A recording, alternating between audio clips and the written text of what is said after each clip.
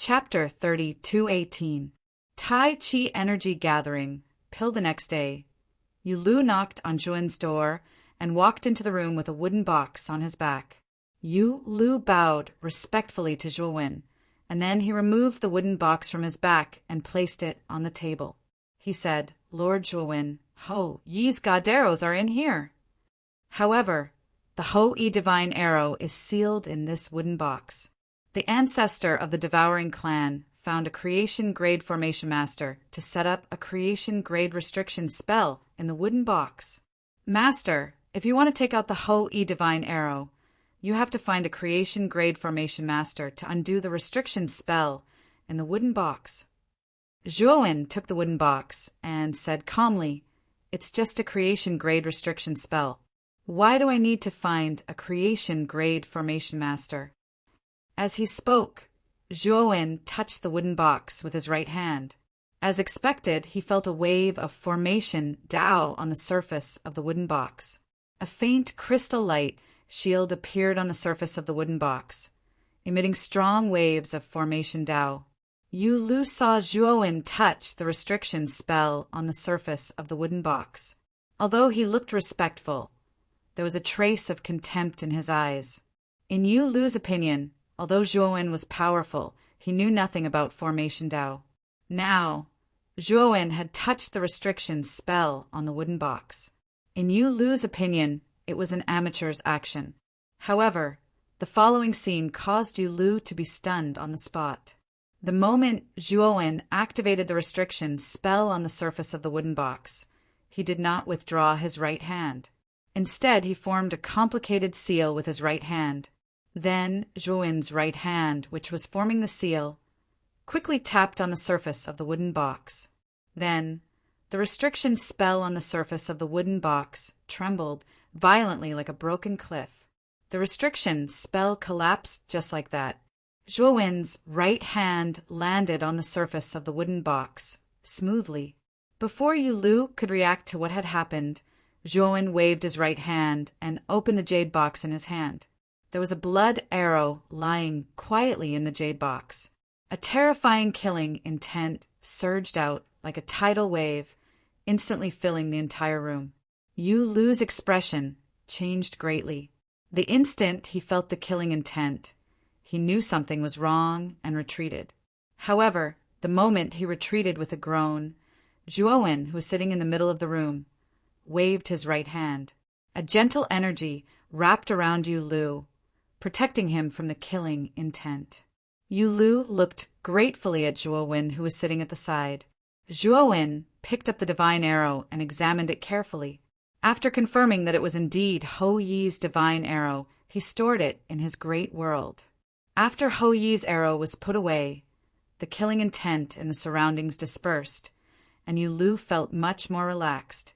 He let out a sigh and said, "Lord Zhuowen, the seal on the surface of Ho Yi's arrow, it's just a destiny-level seal. I can easily break it." Zhuowen said nonchalantly. Lu's heart was in turmoil. He finally realized that Zhuowen wasn't bragging when he said that he was a heaven-piercing divine formation master. It was true. If he was not a heaven-level formation master, how could he break a destiny-level seal so easily? "Lord Zhuo, I was blind before and thought that you were bragging. So it was me who was blind. Are you really a heaven-level formation master?" Lu could not help but kneel on the ground. He knew very well that if the young man in front of him was really a heaven-level formation master, then it would be incredible. As far as Lu knew, there had never been a heaven-level divine formation master in the entire untainted heavenly domain. The most powerful divine formation master was said to be the high priest of the sorcerer tribe, Wuxian, who was only at the peak of the creation level. However, it was said that although High Priest Wuxian was not a heaven-piercing formation Dao master, he had some kind of powerful secret technique that allowed him to set up a heaven-piercing formation Dao at the peak of the creation realm. This was the strongest divine array master that Lu knew of. If the young man in front of him was really a heaven-level formation master, wouldn't he be the strongest formation master in the entire eldritch heavenly domain? But soon, Lu's heart was filled with ecstasy. He knew very well that a heaven-level formation master was very important to the tribe. With Zhuowen around, the Devouring Clan could set up a heaven-level formation to protect the Devouring Clan. Not to mention the Divine Sparrow Clan, which was only a mid-tier tribe in the Eldritch Heavenly Domain. Even if the top 10 tribes came to attack the Devouring Clan, they might not be able to break through. Zhuowen was stunned. He did not expect Yu Lu to apologize because he did not believe that he was the heaven-level formation master.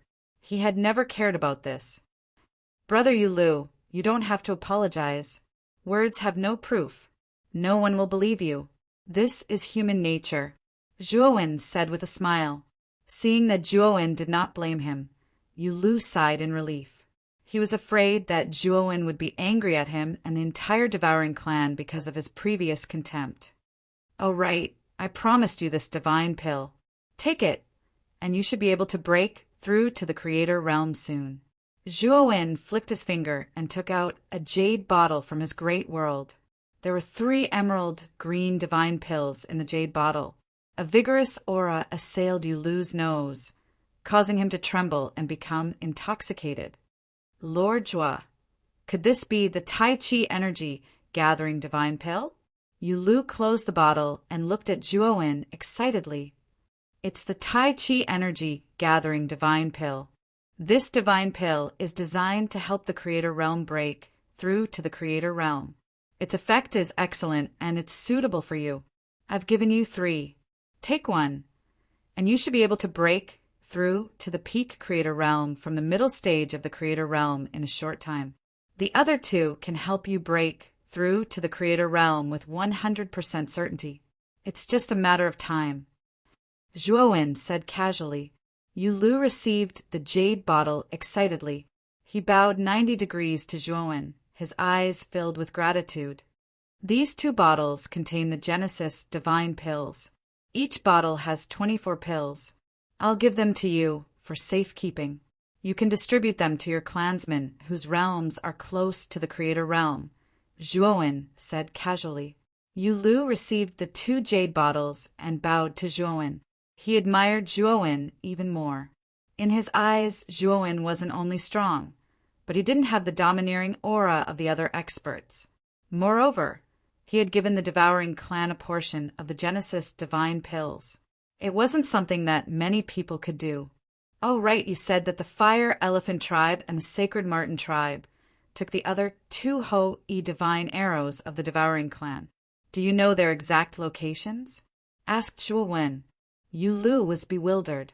He asked gingerly, Lord Jua, do you want to go to the Fire Elephant Clan and the Sacred Marten Clan to ask for the Ho-E Divine Arrows? Of course. The Ho-E Divine Arrows belong to our Devouring Clan. Only our clansmen can have them. How could they fall into the hands of others, especially the other clans? Zhuowen didn't blush and his heart didn't skip a beat. He was just a fake member of the Devouring Clan. How could he speak so righteously? Yu Lu blushed as he listened to Zhuowen. He was stirred up. What Zhuowen had said touched him deeply. However, Yu Lu pulled himself together and forced a smile. Lord Jua, I know you're strong, but the Fire Elephant Clan and the Sacred Marten Clan aren't small clans in the great, desolate Heaven territory. They're famous clans. Our Devouring Clan isn't their match. Chapter 32:19. 10 Directional Cloud Annihilation Array. Don't worry. I will get the Ho-E Divine Arrow for you. Just tell me the location of the Fire Elephant Tribe and the Sacred Marten Tribe. Zhuowen said indifferently. Yu Lu still wanted to persuade Zhuowen, but when he saw Zhuowen's cold eyes, he forcefully swallowed his words of persuasion and sighed in his heart. This is the location map of the Fire Elephant Tribe and the Sacred Marten Tribe. The Fire Elephant Tribe is the closest to our Devouring Tribe. Yu Lu took out a sheepskin map, spread it open, and pointed at 2 points in the northeast direction. The map Yu Lu took out was much more detailed than the one the Phoenix People Saintess had given him. However, this map only recorded a part of the primitive heaven realm. The most obvious place on the map was the Sorcerer Tribe's location. The Sorcerer tribe was the largest tribe in the primitive heaven realm. Their tribe was located in the center of the primitive heaven realm and occupied the best land in the heaven realm. The Phoenix People's tribe was located in the northeast border of the primitive heaven realm. The Devouring tribe was located somewhere between the Sorcerer tribe and the Phoenix People's tribe. The Fire Elephant tribe and the Sacred Marten tribe were also located near the Phoenix People's tribe. The route Zhuowen took to find the Fire Elephant tribe and the Sacred Marten tribe did not conflict with the route to the Phoenix people. Lord Zhua, you really can't touch the Fire Elephant tribe and the Sacred Marten tribe because they are backed by the Phoenix people, one of the 10 great tribes. If you touch the Fire Elephant tribe and the Sacred Marten tribe, you are indirectly slapping the Phoenix people in the face. The Phoenix people will not sit by and do nothing. Yulu saw that Zhuowen did not care about the Fire Elephant tribe and the Sacred Marten tribe, so he could only tell him the disadvantages of touching the Fire Elephant tribe and the Sacred Marten tribe. In his opinion, a powerful tribe like the Phoenix people should be able to make the young man before him calm down and fear them.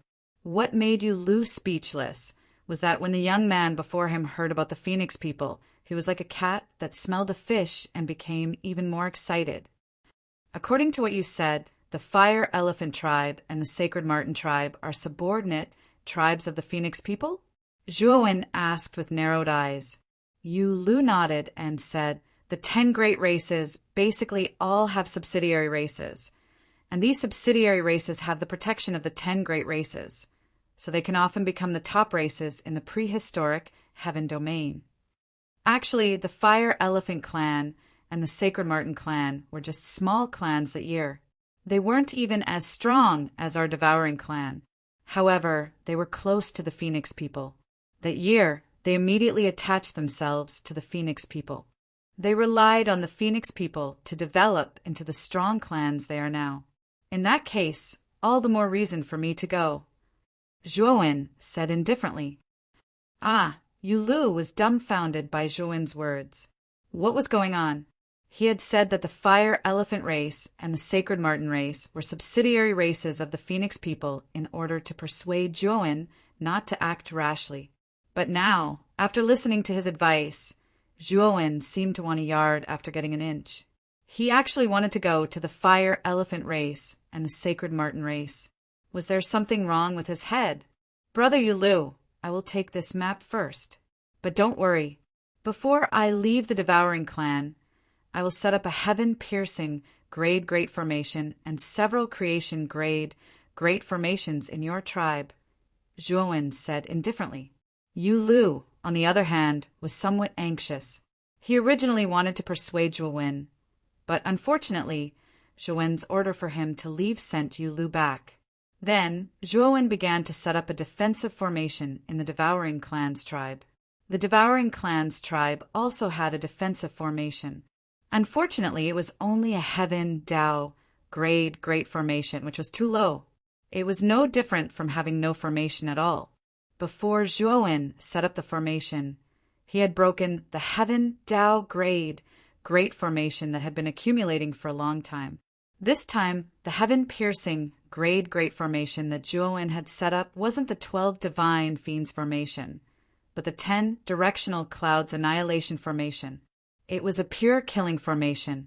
The 10 directional clouds annihilation formation was something that Zhuowen had learned from the True Alchemy Array Record. Although it was a killing formation like the 12 divine fiends formation, the 10 directional clouds annihilation formation was much weaker than the 12 divine fiends formation. However, it was definitely a peerless killing formation. If this formation was fully activated, it could seriously injure an early heaven-piercing master and trap an intermediate heaven-piercing master. Unless an advanced heaven-piercing master personally came, it would be very difficult to break this formation by force. In Zhuowen's opinion, the Devouring clan was just a small tribe. They didn't have any resources that could attract the attention of a late heaven-piercing master. With the 10 directional clouds annihilation formation, the Devouring clan's tribe could be said to be impregnable. Zhuowen spent 3 days to set up the 10 directional clouds annihilation formation. Then he spent another half a day to set up 7 creation grade great defensive formations inside the 10 directional clouds annihilation formation. These 7 creation grade great defensive formations reinforced and restrained each other, forming an indestructible cycle.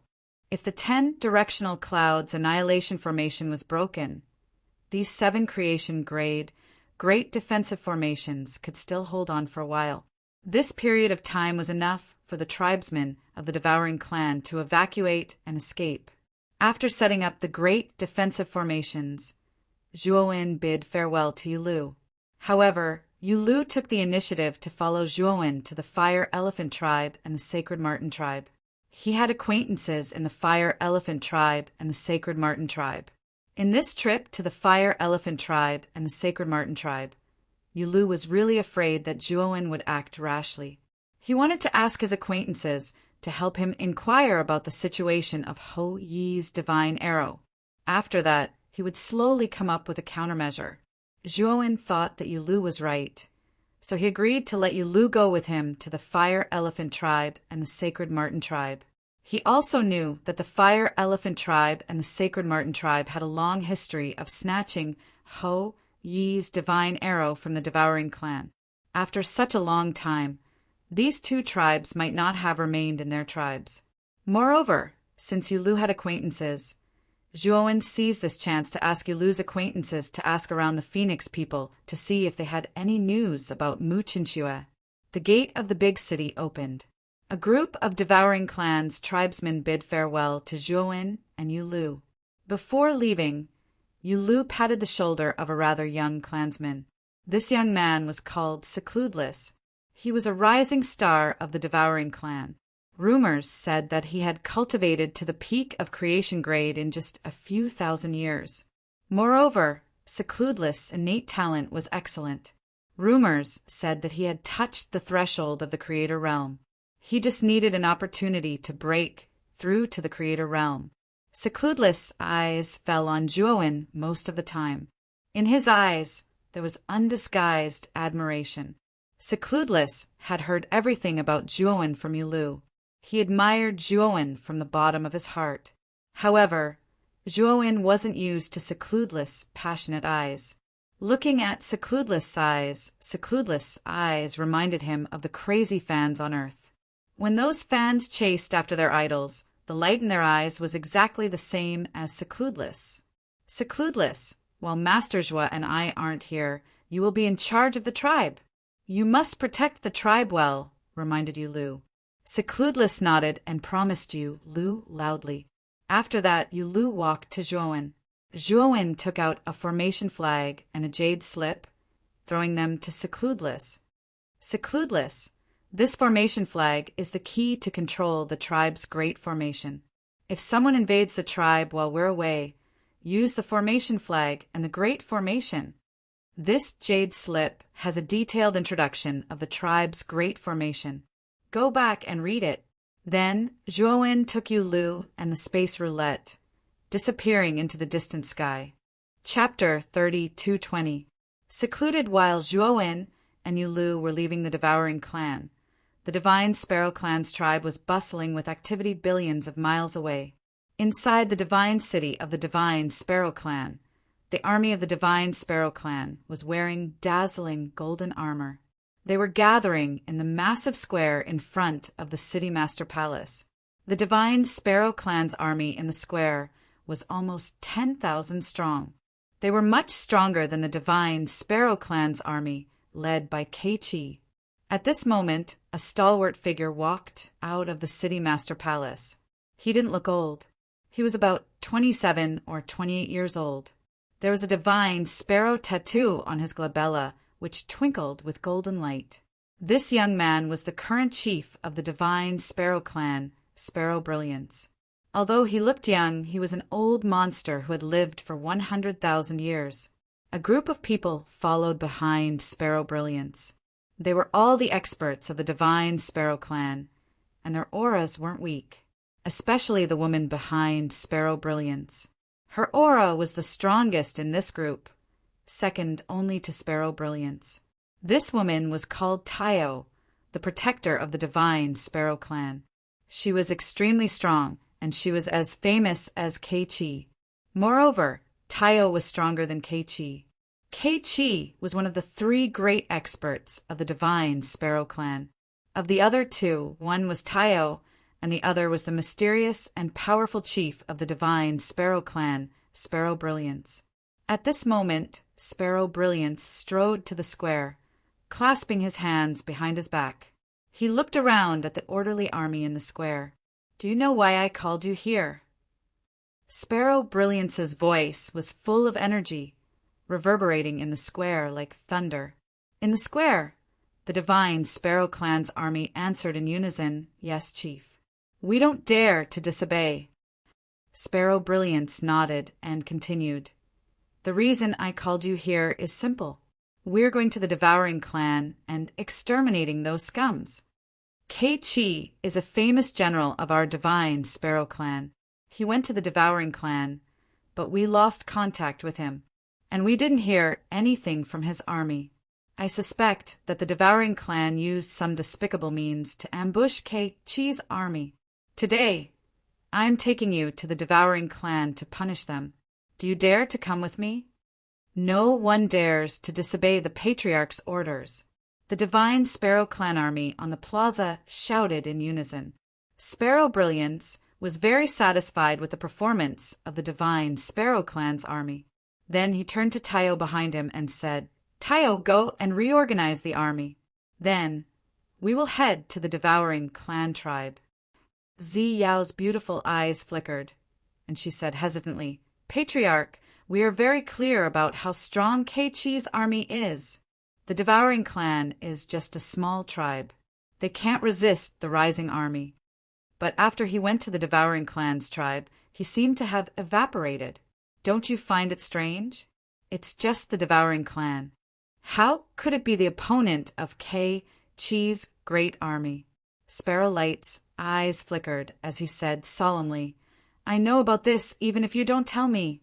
You and I both know why Kei-Chi went to the Devouring clan this time. It's for the Ho-E Divine Arrow. If Kei-Chi had an accident in the Devouring clan, it means that the Devouring clan has a secret we don't know. You know how glorious the Devouring clan used to be before it declined." Then Sparrow Light's eyes sparkled with anticipation and longing. Zi Yao looked at Sparrow Light. She began to understand why Sparrow Light had attacked the Devouring clan's tribe this time. It wasn't because of Kei-Chi, but because he wanted to see if the Devouring clan had a big secret. If there was a big secret, it would be a good thing for Sparrow Light, because that big secret would be his. Zi Yao went down and reorganized the army. Under Sparrow Light's order, the massive army left the divine Sparrow clan's tribe, heading to the Devouring clan's tribe. Inside the Devouring clan's tribe, Secludless sat cross-legged in his room, holding a jade slip in his hand. This jade slip was given to him by Zhuowen, which recorded the operation method of the great formation that Zhuowen had set up in the Devouring clan's tribe. Secludless had studied it for 3 days before he could understand the 10 directions Cloud Destroyer Great Formation. Secludless was dumbstruck. It was such a complicated great formation that he couldn't even understand its operation method. And yet, Zhuowen had set up such a complicated great formation. He was simply a monster. Thinking about it, Secludless's admiration for Zhuowen became stronger. In his heart, Zhuowen was a perfect and flawless existence. Secludless stood up, walking out of the room to the towering city wall. His right hand held the formation flag that Zhuowen had given him. He took a deep breath and mumbled something. At the same time, his left hand made a series of hand seals. All of a sudden, the surface of the formation flag rippled. This ripple spread out like a rising tide. Then the formation flag flew out from Secludless's hand, hovering above the giant city. Soon after, Secludless was horrified to sense that the entire city was emanating a terrifying fluctuation that sent chills down his spine. This wave of energy became more and more violent. Eventually, it covered the entire city. Wisps of clouds shrouded the city. In just a blink of an eye, The devouring clan's giant city became a city built on clouds. Many members of the devouring clan ran out in fright. Seeing the clouds hovering around them, they were dumbstruck. They didn't know what was going on. Secludlus's eyes were cautious. He found that the moment the clouds appeared, the entire city was filled with a terrifying, murderous aura. This murderous aura directly attacked his soul, making him shudder. Secludlus knew that this murderous aura wasn't aimed at anyone in the city. It was aimed at the intruders of the tribe. This 10 directions cloud destroyer great formation is really intimidating. Secludlus mumbled, his eyes filled with respect. He didn't doubt that if an intruder dared to enter this great formation, he would die without leaving a trace. Secludlus retrieved the formation flag hovering above the city, his eyes filled with excitement. He understood clearly that with the 10 directions cloud destroyer great formation, the devouring clan's tribe would be impregnable. In the great desolate heaven territory, not many forces could break the devouring clan's defense. What? Suddenly, Secludlus furrowed his brows. He stood on the city wall, looking into the distance. At the moment he retrieved the formation flag, he felt a violent vibration coming from afar. The moment he cast his gaze over, he immediately saw an army rushing over at high speed. This army had a bright flag, and the emblem on the flag was a divine sparrow shining with golden light. The divine Sparrow Clan's army. They don't want to give up. They're coming again. Secludlus's face changed. He could see that the divine Sparrow Clan's army this time was much bigger than the last time. There were at least 10,000 of them. In the past, such an army was enough to crush the devouring clan. But now Secludlus was full of confidence because the devouring clan had Joan's 10 directions, cloud destroyer great formation. If the divine Sparrow Clan's army dared to act rashly, the divine Sparrow Clan's army would be the unlucky ones. The divine Sparrow Clan's army moved fast. In the blink of an eye, they had reached the city gate of the devouring clan. Sparrow Brilliance rode a big horse, lining up. He looked at Secludlus on the city wall arrogantly and said indifferently, "Ask your patriarch, Bing Ju, to come out." Secludlus's aura wasn't strong and he was so young. Sparrow Brilliance knew that Secludlus was just a small character in the devouring clan. Secludlus's eyes were cold as he said coldly, "Who do you think you are? How dare you order me around?" Chapter 32:21. Phoenix Blood, City Sparrow Light's face turned pale. He coldly gazed at Secludlus on the city wall. Secludlus was a nobody. He was just a junior. Who gave him the courage to scold him in front of so many people? "Little bastard, I'll give you a chance now. Get your ass in front of me, kneel in front of me, and apologize to me. Otherwise, you won't live to see the sun tomorrow." Sparrow Brilliance said with a gloomy expression. Secludlus sneered, "If you have guts, get your ass here and catch me." Then Secludlus ignored Sparrow Light, who was flustered and exasperated. He jumped down from the city wall and started to gather his clansmen in the city master's mansion. The members of the devouring clan were scared out of their wits. They knew that Juoen had set up a powerful formation in their tribe. However, they didn't have any idea about the power of the formation. They knew how terrifying the divine Sparrow Clan was. They were afraid that the formation couldn't stop the divine Sparrow Clan's army.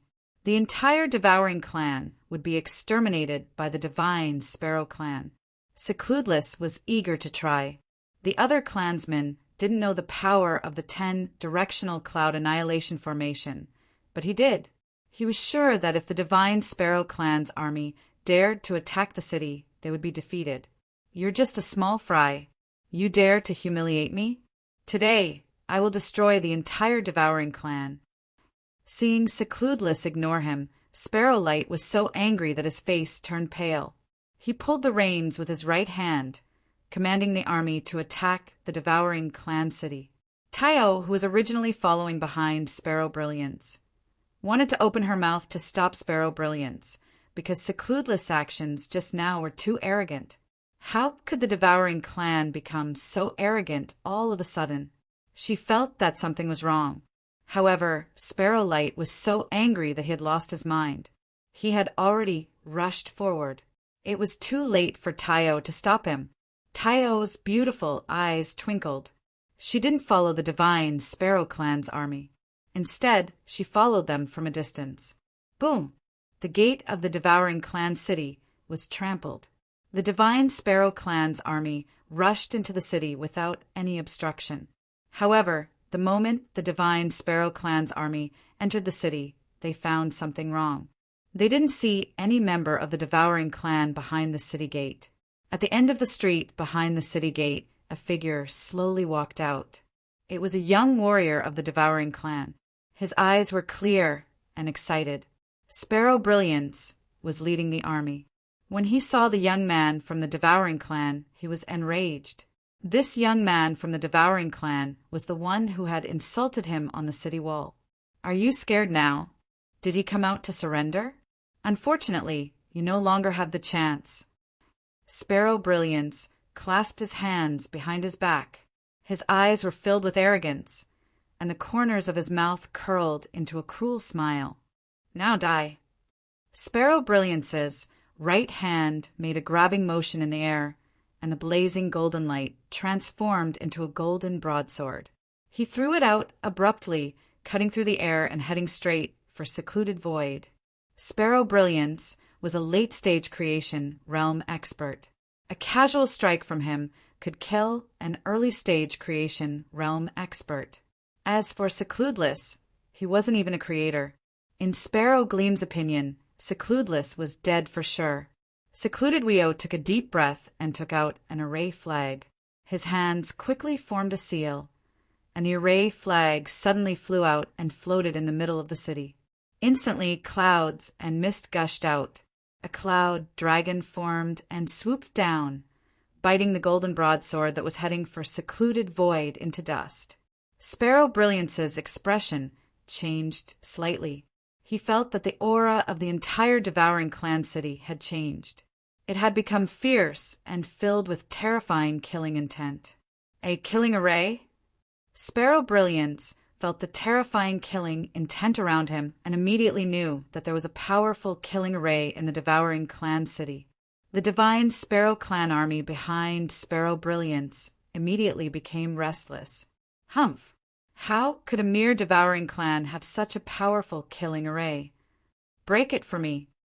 Sparrow Brilliance stomped his feet and flew off his horse. A golden broadsword appeared in his hands, and he rushed toward the cloud dragon in front of Secluded Void. Sparrow Brilliance's words calmed the hearts of the divine Sparrow Clan army. In their hearts, Sparrow Brilliance was the strongest. This killing array could be broken by Sparrow Brilliance alone. Ah! When Sparrow Brilliance and the cloud dragon collided, Sparrow Brilliance was sent flying like trash by the cloud dragon's tail. Then, the cloud dragon soared up and swallowed Sparrow Brilliance. Sparrow Brilliance's screams came to an abrupt end after being swallowed by the cloud dragon. Silence. The entire devouring clan city was in complete silence. The divine Sparrow Clan army was dumbfounded. They did not even have time to react to what had happened before Sparrow Brilliance was killed. Secluded Void was also stunned, but then his face was filled with ecstasy. He did not expect the 10-directional cloud annihilation array to be so powerful. A late-stage creation realm expert, like Sparrow Brilliance, was killed in one move. Boom! Boom! Boom! After the cloud dragon swallowed Sparrow Brilliance, it roared into the sky. The countless clouds that surrounded the city condensed into cloud dragons one after another. A total of 10 cloud dragons condensed in the sky above the city and swooped down toward the divine Sparrow Clan army. At that moment, the entire divine Sparrow Clan army was so frightened that their legs turned to jelly. Their faces were frighteningly pale. Tayo, who was standing at the back of the army, was even paler. She involuntarily knelt on the ground, and her beautiful eyes lost all fighting spirit. It's over. The divine Sparrow Clan is done for. Tayo muttered to herself. Then she saw the 10 cloud dragons rushing into the divine Sparrow Clan army. They got closer and closer to her, and finally they completely engulfed her. 2 months later, Zhuowen looked at the shadow of a huge city that appeared in the distance, and a trace of relief appeared on his face. This huge city was suspended 100 meters above a wasteland, and golden red flames surrounded the huge city. These flames seemed to have a mind of their own. They constantly surrounded the huge city and then rushed up into the sky. It was as if a divine bird was going to soar into the sky from these flames. Phew! We finally arrived at Phoenix Blood City. Yu Lu stood beside Jua when, as the corners of his mouth revealed a trace of a smile. Along the way, Yu Lu introduced Phoenix Blood City to Zhuowen. It was said that Phoenix Blood City was a huge city that the Phoenix people had built outside their clan.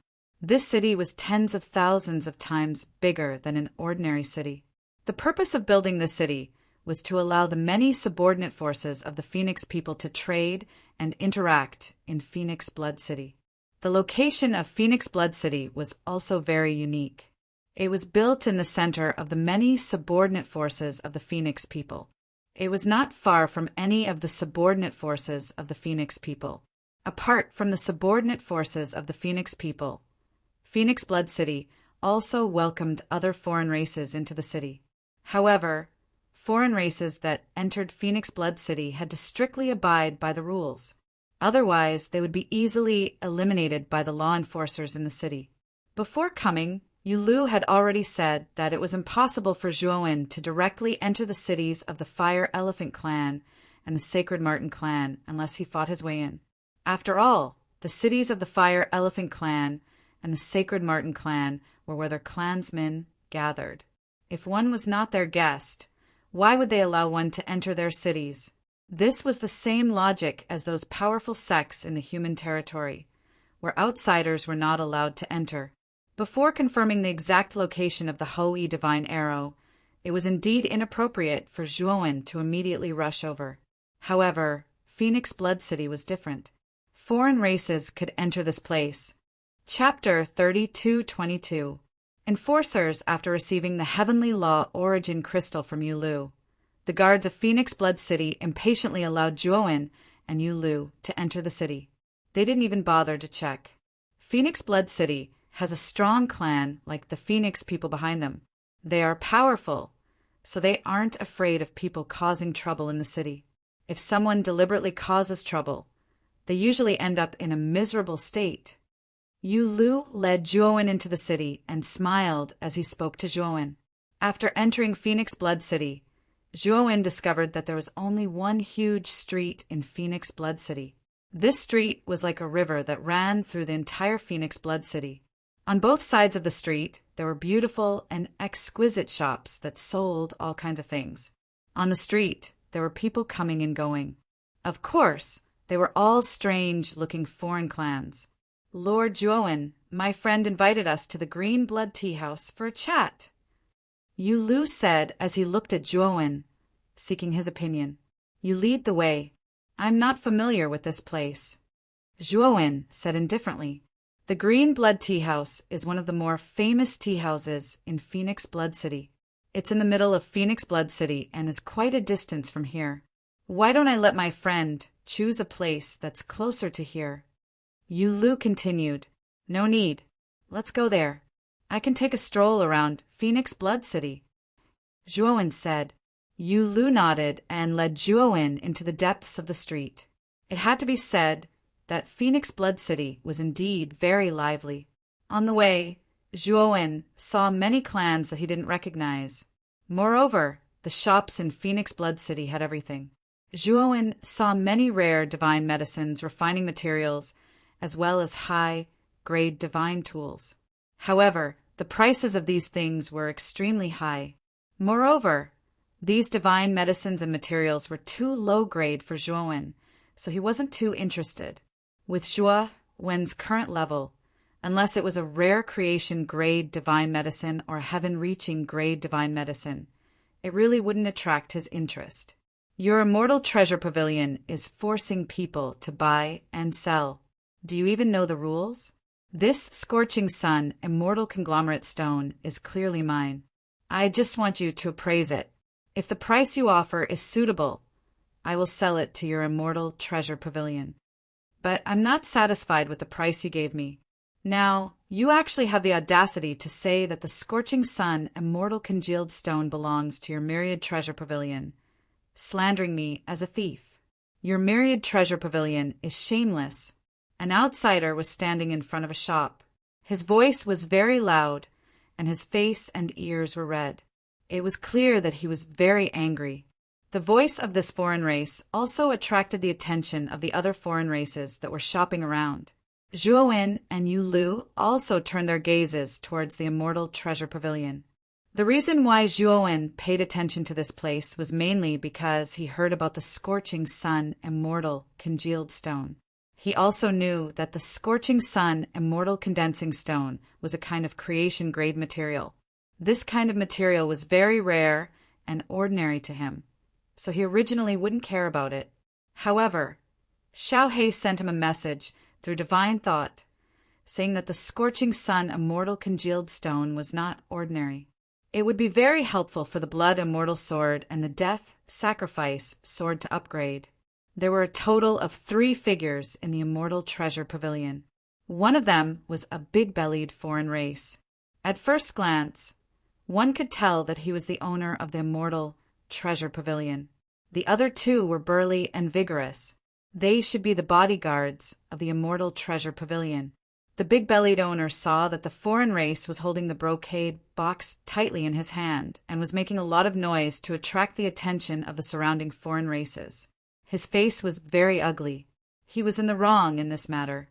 Now that this customer didn't know what was good for him and made the matter public, he was naturally embarrassed. What a shameless person! He took away something that belongs to our immortal treasure pavilion and still wants to smear our name. How despicable! The 2 of you beat him to death and then take back the scorching sun, immortal congealed stone from this thief's hand, the owner said angrily. As soon as the owner finished speaking, the 2 burly foreign race people took a step forward. Their fists rained down on the disheveled foreign race person. The foreign race person who was beaten up wasn't very strong. He was only the Lord of Mystery. The 2 bodyguards' cultivations were 1 realm higher than him. They were both eternal overlords. The result was obvious. The foreign race person was no match for them. He was beaten black and blue and spat out blood.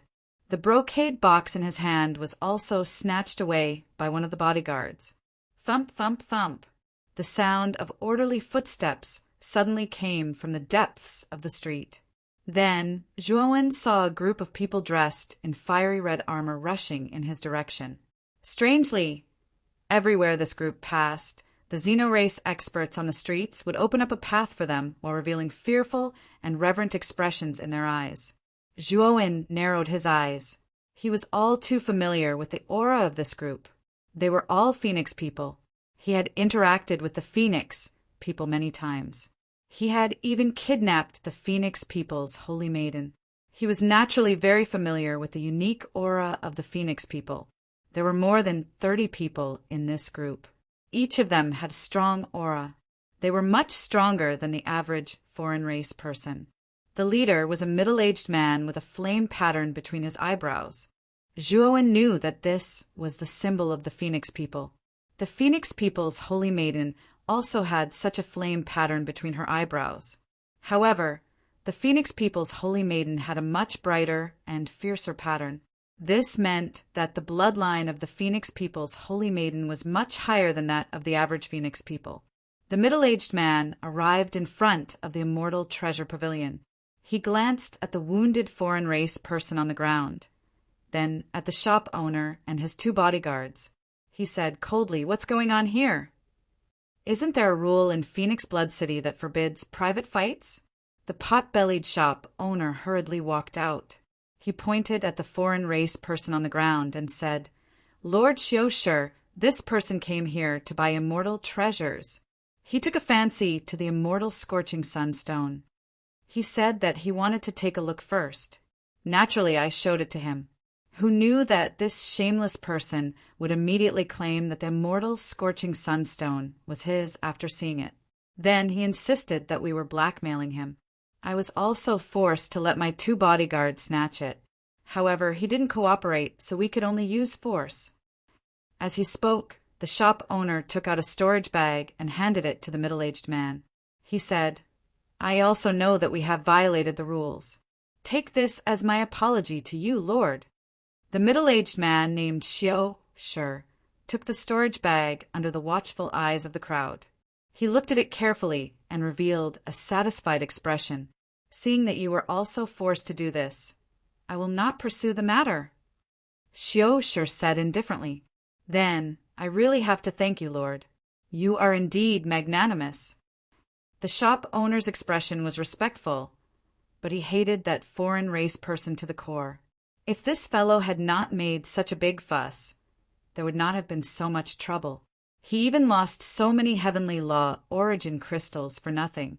"Lord Enforcer, this unscrupulous merchant has wronged me. The immortal scorching sunstone is clearly mine. I brought it to the immortal treasure pavilion to appraise. If the price was right, I would have sold it. However, the immortal treasure pavilion is shameless. They actually wanted to force a sale. The price was far lower than the value of the immortal scorching sunstone. They even tried to snatch it.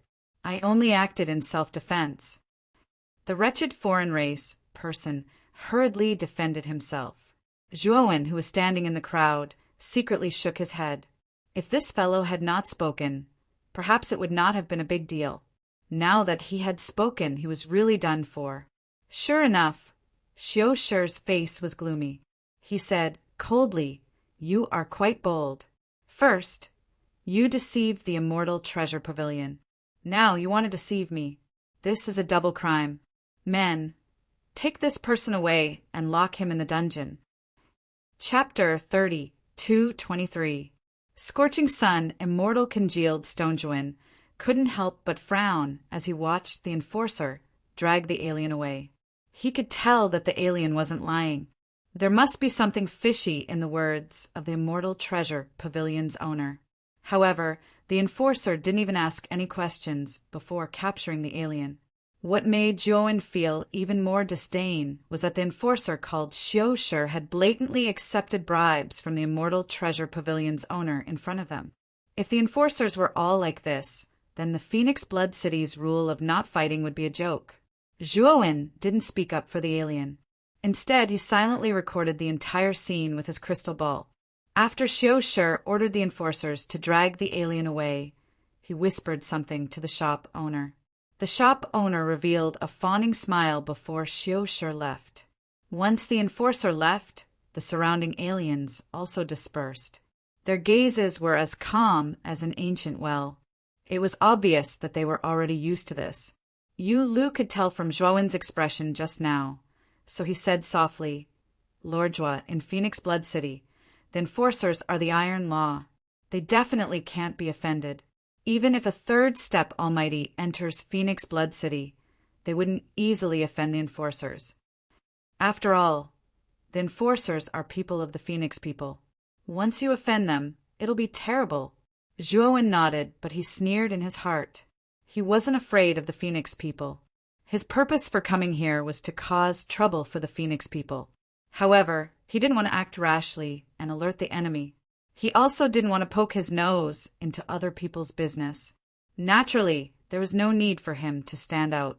Zhuowen walked towards the immortal treasure pavilion.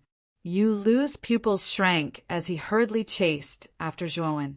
He was afraid that Zhuowen would seek justice for what had happened just now. "Brother Yu Lu, don't worry. I'm only going to the immortal treasure pavilion to buy the scorching sun immortal congealed stone," Zhuowen said with a faint smile. Yu Lu was even more anxious now. From the scene just now, he had also realized what was going on.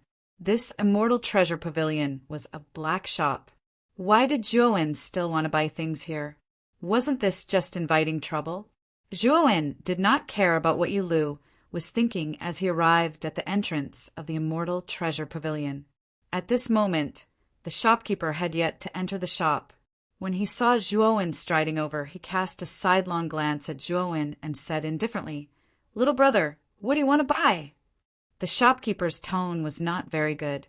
He recognized that Zhuowen was also a bystander just now. He was not sure if the young man in front of him was really buying something. The two bodyguards standing behind the shop owner suddenly stepped forward and stared coldly at Zhuowen. Their eyes were filled with hostility. The corners of Zhuowen's mouth curled up slightly. He looked at the brocade box in the shop owner's hand and said, "Shop owner, this scorching sun immortal condensing stone is useful to me. How much do you intend to sell it for?" The shop owner was startled. He clearly had not expected that Zhuowen had come to buy the scorching sun immortal condensing stone that he had just forced to sell. The shop owner glanced at Zhuowen and Yulu with apprehension, because he realized that the auras of these two people were even more vigorous than his bodyguards. Their cultivations were definitely above the eternal overlord realm. However, when he remembered that this was Phoenix Blood City, he immediately felt more confident and revealed a standard smile at the same time. "Dear customer, you have a good eye. This scorching sun immortal condensing stone is something that I have spent a lot of effort to obtain. You should know that back then, in order to obtain this scorching sun immortal condensing stone," just as the shop owner was about to talk nonsense in front of Zhuowen, he was immediately stopped by Zhuowen. "I don't want to know the origin of this scorching sun immortal condensing stone. I just want to know how many heavenly law origin crystals it costs to buy this scorching sun immortal condensing stone." The shop owner's eyes flickered. After thinking for a while, he stretched out 5 fingers and gestured in front of Zhuowen. He smiled and said, "I see that you and I are fated, so I'll give you a discount. 50 million high-grade, heavenly law origin crystals." Zhuowen narrowed his eyes and coldly looked at the shop owner in front of him. Although the scorching sun immortal condensing stone was a relatively precious creation-grade material, its price could not be so outrageous. 5 million high-grade, heavenly law origin crystals was enough to buy this scorching sun immortal condensing stone. However, this shop owner had actually quoted a price of 50 million high-grade, heavenly law origin crystals. This was simply a blatant extortion. "Shop owner, isn't this price a little too high?" Zhuowen said in an unfriendly tone. The shop owner was very bold and did not feel embarrassed in the slightest. He smiled and said, "Dear customer, this is the price of the scorching sun immortal condensing stone in Phoenix Blood City. Moreover, I dare guarantee that in the entire city, only my shop has scorching sun immortal condensing stone. I can't take out so many heavenly law origin crystals in a short period of time. I'll use divine pills to exchange with you." Zhuowen frowned slightly. He did have so many heavenly law origin crystals in his great world, but taking them out was a little painful for him. After all, heavenly law origin crystals were too important to his daily cultivation. He could not bear to take out so many. However, if he used divine pills to exchange, the pressure on him would be much lighter. After all, he was a master alchemist and had many high-grade divine pills on him. "Do you have any creation-grade divine pills? If you don't, it's not enough to exchange for the scorching sun immortal condensing stone," the shop owner said lazily. "This Tai Chi energy gathering divine pill is a creation-grade divine pill. I think it's enough to exchange for this scorching sun immortal condensing stone." Zhuowen took out the Tai Chi energy gathering divine pill he had refined in the devouring clan tribe and handed it to the shop owner. "It's actually the Tai Chi energy gathering divine pill." The shop owner's eyes lit up with ecstasy as he received the divine pill from Zhuowen. This Tai Chi energy gathering divine pill was a precious divine pill that could help a creator break through to the creator realm. No cultivator below the creator realm could resist this divine pill. However, he quickly restrained his joy and took the Tai Chi energy gathering divine pill. He looked at Zhuowen expectantly and asked, "Do you have more on you?" 1 Tai Chi energy gathering divine pill should be enough to exchange for this scorching sun, immortal condensing stone, right? Zhuowen said indifferently. 10. Customer, if you can take out 10 Tai Chi energy, gathering divine pills.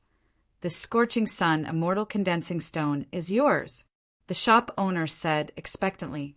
Zhuowen glanced at the shop owner indifferently and took out 9 Tai Chi energy, gathering divine pills. Speaking of which, 10 Tai Chi energy, gathering divine pills, were really nothing to Zhuowen.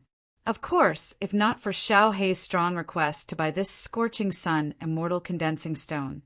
Even if Zhuowen did not care much about the Tai Chi energy, gathering divine pills, he would not have taken out 10 to exchange for this item. After receiving the other 9 Tai Chi energy, gathering divine pills, the shop owner trembled with excitement. He did not expect this young man to really take out 9 more Tai Chi energy, gathering divine pills. Didn't this mean that this young man had even more Creator Realm divine pills on him? Thinking of this, the shop owner trembled with excitement. Zhuowen said indifferently, Shop owner, give me the scorching sun, immortal condensing stone. He, customer, 10 Tai Chi energy, gathering divine pills might not be enough. If you take out another 10, I'll give you this scorching sun, immortal condensing stone without another word. The shopkeeper's throat trembled as he spoke with a greedy gaze. Oh, are you courting death? Chapter 32, 24. Dismantle the shop owner was fearless, and he hurriedly retreated into the shop. He made a hand seal with his right hand, and a ripple of array formation appeared at the entrance of the shop. Zhuowen was a little surprised. The array formation that appeared at the entrance of the shop was actually a god of creation stage, defensive array formation. This Immortal Treasure Pavilion's shop wasn't very big, but it actually had such a powerful defensive array formation. This made Zhuowen feel a little surprised. Lord Zhua, all the shops in Phoenix Blood City have their own independent array formations. These array formations were set up by the God Formation Masters of the Phoenix people at a high price. The higher the level of the array formation, the higher the price. This Immortal Treasure Pavilion must have spent a lot of heavenly Tao origin crystals to hire a God of Creation Stage Formation Master to set up such an array formation in their shop. Yu Lu explained softly beside Zhuowen. There was hesitation in his eyes as he said, Lord Zhua, once the array formation is activated, the enforcers will definitely be alerted. I think we should leave quickly. The enforcers should be here soon. Zhuowen nodded. His gaze passed through the array formation at the entrance of the shop and landed on the shop owner. I don't want to waste any more time with you. Give me the scorching sun, immortal congealed stone, and I won't touch you or your shop. The shop owner laughed loudly, and there was a mocking look in his eyes. Dear customer, where do you get your confidence from? You actually want to destroy my shop. After saying that, the shop owner sat down in the shop and poured himself a cup of wine. In his eyes, although Zhuowen and Yulu's auras were powerful, they were only God of Creation Stage cultivators. The array formation at the entrance of his shop was a God of Creation Stage defensive array formation, and it was enough to stop the two of them for a while. Soon, the enforcers would be here. When that time came, he would use the same trick again. The two of them would suffer the same fate as the last outsider, and he would have obtained 10 Tai Chi spirit gathering divine pills for free. At this moment, many outsiders had gathered around the shop again. When they saw the defensive array formation at the entrance of the Immortal Treasure Pavilion, they all shook their heads. They knew that the two people at the entrance of the shop were unlucky. Zhuowen sneered, and he took a step forward and threw a punch at the entrance of the shop. You actually dared to take on the formation head-on. You're simply brainless. The shopkeeper took a sip of tea and saw Zhuowen punch towards the array. He couldn't help but laugh loudly. Rumble. Zhuowen's fist smashed the big array.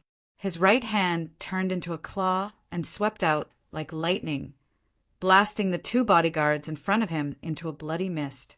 Then he grabbed the pot-bellied shopkeeper. The shopkeeper had just taken a sip of tea, but before he could swallow it, Zhuowen grabbed his neck with his right hand. This. What's going on? The shopkeeper was astonished. When had the god of creation staged defensive formation in front of his shop become so fragile? Spare my life!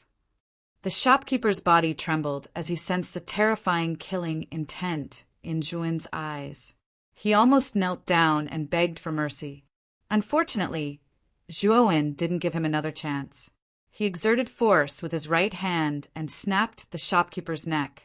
A powerful force invaded the shopkeeper's mind and crushed his soul. The moment he killed the shopkeeper, Zhuowen took away the shopkeeper's spiritual ring. Zhuowen swung his right hand and threw the shopkeeper onto the signboard of the Immortal Treasure Pavilion. The shopkeeper's huge body smashed the signboard into pieces. Then, the signboard fell to the ground heavily. Yulu, let's go! Zhuowen grabbed Yulu. The space-time energy swirled around them, and they disappeared on the spot. After Zhuowen's Pengu's sacred body had fused with the candle dragon Gu, his use of the power of time and space had almost reached another wonderful level. When he disappeared and left, no one around saw it clearly. Not long after Zhuowen disappeared, Xiaoshi arrived with a team of law enforcers. When Xiaoshi saw that the signboard of the Immortal Treasure Pavilion had been smashed and that the shopkeeper and 2 bodyguards were dead in the shop, he was furious. Who did this? Xiaoshi glanced at the surrounding alien tribes with an unfriendly gaze. The surrounding alien tribes' eyes flickered. They were all frightened by Xiaoshi's fierce gaze. They quickly waved their hands, indicating that they had nothing to do with the destruction of the Immortal Treasure Pavilion. Master Xiaoshi, it was done by 2 members of the Devouring Clan. An alien tribe member walked out with fear. He took out a crystal ball and handed it to Xiaoshi. Xiaoshi took the crystal ball and looked at the recording. The recording was the scene where Zhuowen had broken the restriction at the entrance of the shop with 1 punch and killed the shopkeeper instantly. Xiaoshi put away the crystal ball and said to the alien tribe member, "You're good. Since you've done well, if you want to join the law enforcers, just tell them my name. I'm sure you can join the law enforcers." "Thank you, Master Xiaoshi." The alien tribe member was overjoyed. Under many envious gazes, he bowed to Xiaoshi. The law enforcers of the Phoenix Blood City were the most popular profession. All the alien tribes in the Phoenix Blood City wanted to join the law enforcers. Unfortunately, the law enforcers of the Phoenix Blood City were very strict. Unless you had some connections, it was almost impossible to join the law enforcers through the proper channels. That alien tribe member had just given Xiaoshi the recording in the crystal ball, and he easily got the qualification to join the law enforcers. How could the other alien tribes not be jealous of him? Xiaoshi talked to the alien tribe member for a while, and then took his team away. The Immortal Treasure Pavilion was a shop in the Phoenix Blood City, and someone had destroyed it. This was really bad. Xiaoshi had to mobilize the rest of the law enforcers to search for the 2 bold members of the Devouring Clan. The Purple River slowly disappeared. Zhuowen and Yulu had arrived at the middle section of the Phoenix Blood City street. The middle and back sections of the street were even more crowded. All of them were experts of the outsider races. Zhuowen and Yulu had changed their appearances and the aura of the Devouring Clan on their bodies. Then they walked to the Green Blood Tea House, which wasn't far from here. As Zhuowen had just destroyed the Immortal Treasure Pavilion, the law enforcers must have noticed him. If they swaggered on the street like that, it was no different than courting death. The Green Blood Tea House was a high-class place in the Phoenix Blood City. It was a 10-jong-tall building. Among the many shops, it stood out like a crane in a flock of chickens. Entering the Green Blood Tea House, a beautiful alien tribe woman wearing a cheongsam leisurely walked over. Her beautiful face was filled with a professional smile. This beautiful alien tribe woman didn't look different from a human. The only difference was that she had a white, furry foxtail. 9-tailed fox tribe. Zhuowen was surprised. This beautiful alien tribe woman had the same aura as Meiying, whom he had met in the Slaughter Heavenly Domain. However, her aura was much weaker. This woman was just a newbie who had just reached the Dao realm. Hearing Zhuowen mention the nine-tailed fox tribe, the beautiful alien tribe woman's face stiffened. She hurried to say, "Sir, you're joking. I'm Humei. I'm not from the noble nine-tailed fox tribe. I'm just from the white fox tribe." Master Zhua, the white fox tribe and the nine-tailed fox tribe are similar. However, their positions are as different as heaven and earth. The members of the white fox tribe have only one tail, while the nine-tailed fox tribe has at least two tails. It's impossible for them to have only one tail. Yulu lowered his voice to Zhuowen. "I'm sorry. I was rash." Zhuowen apologized. Chapter 32:25. Seiko, 2 guests. Our green blood tea house has 10 floors, with the lowest floor being the worst and the 10th floor being the best. Naturally, the price increases with each floor. May I know which floor's private room you would like to go to? Humei said as she handed Zhuowen and Yulu a palm-sized jade token each. This jade token recorded a lot of information about the green blood tea house, as well as the various teas, pastries, and other delicacies in the green blood tea house, as well as the corresponding prices. With a sweep of divine sense, this information could be clearly seen. "We have a friend who has booked a private room here, the 3rd floor's heaven room," Yulu said as he returned the jade token to Humei. By the time Zhuowen and Yulu arrived at the Bishua tea house, Yulu's acquaintance had already sent Yulu the private room he had booked. Therefore, the two of them did not need to book an additional private room. They only needed to report the room number. "2 guests, please follow me."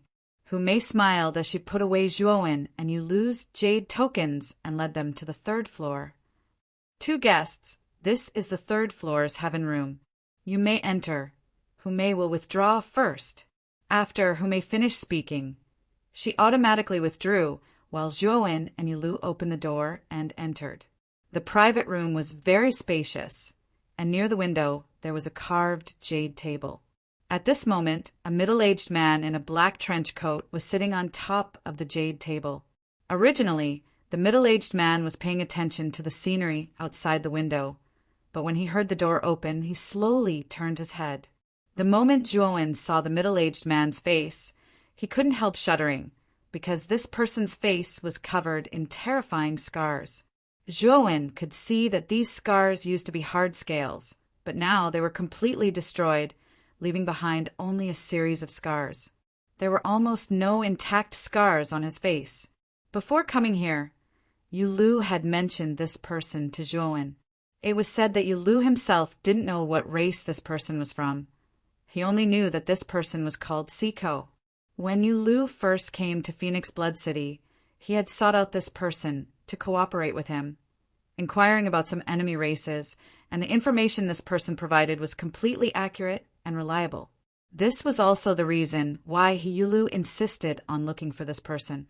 Furthermore, the moment he entered the private room, Zhuowen discovered that there was a strange energy lingering around Saiku. This strange energy was like a layer of gauze, completely concealing Seiko's aura. Zhuowen actually couldn't see through Saiku's cultivation. "Have a seat. Tell me why you're looking for me." Saiku merely glanced at Zhuowen and Yulu. After saying this, he turned his head and looked out the window. It was as if he had no intention of paying attention to Zhuowen and Yulu if they did not speak. Zhuowen and Yulu looked at each other. Yulu smiled awkwardly and said, "Brother Saiku, I'm just a referral this time. The one who's really looking for you is this Lord Zhua. He has something to ask you." Saiku turned his head and sized up Zhuowen. Clearly, he was a little surprised. This Zhuowen's cultivation was clearly weaker than Yulu's, but Yulu actually respectfully addressed this person as Lord. "If you want to inquire about something, you should know my rules, right?" Saiku said indifferently. Zhuowen nodded, took out 1,000 high-grade Heavenly Law origin crystals, and handed them to Saiku. Saiku took the 1,000 high-grade Heavenly Law origin crystals without any trace of politeness and said calmly, "Ask away." If I think the question is too difficult, you'll have to pay more. Zhuowen smiled and said, What I want to ask is the Hou-Yi divine arrow that the Fire Elephant clan and Sacred Marten clan stole from the Devouring clan still in their clan? If not, where is it? This question is not simple. It requires at least 100,000 high-grade, heavenly law origin crystals. Saiku said expressionlessly.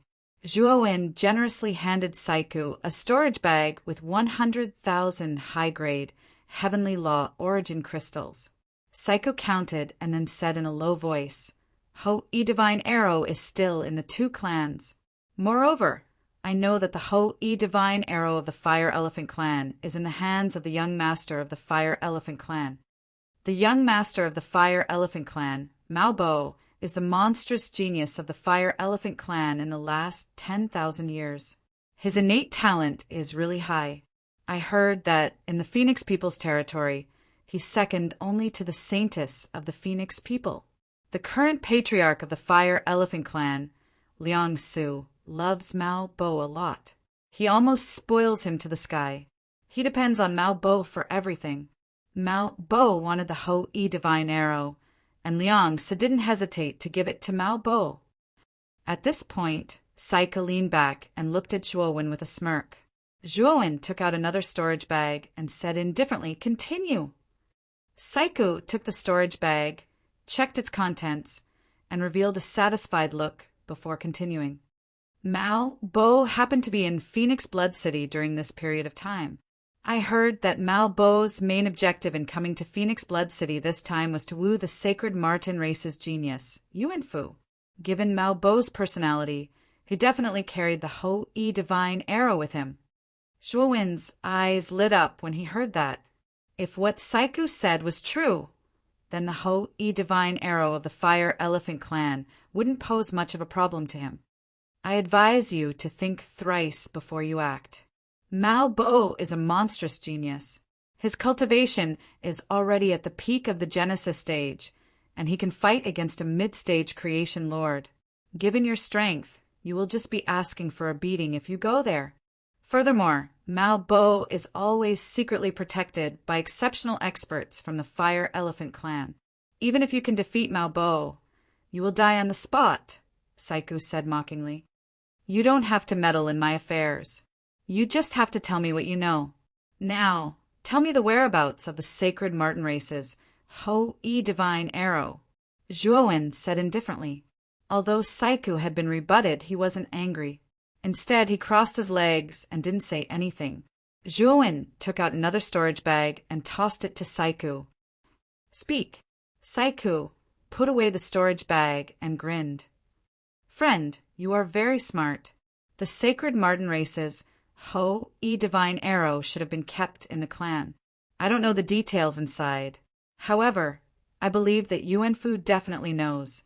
If you can catch Yuan Fu's eye and get her to bring you into the Sacred Marten race, you can seize the opportunity to steal the Hou-Yi divine arrow. Saiku's face was filled with ridicule as he laughed out loud. Unfortunately, halfway through his laugh, he was slapped to the ground, causing a deep red mark to appear on his cheek. Saiku got up and glared coldly at Zhuowen as a terrifying aura erupted. How dare you hit me? Saiku gnashed his teeth as he glared at Zhuowen. Zhuowen sat calmly on the spot and said indifferently, I only asked you to give me information earlier. I didn't ask you to give me any lousy ideas. You're courting death. Saiku flew into a rage. His right hand formed a claw and grabbed at Zhuowen. Unfortunately, Zhuowen easily grabbed Saiku's right hand. The powerful force caused Saiku to grimace in pain, and he was extremely shocked in his heart. Your internal organs have been shattered. Now, you're only relying on your heart to maintain your body. It must be very difficult. Zhuowen said indifferently. Saiku's expression changed drastically. He hurriedly withdrew his hand and looked at Zhuowen in disbelief. How did you know? Zhuowen didn't answer Saiku's question. When he couldn't see through Saiku, he secretly used the torch dragon's eye to see through Saiku. Saiku's cultivation was very high. Zhuowen believed that this guy was at least a Skirich lord. However, his internal organs had been destroyed by a terrifying force, leaving only his heart intact. His body was also suppressed by that force and couldn't recover from his internal injuries. He had less than 10% of his strength left. He could only use the strength of a peak Genesis lord. Chapter 32:26. The Shadow Clan friend, do you have a way to save me? Saiku asked respectfully. He was no fool. He knew that this young man had seen through his problem with a single glance, so he definitely had a solution. Back then, he had been hunted down by a powerful enemy. He had narrowly escaped death, but he had managed to escape with his life in the end. However, that enemy's power contained a powerful curse energy. This curse energy had corroded his organs. Once his internal organs were completely corroded, the power of the curse would seep into his soul and eventually annihilate it. At that time, he would undoubtedly die. Over the years, his organs had constantly been corroded, and his strength had constantly declined. He had tried countless methods, but none of them had been able to resolve the problem of the curse energy in his body. However, this young man had seen through his problem with a single glance. How could Saiku not be overjoyed? He seemed to have found hope. He stared at Zhuowen with blazing eyes, his eyes filled with anticipation. If I'm not wrong, the power in your body should be a type of curse power. Zhuowen continued.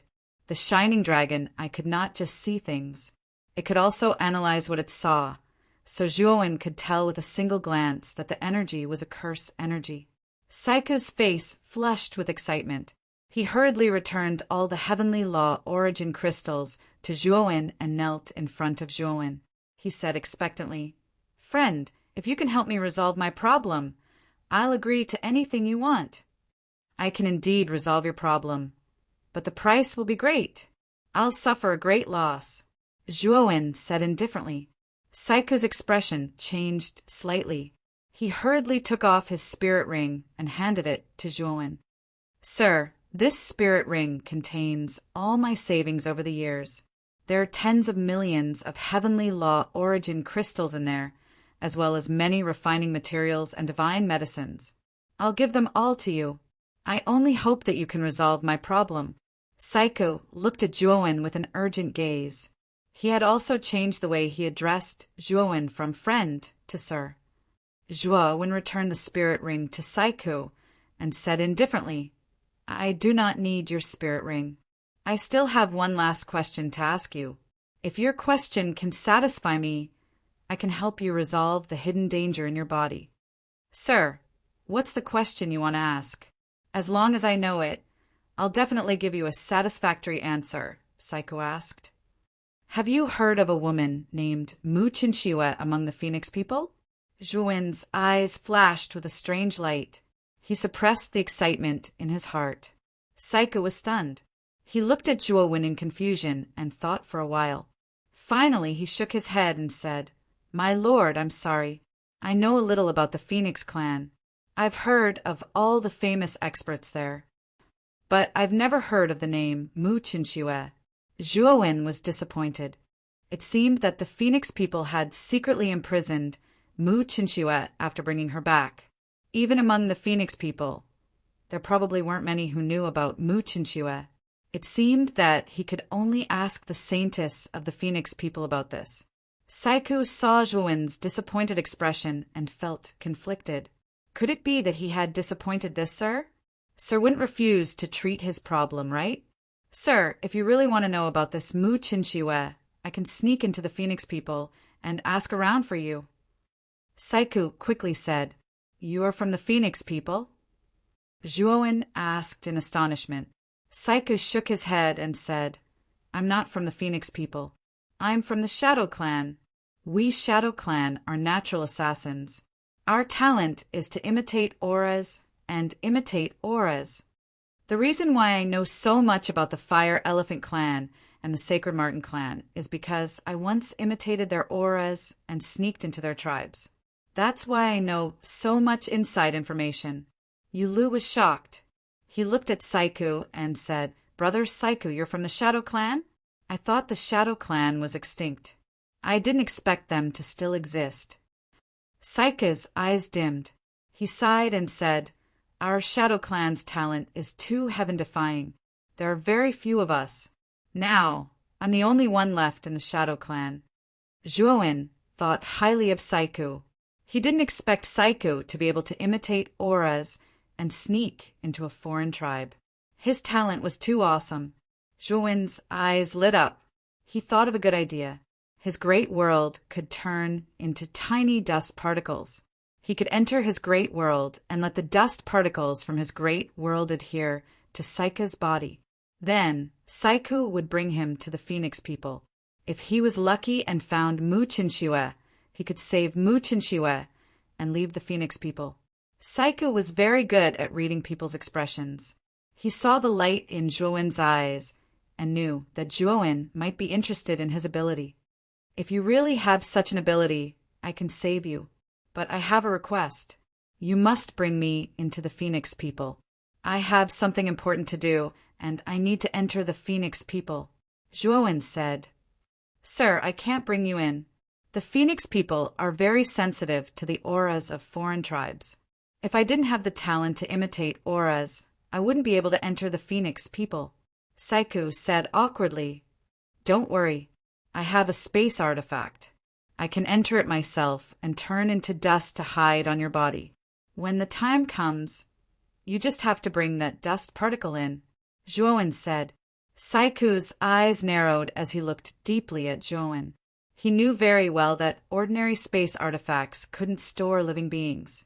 Only an extremely high-level spatial artifact could allow living beings to be stored inside, and this type of spatial artifact usually contained a complete world.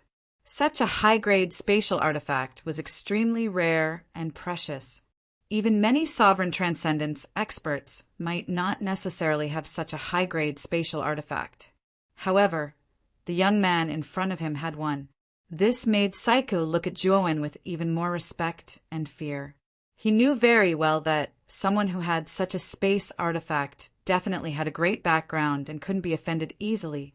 Sir, if you have such a space artifact, I can promise to bring you into the Phoenix people. I just don't know why you want to enter the Phoenix people. Saiku asked submissively. You don't need to know that. You just need to know that I need you to bring me into the Phoenix people. All right. In order to dispel the power of the curse in your body, I might need to refine some divine pills for you to consume. Moreover, the power of the curse has corroded you too much. So, the treatment period will be longer. Zhuowen said. Saiku hurriedly said, The treatment period doesn't matter. As long as you can cure the power of the curse in my body, I will be grateful. You can leave now. Next, I will need to refine pills to deal with the problem in your body. I will need to cultivate in seclusion for a few days, Zhuowen said calmly. Saiku bowed respectfully and followed Lu out of the private room. After walking out of the private room, Saiku looked at Lu and said, Brother Lu, is this sir also an alchemist? Lu's eyes were filled with reverence as he said in a low voice, Yes, Sir Zhua is at least a creation-grade alchemist. If he says that he can cure your problem, then there will definitely be no problem. Last time he gave me 3 essence gathering divine pills. I only took 1, and I advanced from the mid-stage to the peak of the creator grade. After I completely stabilize my cultivation level, I plan to take the remaining 2 essence gathering divine pills and break through to the creator grade in one go. Chapter 32:27. Immortal bird Purgatory Zhuowen sat cross-legged in the private room and did not immediately start refining pills. The problem with Saika's body was the power of the curse. As long as the power of the curse was removed, it would be fine. Zhuowen was a heaven-reaching alchemist, after all. The power of the curse was a very difficult problem for others, but it was very simple for him. He only needed to refine a 7 transformation curse pill to completely remove the power of the curse on Saika's body. Refining the 7 transformation curse pill did not take much time for Zhuowen, so he was not in a hurry to refine the pill. Zhuowen took out a brocade box from the outside world, while Xiaohei flew out with the death sacrifice sword and blood immortal sword, looking at the brocade box in Zhuowen's hand expectantly. Zhuowen threw the brocade box to Xiaohei and said with some pain, "Xiaohei, in exchange for a mere scorching sun immortal conglomerate stone, I spent 10 Tai Chi energy gathering divine pills." Xiaohei took the brocade box and gave Zhuowen the middle finger, saying, "You smashed the immortal treasure pavilion, so those 10 Tai Chi energy gathering divine pills are back in your hands, and there's also the shopkeeper's spirit ring. I'm afraid there's a lot in there." "Good stuff." Zhuowen shrugged and didn't refute. If the shopkeeper wasn't so greedy and overbearing, Zhuowen really did intend to continue the transaction with the shopkeeper. Unfortunately, the shopkeeper did not know what was good for him, so Zhuowen had to take action. The brocade box opened, and the scorching sun immortal conglomerate stone emitted a blazing light and floated in the air. Xiaohei controlled the thunderfire sword and suddenly stood on the surface of the scorching sun immortal conglomerate stone. A powerful force burst out, and the scorching sun immortal conglomerate stone shattered into countless powder that emitted light. These powders quickly recombined in midair, finally forming a spherical golden stone. This round stone emitted a dazzling light. From afar, it looked like a small sun. I really haven't seen it before. This is not a scorching sun immortal congealed stone at all, but a higher grade, profound sun god congealed stone. Ha ha! With this profound sun god congealed stone, this dragon lord can advance again. Xiaohei laughed complacently. The device spirits of the blood immortal sword and the sacrificial death sword congratulated Xiaohei in a human-like manner. It's actually the profound sun god congealed stone. Zhuowen was also dumbfounded. This profound sun god congealed stone was of a higher grade than the scorching sun immortal congealed stone. However, it was a true, transcending, heaven-level refining material. It was an extremely rare refining material. However, the value of the profound sun god congealed stone was far above the scorching sun immortal congealed stone. Not to mention 10 Tai Chi spirit gathering divine pills. Even 100 Tai Chi spirit gathering divine pills would not be able to exchange for the profound sun god congealed stone. This time, he had really picked up a huge treasure. Hee, kid, thank you so much this time. I'll accept this profound sun god congealed stone first. After I refine this profound sun god congealed stone, I think I should be able to advance to the middle stage of the transcending heaven level. At that time, if you need anything, just tell me. I'll definitely help you to complete it. After Xiaohei said this happily, he took the blood immortal sword and the sacrificial death sword and entered the macro world. Zhuowen's eyes were filled with envy. During this period of time, Xiaohei had obtained a lot of precious resources. His cultivation progress was so fast that even Zhuowen was dumbfounded. He remembered that Xiaohei had advanced to the transcending heaven level not long ago. Now that he had obtained the profound sun god congealed stone, he was actually going to advance again. This speed was a bit too fast. Device cultivators are really terrifying. As long as there are enough resources, there is no bottleneck at all. Zhuowen muttered to himself. He knew very well that device cultivators were gluttons. To embark on the path of device cultivators, one had to constantly search for resources to advance.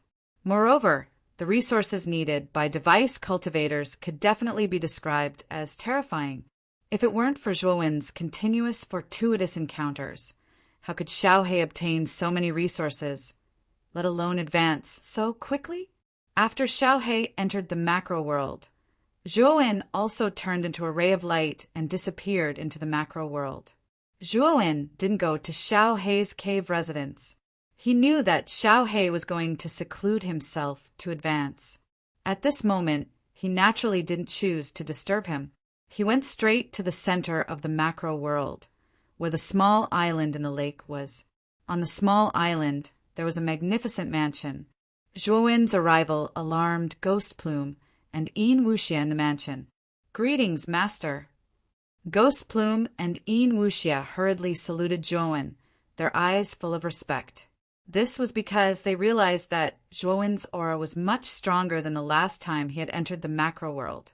They knew that Zhuowen had become much stronger again. Zhuowen glanced at Ghost Plume again. He realized that Ghost Plume had unknowingly advanced to the creator stage and was now at the mid-stage of the creator stage. Ghost Plume was indeed the #1 prodigy of the 10 Extremes Yin Corp sect. His talent was indeed much better than that of ordinary cultivators. "How is the Holy Maiden of the Phoenix people?" Zhuowen asked. "Master, everything is normal. The Holy Maiden of the Phoenix people has been under house arrest in the mansion. Recently, she has been much quieter," Yin Wuxia said respectfully. "All right, bring me there," Zhuowen said. The main reason he had come to the macro world to meet the Holy Maiden of the Phoenix people was to find out the exact location of Mu Qinshue's imprisonment. Since Saiku could imitate the aura of the Phoenix people and blend into the Phoenix people, he only needed to know the exact location of Mu Qinshue's imprisonment. When the time came, he would just ask Saiku to bring the macro world to Mu Qinshue's location. Then he would immediately take action and rescue Mu Qinsue. In the depths of the mansion, Yin Wuxia opened the door to the innermost room. Zhuowen entered the room and saw the Holy Maiden of the Phoenix people kneeling on a futon. She was wearing a fiery red dress. In front of the futon was a coffee table. At this moment, the Holy Maiden of the Phoenix people was facing Zhuowen. She gracefully filled 2 teacups on the coffee table with tea. "You knew I would come to find you?" Zhuowen raised his eyebrows and sat opposite the Holy Maiden of the Phoenix people. The Holy Maiden of the Phoenix people looked coldly at Zhuowen and said, "Since you came to find me, you must have arrived at Phoenix Blood City, right? You want to ask about the location of Mu Qinshue's imprisonment, right? Since you've already guessed my intentions, then tell me honestly. I don't like to use force." Zhuowen said lazily, "What's the harm in telling you?" The Holy Maiden of the Phoenix people sneered and continued, "Mu Qinsue is imprisoned in the Phoenix Purgatory." You probably don't know what kind of place the Phoenix Purgatory is, right? The Phoenix's resentment is imprisoned in the Purgatory. All living things that enter the Phoenix Purgatory will be tortured to death. After they die, they will be resurrected by the resentment of the Phoenix. They will continue to be tortured until they die. The cycle will repeat and the pain will be unbearable. When the Holy Maiden of the Phoenix people said this, her expression was ferocious and her beautiful eyes were filled with madness. Slap! Zhuowen slapped the Holy Maiden of the Phoenix people to the ground. The murderous intent in his eyes seemed to have materialized and filled the entire room. The Holy Maiden of the Phoenix people spat out a mouthful of blood. She looked up at Zhuowen with hatred and said, "Zhuowen, no one can break into the Phoenix Purgatory. Even if you enter, you won't be able to come out. You only have one choice now, and that is to return me to the Phoenix people and beg for mercy. Maybe my heart will soften and I will release Mu Qinsue and return her to you." Zhuowen stood up and looked coldly at the Holy Maiden of the Phoenix people. He said, "If it weren't for the fact that you still have some use, you would be a corpse by now." After he finished speaking, Zhuowen turned and left. The Holy Maiden of the Phoenix people screamed hysterically behind him. Chapter 32:28. Mooring and Yuanfu 3 days later, the door to the heaven-titled private room on the 3rd floor of the Bloodshed Tea House opened. Yu, Lu, and Saiku, the 2 people who had been waiting for a long time outside the door, both revealed excited looks. Saiku's gaze was even filled with anticipation and fervor.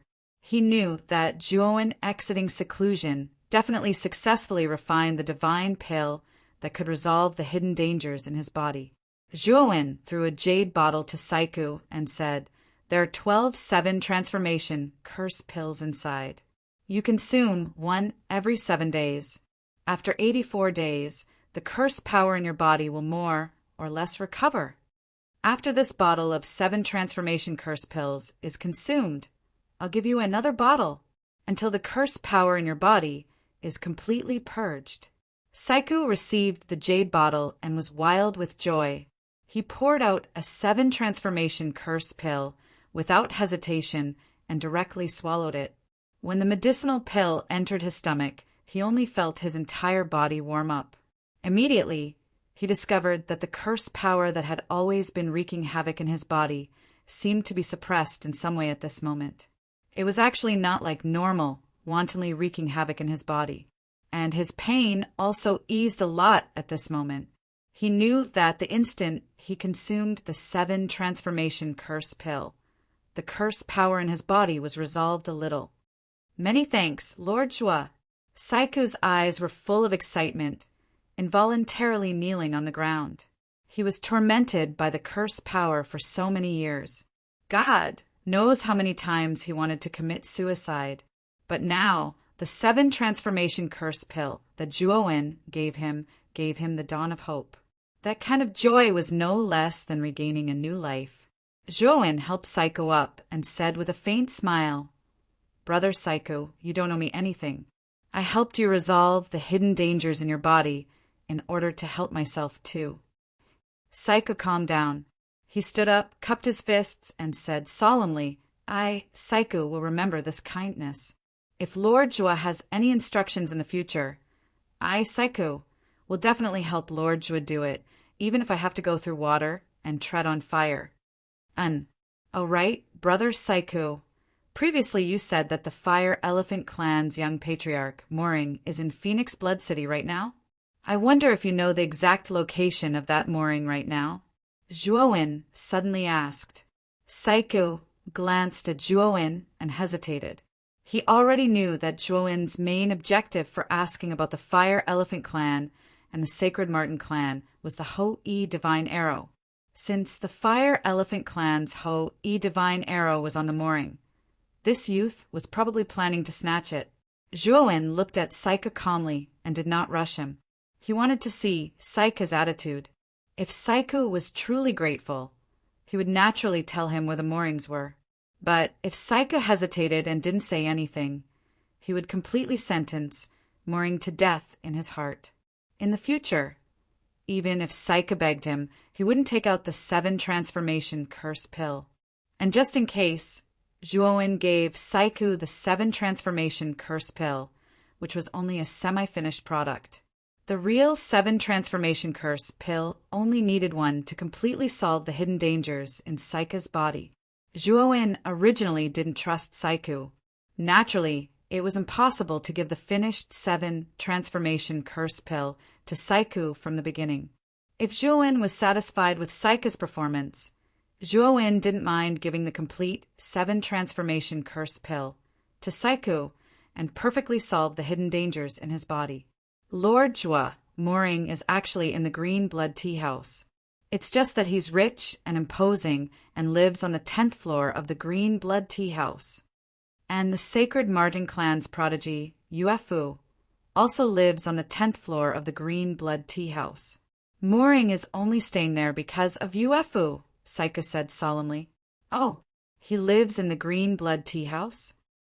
Juoen narrowed his eyes and said to Yulu, "Brother Yulu, tell the person in charge of the Green Blood Tea House that we plan to book a private room on the 10th floor." Sir, if you want to book a private room, you don't need to find the person in charge of the tea house. Just find me. I can book the private room you need. A crisp and charming voice sounded. At the end of the corridor outside the private room, Humei, who was wearing an enchanting qipao, walked over leisurely. So it's Miss Humei. Since Miss Humei can book a private room, I'll leave it to you.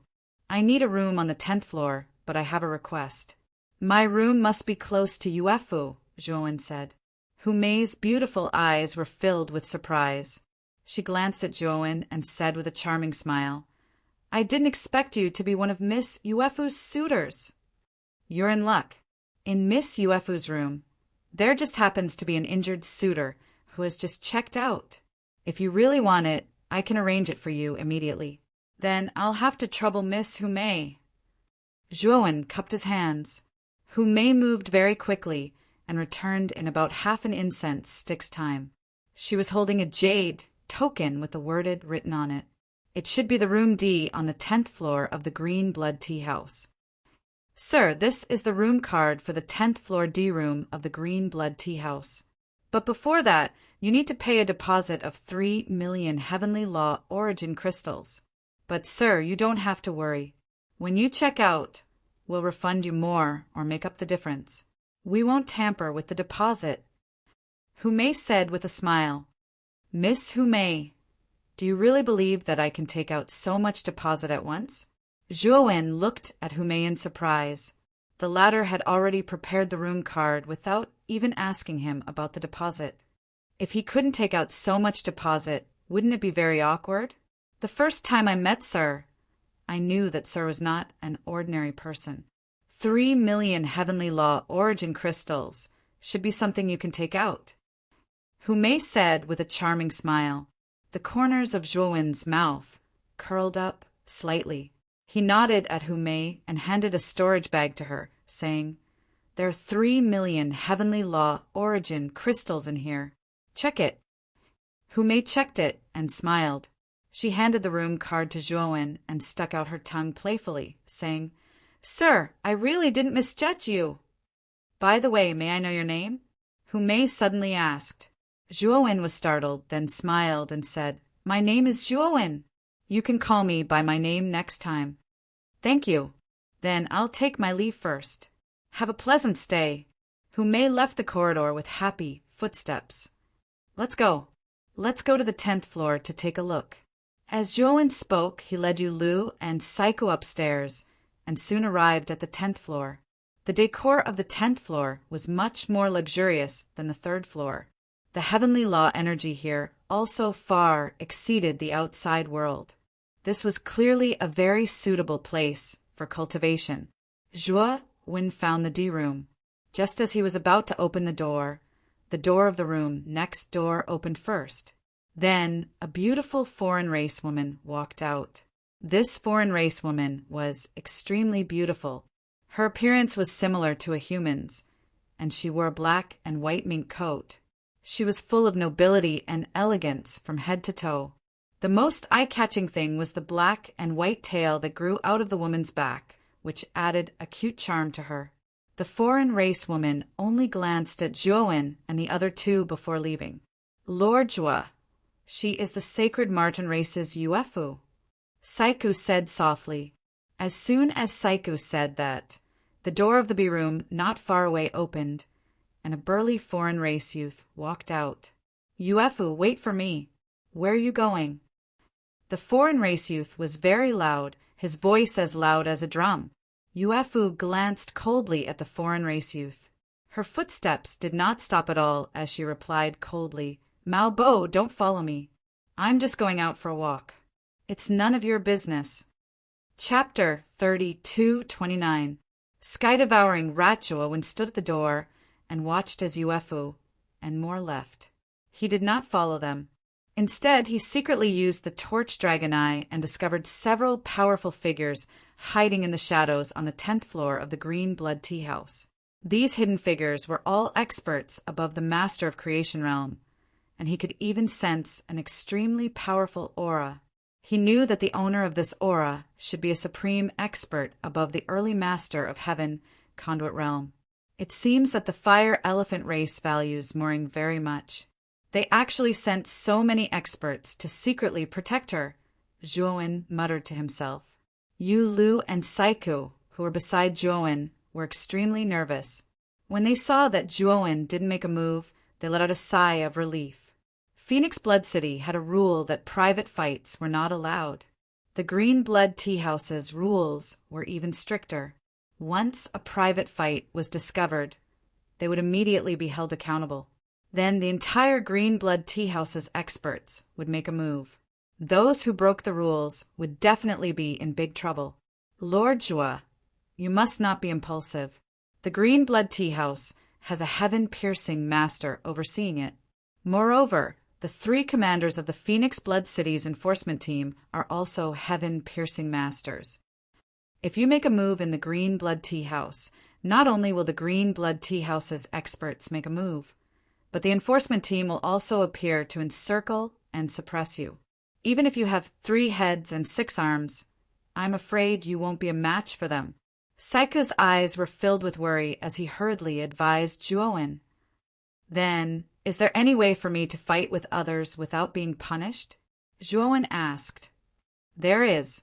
In Phoenix Blood City, there's a stage called the Blood Weeping Arena. This stage is a place for cultivators with grudges in Phoenix Blood City to fight to the death. If there's a huge conflict between 2 parties because of some matter, then they can settle it at the Blood Weeping Arena. Once they enter the Blood Weeping Arena, their life and death will be up to the heavens. Saiku continued, however, if you want to fight to the death on the Blood Weeping Arena, both parties must agree. Otherwise, it won't be valid. Zhuowen's eyes flashed. He didn't expect Phoenix Blood City to have such a place. Go. Saiku, bring me to the Weeping Blood platform to take a look. Also, Brother Yulu, help me track Mooring. Zhuowen said indifferently. Yulu nodded and directly left the Bloodshed Tea House. Ever since Zhuowen had displayed all sorts of powerful abilities, Yulu's admiration for Zhuowen had reached a point of no return. He had always obeyed Zhuowen's orders. After Yulu left, Saiku led Zhuowen toward the Blood Weeping platform. The Weeping Blood platform wasn't far from the Green Blood Tea House. It was located northeast of the Green Blood Tea House, about 15 minutes away. The Blood Weeping Arena was 6 meters tall. The arena was carved out of blood-colored jade. From afar, it looked like a stone dyed red with blood. At this moment, many foreign races had gathered around the Blood Weeping platform. Their gazes were all focused on the Blood Weeping platform. Zhuowen followed everyone's gazes and landed on the Blood Weeping platform. He saw a tall and sturdy figure standing on the platform. It was a foreign race youth. His skin had a metallic luster, and he was 3 meters tall. Zhuowen wasn't unfamiliar with this foreign race youth. He was the Fire Elephant clan's young patriarch, Mooring, whom he had just met in the Green Blood Tea House. Not far from the Blood Weeping platform, the Sacred Marten clan's proud daughter of heaven, Uefu, had her arms crossed in front of her chest. Her beautiful eyes were coldly looking at Mooring on the Blood Weeping platform. Zhuowen saw Yulu, who was silently observing the situation from the periphery of the crowd. Zhuowen walked over to greet Yulu and asked, Yulu, what's going on? Why is Mooring on the Blood Weeping platform? Yulu smiled bitterly and said, I just went out to track Mooring when I discovered one of Uefu's suitors blocking the entrance of the Green Blood Tea House. They were arguing with Mooring. Mooring and that suitor were arguing very fiercely. In the end, the 2 of them couldn't take it anymore and proposed to settle their grudge at the Blood Weeping platform. Zhuowen nodded. So that's how it was. He then saw a thin figure slowly walk up from the Blood Weeping platform. This foreign race youth was also very young, but he had shifty eyes and black fur on his face. His sharp nose made him look a little like a rat. That's the heaven-devouring rat clan's genius, Rui Luin. It's said that he just came out of seclusion and has already advanced to the early stage Lord of Creation realm. Rui Luin has always been Uefu's crazy suitor. In the past, he wasn't very strong, so he didn't show it very clearly. Instead, he cultivated in seclusion like crazy. Now that Rui Luin has broken through to the Lord of Creation realm, his ambitions are higher than the heavens. Naturally, he's unhappy to see the Fire Elephant clan's young patriarch pestering Uefu.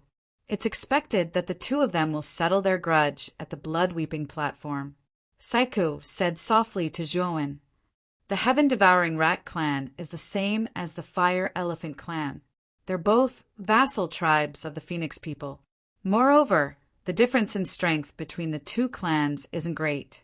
Moreover, they fought over territory in the past, so their grudge is deep, Yulu interrupted. Mooring's cultivation is lower than Rui Luin's, right? He actually agreed to this death match? Zhuowen said with some surprise, "That's not necessarily true. In terms of talent, the Fire Elephant Clan's talent is even more terrifying than the heaven-devouring Rat Clan's. Mooring might not be Rue Luin's match, but it won't be that easy for Rue Luin to kill Mooring," Saiku said. Zhuowen shook his head, speechless. Whether it was Rue Luin or Mooring, they were both monstrous geniuses of their respective clans. Now, they were actually fighting to the death over a woman. He glanced at Yuefu below the blood-weeping platform. Her eyes were cold and emotionless. He knew that Yuefu didn't have any feelings for Rue Luin or Mooring.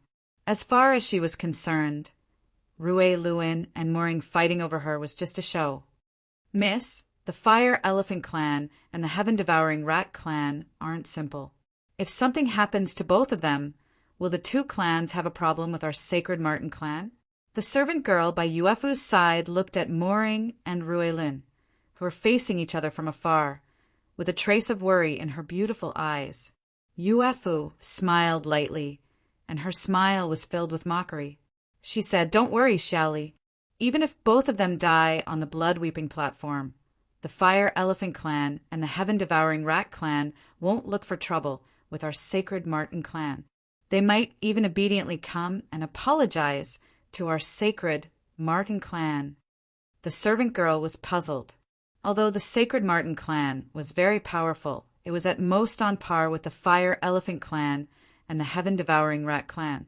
If something happened to Mooring and Rue Luin, why would the two clans take the initiative to apologize to the Sacred Marten clan? Yuefu's beautiful eyes revealed a proud expression, and she said softly, "Because my heart already belongs to someone, and you're no stranger to this person. He's the current #1 genius of the Phoenix people, Feng Bumming." "It's actually Feng Bumming." The servant girl revealed a shocked expression. Among the younger generation of the entire Eldritch Heaven region, Feng Bumming definitely had a thunderous reputation. In the past, the most famous junior geniuses of the Phoenix people were the Phoenix People Saintess and Feng Bumming. Both of them were known as the Phoenix People's Golden Couple. The reason why the Phoenix People Saintess was so famous was not because of how terrifying her cultivation was, but because she possessed the rare 9-9 Phoenix body bloodline of the Phoenix people. This bloodline was simply too terrifying. If she could mature, she would definitely become an unparalleled expert. Feng Bumming was different. His bloodline could only be considered above average, but his talent was a rare freak among the Phoenix people. His cultivation speed was terrifyingly fast. In just a short 1,000 years, he had stepped into the third step of Tao validation. Chapter 32:30.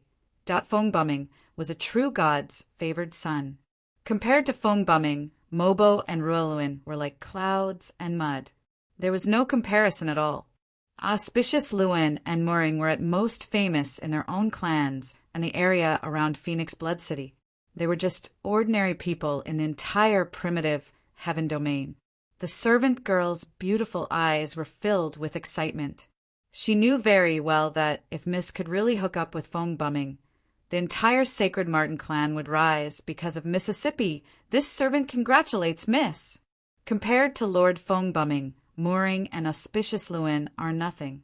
Our Sacred Marten clan will also have the support of the Phoenix people. The Fire Elephant clan and Heaven-Devouring Rat clan won't be in our eyes at that time. The servant girl said excitedly. Yuefu lifted her chin slightly, and the arrogance in her beautiful eyes became even more intense. She said indifferently, "This is a secret. You can't spread it, otherwise you know the consequences." Hearing this, the servant girl's delicate body trembled. She knew very well what consequences Yuefu was talking about. She hurriedly promised that she would definitely not speak of this matter. Speaking of which, Auspicious Luin and Mooring are really stupid. Until now, they still foolishly went to the blood-weeping platform for Mississippi. Little did they know that your heart already belongs to someone. The servant girl chuckled. Hee hee, they're just two guys who are wagging their tails and begging for pity. Do they really think I like them? Yuefu shook her head and mocked. Miss, I'm curious. Who will win this death match between the two of them? Mooring's cultivation is even lower than auspicious Luin's. I think Mooring will lose. The servant girl suddenly asked curiously. After knowing that Yuefu's mysterious partner was phone bumming, the servant girl was completely not worried about the consequences of Mooring and auspicious Luin being injured in the battle. Mooring is not simple.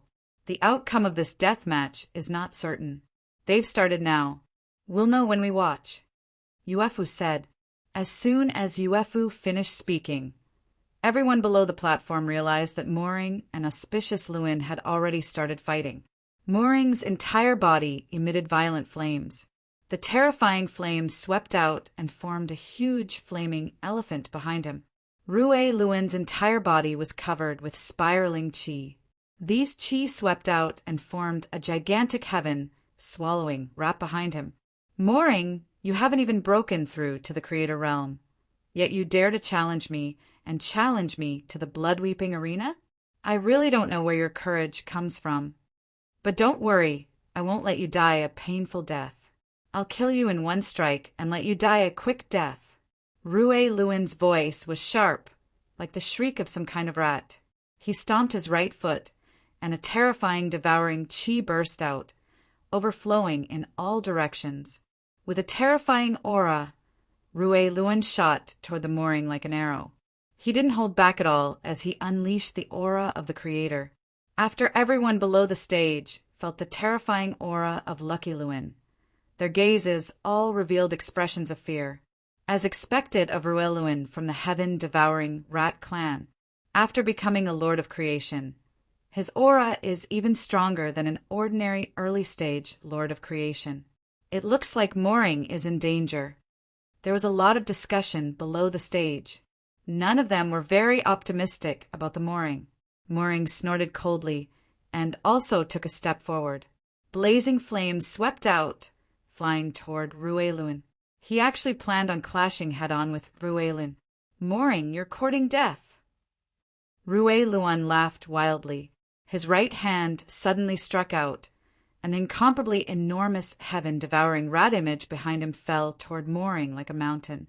However, the enormous fire elephant behind Mooring wasn't afraid at all. It fiercely collided with the heaven-devouring rat image, and a terrifying shockwave dispersed with a boom. However, when these shockwaves landed on the edge of the blood-weeping arena, they were blocked by an energy barrier, preventing the shockwaves from spreading out and causing harm to the spectators. Clearly, a powerful barrier had been set up around the blood-weeping arena to filter out the shockwaves of the battle. Bang! Mooring snorted and retreated repeatedly, all the way to the edge of the arena. Rue Luin's figure merely swayed before he stabilized himself again. Everyone could see the difference between the two with a single glance. Mooring was much weaker than Rue Luin. Mooring, how dare you steal my woman with such little strength? You're really courting death. Rue Luin's gaze was like lightning. He stomped his right foot, and a terrifying shockwave exploded under his feet. He flew toward Mooring like a rock, spreading its wings. Mooring's expression changed slightly. He clenched his right fist, and a blood-colored divine arrow had appeared in his right hand at some unknown time. Mooring spat a mouthful of blood onto the divine blood-colored arrow. At the same time, the energy within his body frantically poured into the divine blood-colored arrow. Instantly, a terrifying killing intent erupted from the divine blood-colored arrow, exploding like a wave. Rue Luin's expression changed slightly. The killing intent on the divine blood-colored arrow was too terrifying. Even he felt his heart palpitate. Rue Luin die. Mooring's eyes were filled with madness. He suddenly slapped the end of the divine blood-colored arrow. Immediately, the crazy killing intent contained within the divine arrow exploded with a boom. Whoosh! The divine blood-colored arrow was extremely fast. It turned into a streak of bloody light that streaked across the air, carrying with it a terrifying killing intent. Rue Luin crazily shouted. He exploded with all his energy and fiercely blasted the divine blood-colored arrow. At this moment, Rue Luen's heart was filled with bitterness. He originally wanted to dodge the divine blood-colored arrow, but it was too fast. Moreover, he was too close to Moring, so he had no time to dodge. The only thing he could do now was to use all his strength to block the divine blood-colored arrow. Bang! The divine blood-colored arrow was too terrifying. The moment it came into contact with Rue Luen, the sky-devouring rat phantom behind him was directly torn apart. Then, the divine blood-colored arrow shot toward Rue Luen like lightning. Rue Luen's eyes were filled with terror. He realized that no matter how he struggled, the divine blood-colored arrow pressed forward, crushing all his struggles into powder and fragments. In the end, the divine blood-colored arrow pierced his chest. A terrifying killing intent engulfed his entire body, frantically crushing his internal organs. Pucci! Rue Luen screamed loudly and directly shattered into countless pieces of blood. A dim light flashed out from the countless pieces of blood. Upon closer inspection, this dim light looked like Rue Luen, but it was only the size of a palm. This was Rue Luen's soul. At this moment, Rue Luen's soul was panicking. It turned into a dim light, wanting to leave the blood-weeping arena and escape. Unfortunately, Moring was prepared. The moment Rue Luen's soul appeared, he had already rushed to the edge of the blood-weeping arena and intercepted it. Moring, I admit defeat. As long as you let me go, I'll agree to anything you want. Rue Luen's face was deathly pale as he hurriedly begged for mercy. Moring, this is the blood-weeping arena. We're having a death match. If you don't die, how can I be considered to have one? Chapter 32-31. The admirer the weeping blood arena was completely silent. No one had expected that Rue Luen, who should have had the absolute upper hand, would be killed on the weeping blood arena without a complete corpse. All of this happened in the blink of an eye. Before anyone could react, the tide of the battle had been turned. Below the arena, Yuefu's beautiful eyes revealed a look of surprise. She naturally recognized the blood arrow that Moring had used. Wasn't Ho Yi's godly arrow. Their Sacred Marten clan also had a Ho Yi's godly arrow, but it had always been kept in the clan's forbidden area by the patriarch. Although Yuefu also knew that the Fire Elephant clan also had a Ho Yi's godly arrow, she didn't expect it to be with Moring. The Fire Elephant clan's patriarch doted on Moring too much. He was actually willing to give such a precious treasure to Moring. Zhuowen, who was in the crowd, couldn't help but narrow his eyes, revealing a trace of imperceptible joy. It seemed that Saiku hadn't lied to him. The Fire Elephant clan's Ho Yi's godly arrow was really in Moring's hands. Zhuowen saw Moring put away the Ho Yi's godly arrow and excitedly walked towards Yuefu below the arena. After thinking for a moment, he lifted his foot and walked towards Yuefu. Saiku and Yulu looked at Zhuowen with puzzled eyes. However, when they saw Zhuowen walking straight towards Yuefu, they were both shocked. They wanted to stop him, but unfortunately, Zhuowen was too fast and had already arrived in front of Yuefu. "Who are you?" Yuefu couldn't help but frown when she saw Zhuowen suddenly appear in front of her. In Zhuowen's eyes, she saw crazy adoration and a trace of possessiveness that made her unhappy. She had seen this kind of gaze too many times.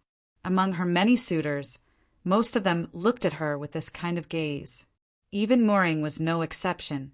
Although she didn't reject suitors, this young man who suddenly appeared in front of her and had a somewhat presumptuous gaze made Yuefu very uncomfortable. "Miss Yuefu, you may not know me, but I've admired you for a long time. Your appearance has always been in my heart. I really like you too much. I obtained this Tai Chi energy gathering divine pill by chance. I can see that you've already reached the pinnacle of the God of Creation stage. So this Tai Chi energy gathering divine pill is just right for you. You must accept it." Zhuowen took out a Tai Chi energy gathering divine pill and placed it in front of Yuefu. He had long seen that Yuefu's cultivation had reached a bottleneck, and there was no way she could refuse this Tai Chi spirit gathering pill. Zhuowin's words had caused Yuefu's face to darken, but now her beautiful eyes lit up as she smiled and accepted the Tai Chi spirit gathering divine pill from Zhuowin. You're really considerate.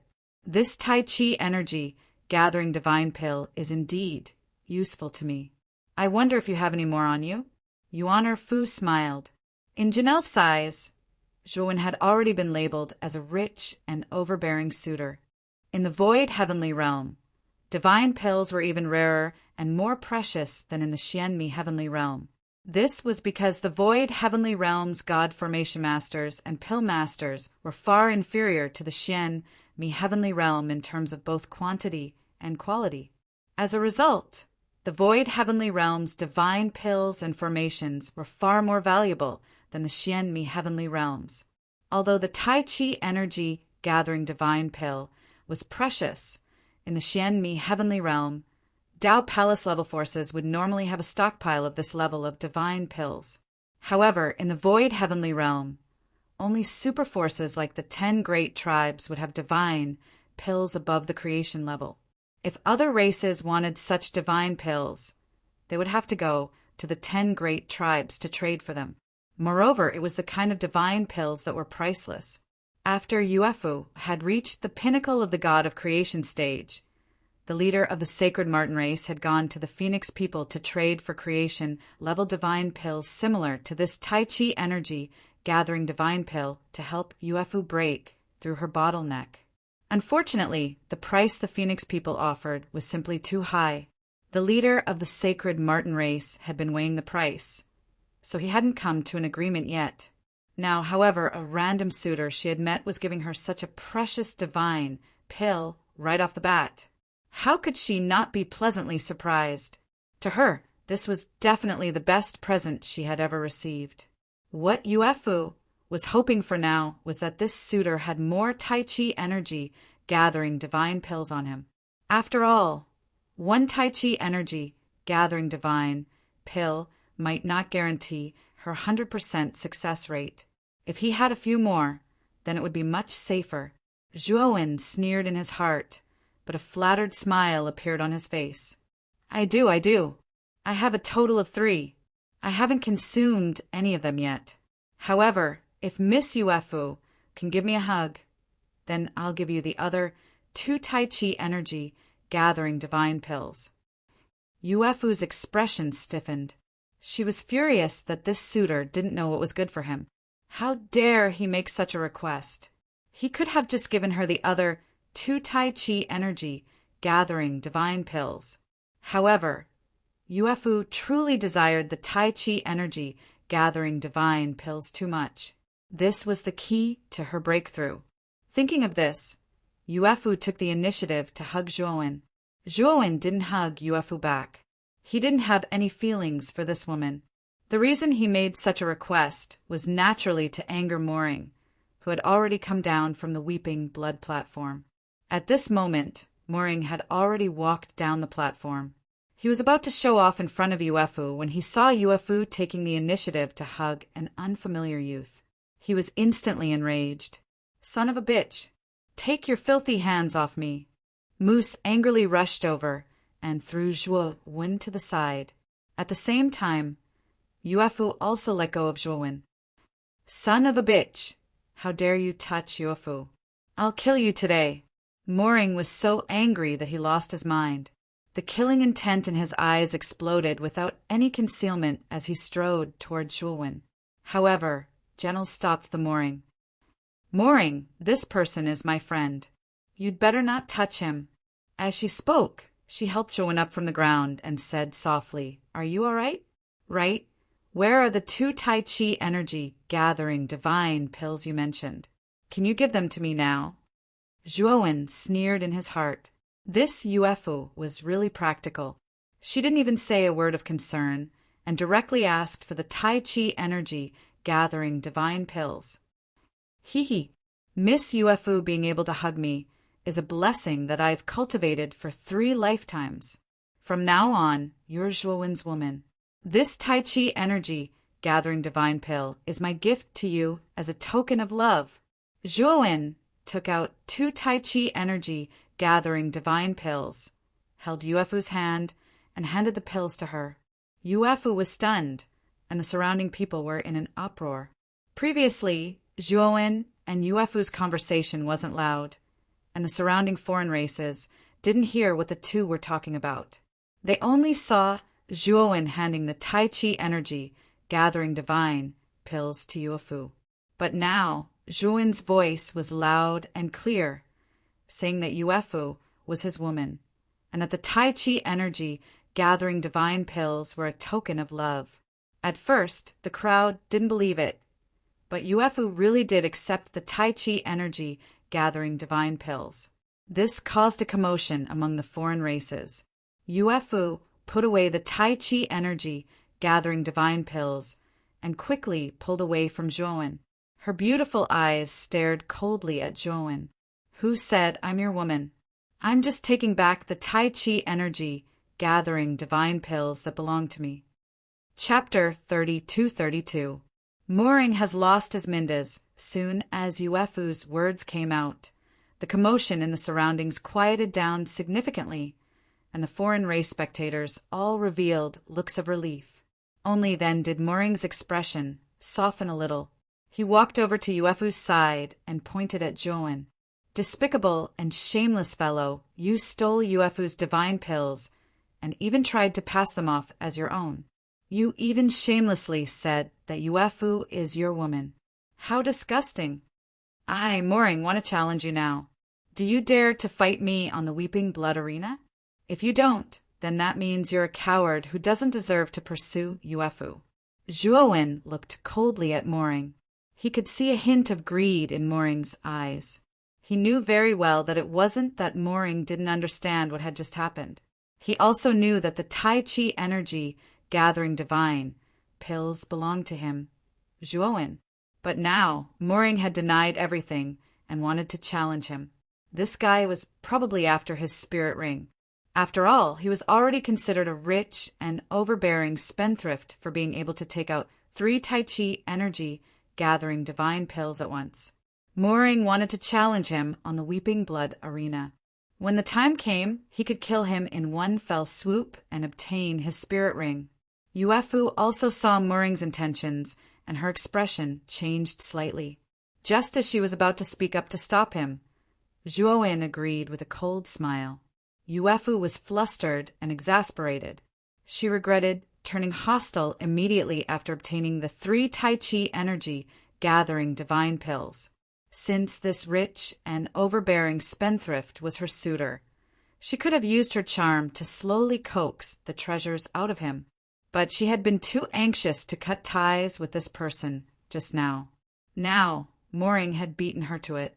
She knew very well that if this person went on the Weeping Blood Arena, he would undoubtedly die. Mooring would definitely take his spirit ring, and she would have no share in it. "Mooring, what do you mean by this? He's my friend, and you actually want to challenge him," Yuefu said angrily. "Fu, that person insulted you just now. I'm standing up for you now." As Mao Mo spoke, he looked at Zhuowen provocatively and said, "If you don't dare, you don't need to go up to the blood-weeping platform. Kneel before me, crawl under my crotch, and bark like a dog. Then I'll let you go." Yuefu sighed in relief. It seemed that the mooring was still giving her face. As long as she crawled under the mooring and barked like a dog, it would be fine. "Hurry up and do as the moorings say. Otherwise, you won't be able to survive on the blood-weeping platform," Yuefu said to Zhuowen in a commanding tone. Zhuowen didn't pay any attention to Genelf. Instead, he walked up to the weeping blood platform and looked down at the petrified mooring below. "Didn't you say you wanted to fight on the weeping blood platform? Why are you in a daze? Or were you just joking just now?" Mooring came back to his senses, and a sinister smile appeared on his face as he quickly stepped onto the blood-weeping platform. Since this foreign youth didn't know what was good for him, it was a good opportunity for him to take care of him and snatch his spirit ring. Since this person could take out 3 Tai Chi spirit gathering divine pills at once, There had to be other treasures in his spirit ring. He wasn't going to let go of such a good opportunity. Meanwhile, Yuefu's beautiful eyes were filled with anxiety. Why wasn't this guy listening to her? Could it be that he didn't see how Moring had dealt with Ruolin just now? She could see that Zhuowen's aura was only around the god of creation intermediate stage. The difference between him and Rueluen was like heaven and earth. With his cultivation base, he would be nothing more than cannon fodder. This guy would be courting death if he went up. Meanwhile, the foreign beings around the blood-weeping platform were in an uproar. They didn't think that this foreign youth would actually dare to step onto the blood-weeping platform and battle with Moring. What was even more inconceivable to them was that this foreign youth's cultivation base seemed to be around the god of creation intermediate stage. Who was Moring? He was a terrifying being who had just killed an early-stage lord of creation like Rueluen. A mere god of creation intermediate stage was probably not even enough to fill the gaps between Moring's teeth. Hidden amongst the non-human kind, Saiku had a worried look in his eyes. He whispered to Yulu, "Brother Yulu, wouldn't it be inappropriate for Lord Jua to go up like this? Moring has a trump card like Ho Yi's divine arrow." However, Yulu wasn't worried at all. "Brother Saiku, don't worry. Lord Jua is much more powerful than you think." Saiku was a little skeptical upon seeing Yu lose confidence. He didn't deny that Zhuowen was much more powerful than his cultivation base, but no matter how powerful he was, could he be more powerful than Rueluen? "Yuefu, don't worry. What's mine is yours. There's no distinction between us." On the blood-weeping platform, Moring didn't take Zhuowen seriously at all. He didn't even look at Zhuowen. Instead, he turned around and smiled at Yuefu. Yuefu's beautiful eyes flashed. She understood Moring's meaning. If he really killed Zhuowen, he was willing to share the items in his spirit ring with her. Yuefu's brows relaxed as she thought of this. "Moring, you're so annoying. There's no distinction between us." "How mushy." Moring laughed. "Yuefu, don't worry. I've always shared good things with you. After I take care of this ant, I'll—" Before Moose could finish a sentence, his right cheek caved in from the impact. A huge fist landed on Moose's cheek. Bam! Moring was caught off guard and was knocked to the ground. Before he could even react, a figure suddenly appeared in front of him. A foot quickly enlarged in front of his eyes and stomped on his face. Everything happened too quickly. The alien race spectators below the blood-weeping platform were all dumbfounded. Most of their gazes were on Moring. When they saw that Moring was talking to Yuefu, they thought that the battle hadn't started yet. However, this alien race youth didn't play by the rules. He attacked without saying a word. "Are you done talking? If you are, then get up and fight." Zhuowen stomped on Moring's face. His voice was calm, but it was filled with authority. Moring roared in anger. This guy was too despicable. He hadn't even prepared himself, but he had already attacked. However, Moring soon realized that something was wrong. He used all his strength, but he couldn't break free from this person's foot. How was this possible? This was a mere god of creation. How could he have such powerful earth energy? He was actually able to suppress his entire body. Boom! A terrifyingly huge fire elephant abruptly burst out from the Moring body. Powerful air waves swirled in the air like an endless wave. Zhuowen's eyes flashed. He was forced back a few steps by the shock waves. Moring scrambled to his feet. His right cheek had caved in, making him look like a ferocious ghost. At this moment, Moring roared in anger. This alien race youth was too despicable. How dare he sneak attack him? "You're good. Today, I want you to die without a burial place. I want you to die a horrible death. This is what you get for angering me." Moring lost his mind. He immediately retrieved Ho Yi's divine arrow from his spirit ring and began to channel his heavenly Tao energy into it. Terrifying killing intent filled the entire blood-weeping platform. Zhuowen looked at the Ho Yi's divine arrow in Moring's hand. Die. Chapter 30-33. Tales exposed. A terrifying killing intent swept out. Everyone around the Weeping Blood platform was shocked. All of the spectating beings didn't think that Mao Mo would use a trump card like Ho Yi's divine arrow against a mid-stage god of creation. Faced with such a terrifying divine arrow, how could the foreign race youth possibly survive? Saika's expression changed drastically and he sighed. It's over. This Ho Yi's divine arrow is too terrifying. Master, Zhou probably won't be able to block it. However, when Saika saw Yulu beside him, he couldn't help but falter. This was because he didn't see any anxiety on Yulu's face. Wasn't Yulu worried at all? On the blood-weeping platform, the Ho Yi's divine arrow instantly arrived before Zhuowen. It carried boundless killing intent as it continuously pressed down on Zhuowen. Mao Bo laughed arrogantly. He knew that this damned alien youth was about to die to his Ho Yi's divine arrow in the next instant. However, his expression quickly stiffened. This was because he discovered that Zhuowen had actually smashed his fist into the Ho Yi's divine arrow. He had originally thought that this person's fist would definitely be pierced through by the Ho Yi's divine arrow. However, what happened next left him dumbstruck. Zhuowen smashed the Ho Yi's divine arrow to the ground with a single punch. Then he easily grabbed it in his hand.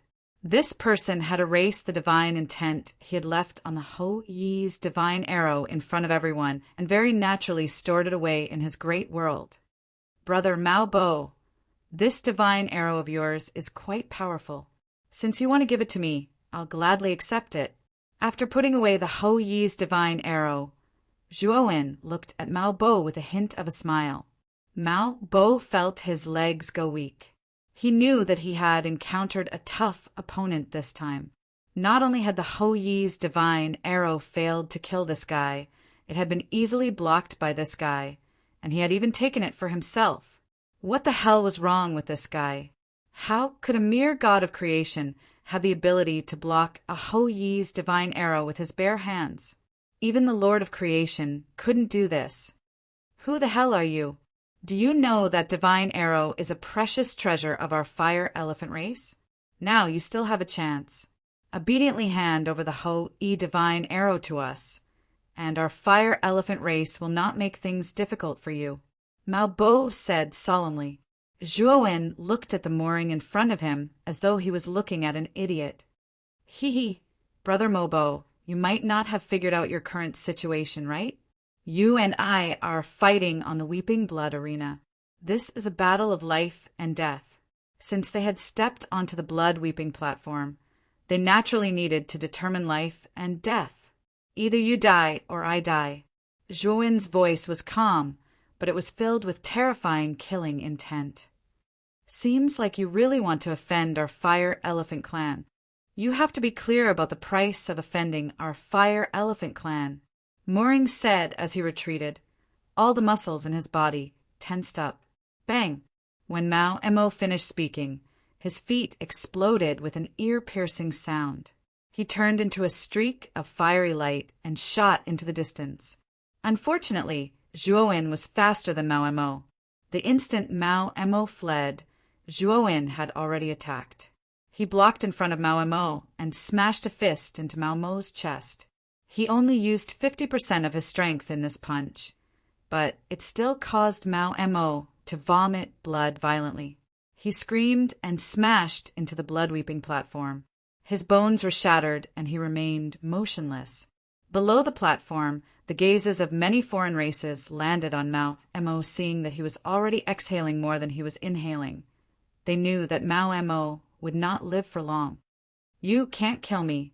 My father is the Fire Elephant race's patriarch, Liang Su. If you kill me, the entire Fire Elephant race will kill you. Mao Mo's eyes were filled with panic. He could already smell the scent of death. As he spat out blood, he spat out those words with difficulty. Even if you were the son of the Heavenly King, I would still kill you on the blood-weeping platform, let alone the son of the Fire Elephant race's patriarch. Zhuowen sneered and slowly landed on the platform. However, when he walked towards Mao Mo, Several figures darted out of the void. Waves of fiery aura exploded.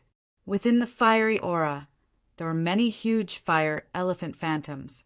Bang! Bang! Bang! In an instant, 5 figures descended on the blood-weeping platform and stood in front of Mao Mo to protect him. They looked coldly at Zhuowen. The 5 figures exuded a fiery aura. Behind them were 5 huge fire elephant phantoms that looked even more majestic. They were 5 experts from the fire elephant race. Zhuowen was not surprised by their appearance. When he first met Mao Mo, he used the torch dragon's eye to secretly observe the surroundings. He knew that Mao Mo was protected by experts from the fire elephant race. One of the experts from the fire elephant race hurriedly helped Mao Mo up and took out a divine pill for him to consume. Mao Mo, who was on the verge of death, looked much better after consuming the divine pill. "Young master, are you feeling better?"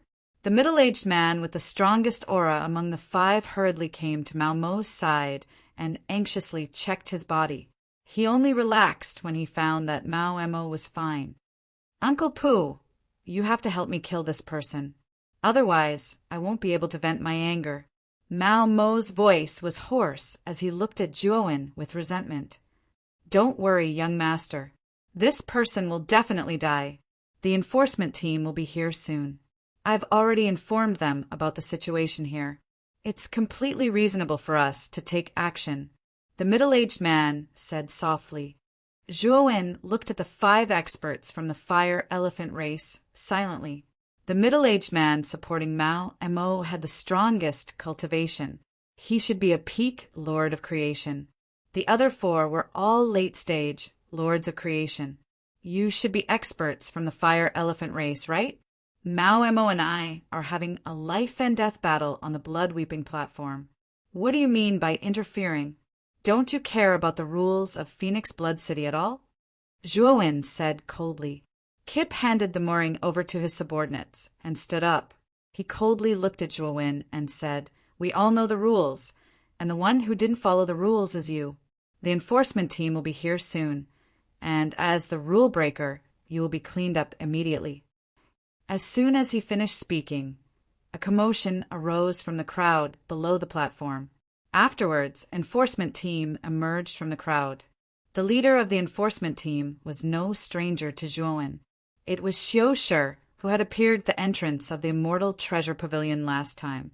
Xiu Shi was slightly weaker than Wu Pu. He was a late-stage Lord of Creation. However, he was one of the leaders of the enforcement team after all. He had a noble status, so Wu Pu had to be respectful to him. "What's going on?" It's actually you." As soon as Xiu Shi arrived, he asked with an unfriendly expression. However, in the instant his gaze fell upon Zhuowen, he immediately let out a soft cry of surprise.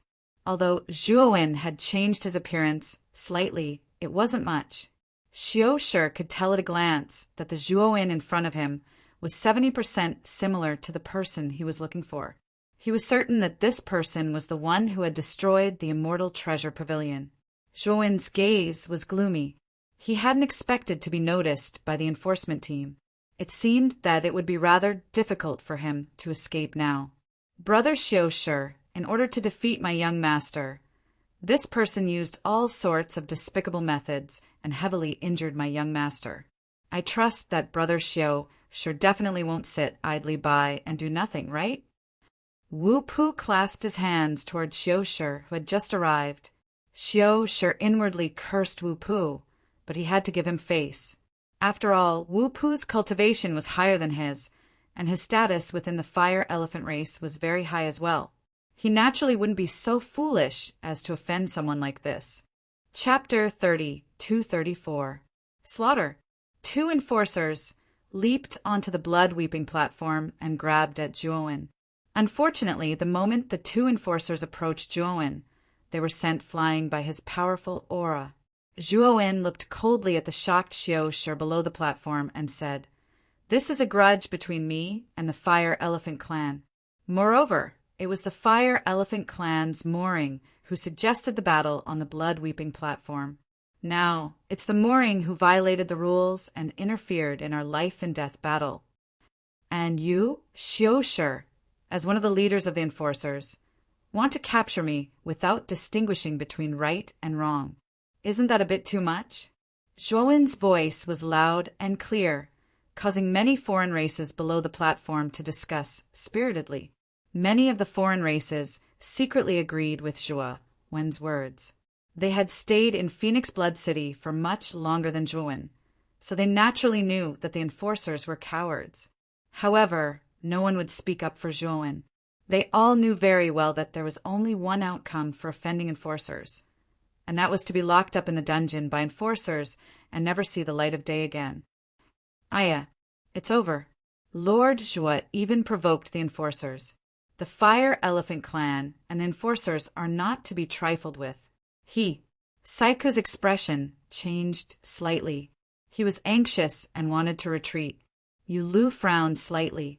He also did not expect that things would actually turn out like this. Lu, Saiku, returned to the Bloodshed Tea House first. I will come back to find you soon. Just as Lu and Saiku were at their wits' end, Zhuowen's voice transmission sounded in their minds.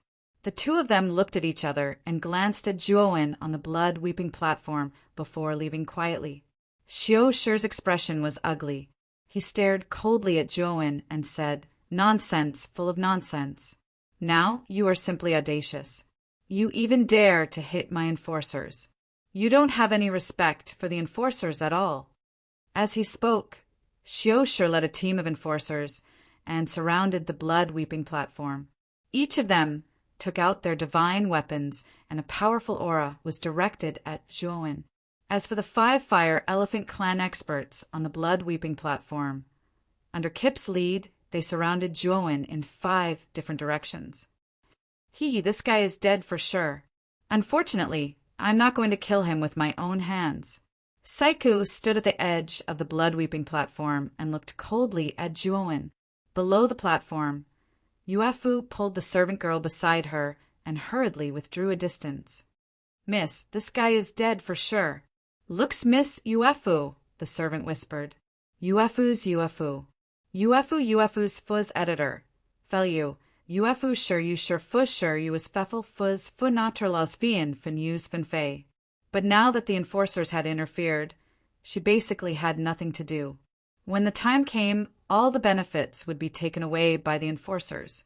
After all, the enforcers were the rules in Phoenix Blood City. Even if the patriarch of the sacred Martin clan entered Phoenix Blood City, he wouldn't dare to break the rules here. Go. With Ji Pu's order, he led the 4 Fire Elephant clan experts and instantly swept toward Zhuowen. Powerful waves of fire swept up, forming 5 huge phantoms of fire elephants in the void. They all fell towards Zhuowen, like 5 huge volcanoes crashing down with great momentum. "Let's go!" Xiosher ordered and led a team of enforcers to attack Zhuowen. He could see that Kip and the other 4 were in a hurry to kill this Finyu. He was afraid that this Finyu had something good on him that Kip coveted. Xiosher naturally wasn't willing to fall behind. If he was strong enough to obtain this Finyu, with his status as the leader of the enforcers, Kip wouldn't dare to ask him for it. But if this Finyu, Xiosher didn't have the right to ask Kip to hand it over. After all, Kip's status in the Fire Elephant clan wasn't low, and he didn't have the right to do so. Powerful ripples from the battle erupted. Many of the Finyu were shocked and quickly distanced themselves from the Weeping Blood arena. Yuefu Mo, who was standing at the edge of the Weeping Blood arena, didn't even have time to react before the energy ripples hit her in the chest. She spat out a mouthful of blood and flew out, smashing into the ground 100 meters away. What a powerful aura! That Finyu is dead for sure. The moment this Finyu offended the enforcers, his fate was already sealed. As the Funyu's Finyu, the Funyu's Finyu was definitely a monstrous genius-level existence. But now, such a genius was about to be stained with blood on the Weeping Blood arena by Yu's Finyu. Zhuowen stood quietly in the middle of the Weeping Blood arena. His eyelids were lowered and he didn't move. The enforcers, led by the 5 Fire Elephant Clan elites and Xiushi, were getting closer and closer. Terrifying energy ripples spread into the Weeping Blood arena, causing it to shake violently. Dai, a late-stage Creation Realm elite from the Fire Elephant Clan, was the first to arrive in front of Zhuowen. He punched out with his right fist, and a wave of fire swept out. The fire elephant shadow behind him fell from the sky, and a terrifying aura swept out like a tidal wave. Zhuowen slowly raised his head and looked indifferently at the elite from the Fire Elephant Clan. He stomped his right foot, and the space-time around him started to distort. Then, purple streams of water swept out from the distorted space-time cracks. These purple streams of water shuttled through the distorted space-time unobstructed. Puff, puff, puff. The purple streams of water were like purple poisonous snakes. They swept out and instantly pierced through the fire elephant shadow.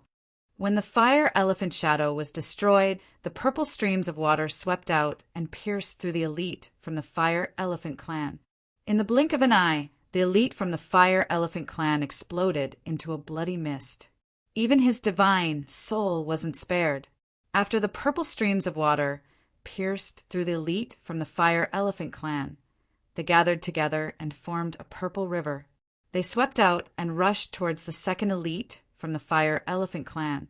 Bang, bang, bang. The purple river was like a rainbow piercing through the sun. It passed through the second, third, and fourth elites from the Fire Elephant Clan without any obstruction.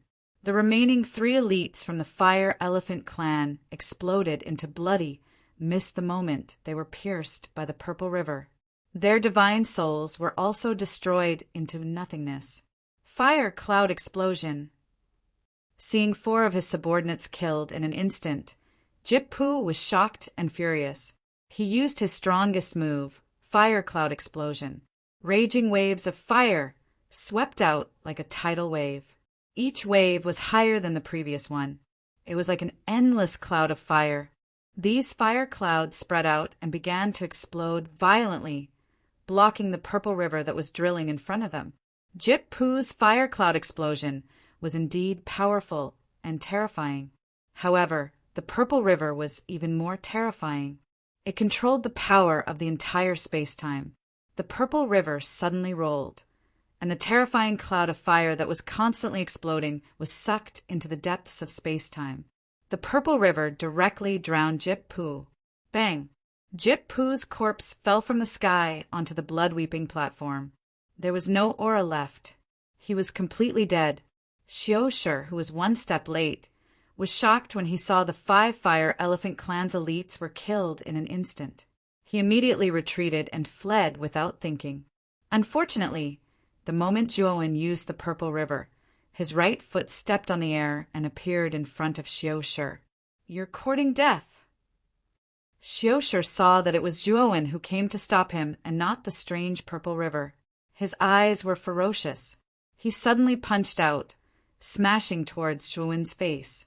Chapter 32-35. Destroying the Weeping Blood platform. Ah! Xiushi screamed at the sky. Zhuowen's fist energy was too terrifying. After shattering his right fist, Zhuowen's fist landed on his chest.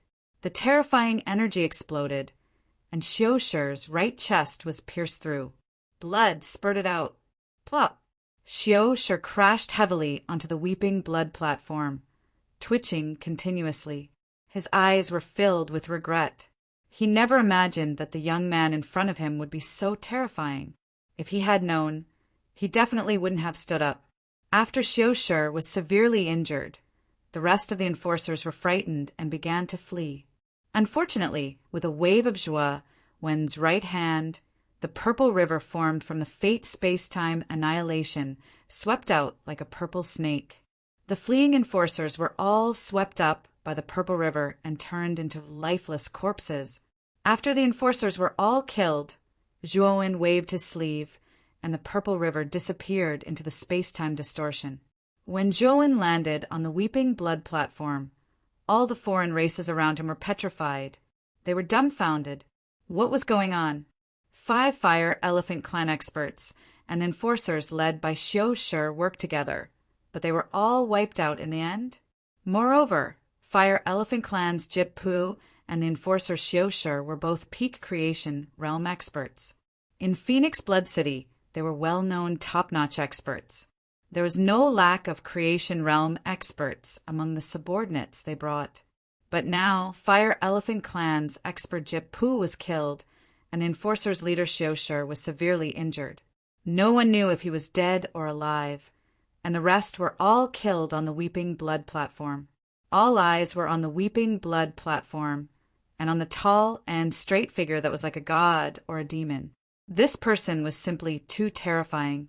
He had fought against so many masters of creation alone, and had actually killed all of them. What kind of battle prowess did he have to possess to accomplish this? Bastard! How dare you cause such a ruckus in Phoenix Blood City? Our enforcers won't let you off. Xiao Shi raised his head with great difficulty and roared at Zhuowen with all his might, almost shouting himself hoarse. Unfortunately, Xiao Shi was only halfway through his roar when a foot stomped heavily on his chest. Xiao Shi's roar immediately turned into dry coughs. He spat out blood, and his face was deathly pale. Xiao Shi, let me tell you, my character has always been that if people don't offend me, I won't offend them. The rules of Phoenix Blood City that you mentioned, I have always abided by them. The ones who didn't abide by them are you. Since you are the law enforcers of Phoenix Blood City, yet you also disregard the rules or even ignore the rules, then what's the point of establishing this blood-weeping platform? Today, I'm going to destroy this blood-weeping platform. You'll be buried with it. As Zhuowen spoke, he stomped on the ground with his right foot. This stomp carried a tremendous force, and the power of the Pangu's sacred body poured out in torrents. Rumble! A powerful force smashed into Xiao Shi's chest. Xiao Shi didn't even have the chance to scream before he was ruthlessly kicked into the crack of the blood-weeping platform. As for the towering blood-weeping platform, it crumbled under Zhuowen's tremendous force, turning into blood-red powder. The blood-weeping platform was destroyed. After destroying the blood-weeping platform, Zhuowen slowly walked out and said in a clear voice, "Mao Shi, did I say you could leave?" His voice rang in everyone's ears like a great bell. Only then did they realize that Mao Shi, who was not far away, was sneakily escaping from this place. Now that Zhuowen had exposed him, Mao Shi didn't even think about it. He rushed out and began to madly escape. Zhuowen sneered. With a wave of his sleeve, a blood sword swept out. It cut through the void and caught up with Mao Shi in an instant. Mao Shi screamed. The blood immortal sword pierced through him, and he exploded into a cloud of blood mist. Among the 3 divine swords Zhuowen had, the Thunder Fire Sword was the highest level. It was already at the early stage of the Heaven Ascension realm. Its strength was terrifying.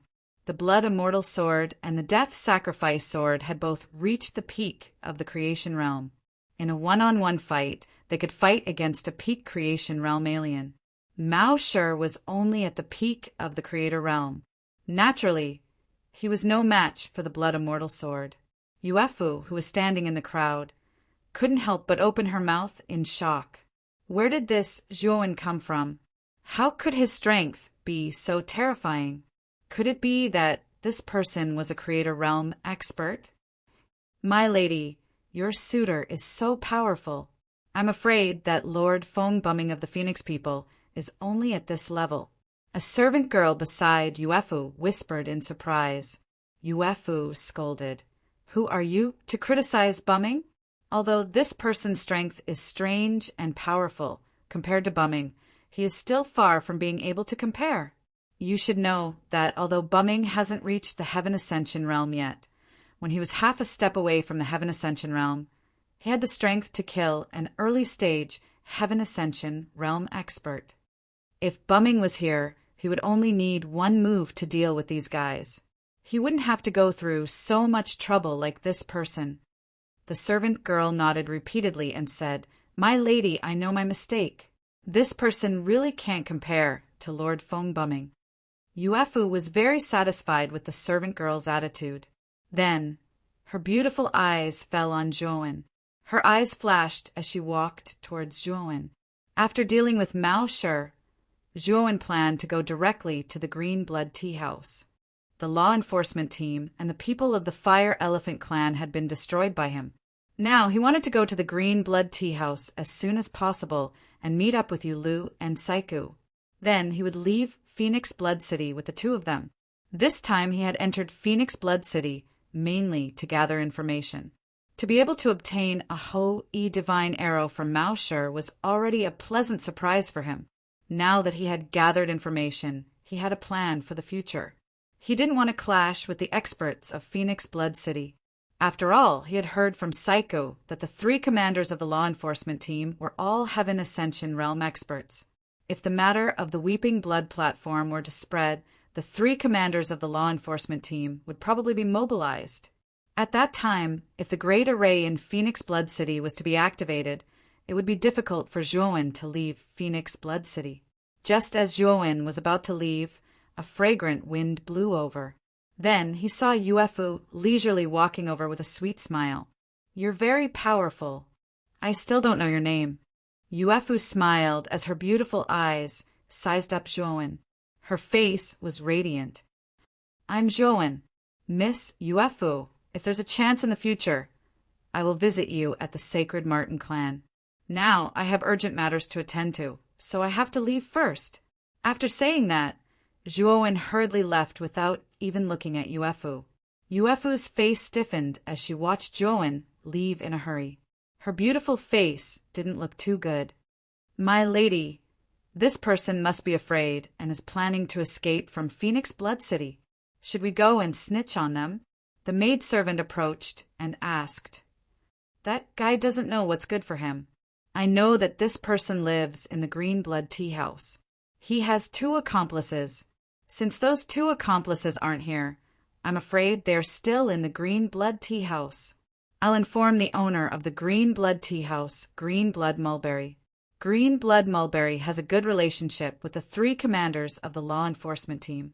If he knows that this person killed someone from the law enforcement team, I'm afraid he will be happy to find a way to keep him." Chapter 32-36. Scarlet Blood Mulberry. When Zhouwen returned to the Scarlet Blood Tea House, he immediately noticed that something was wrong, because he discovered that the Scarlet Blood Tea House was already closed, and there was a sign on the door that said it was closed for the day.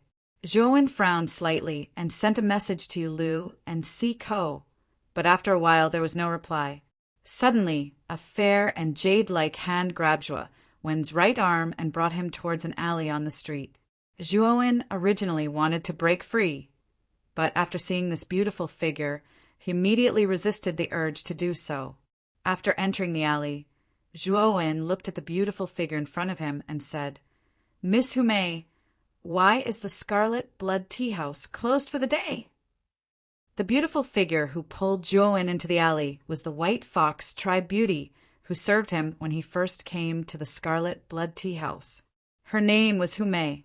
Humei's face was filled with anxiety, and she said in a deep voice, "Guest, leave quickly. Don't go near the Scarlet Blood Tea House. It's best to leave Phoenix Blood City." "Miss Humei, what happened at the Scarlet Blood Tea House?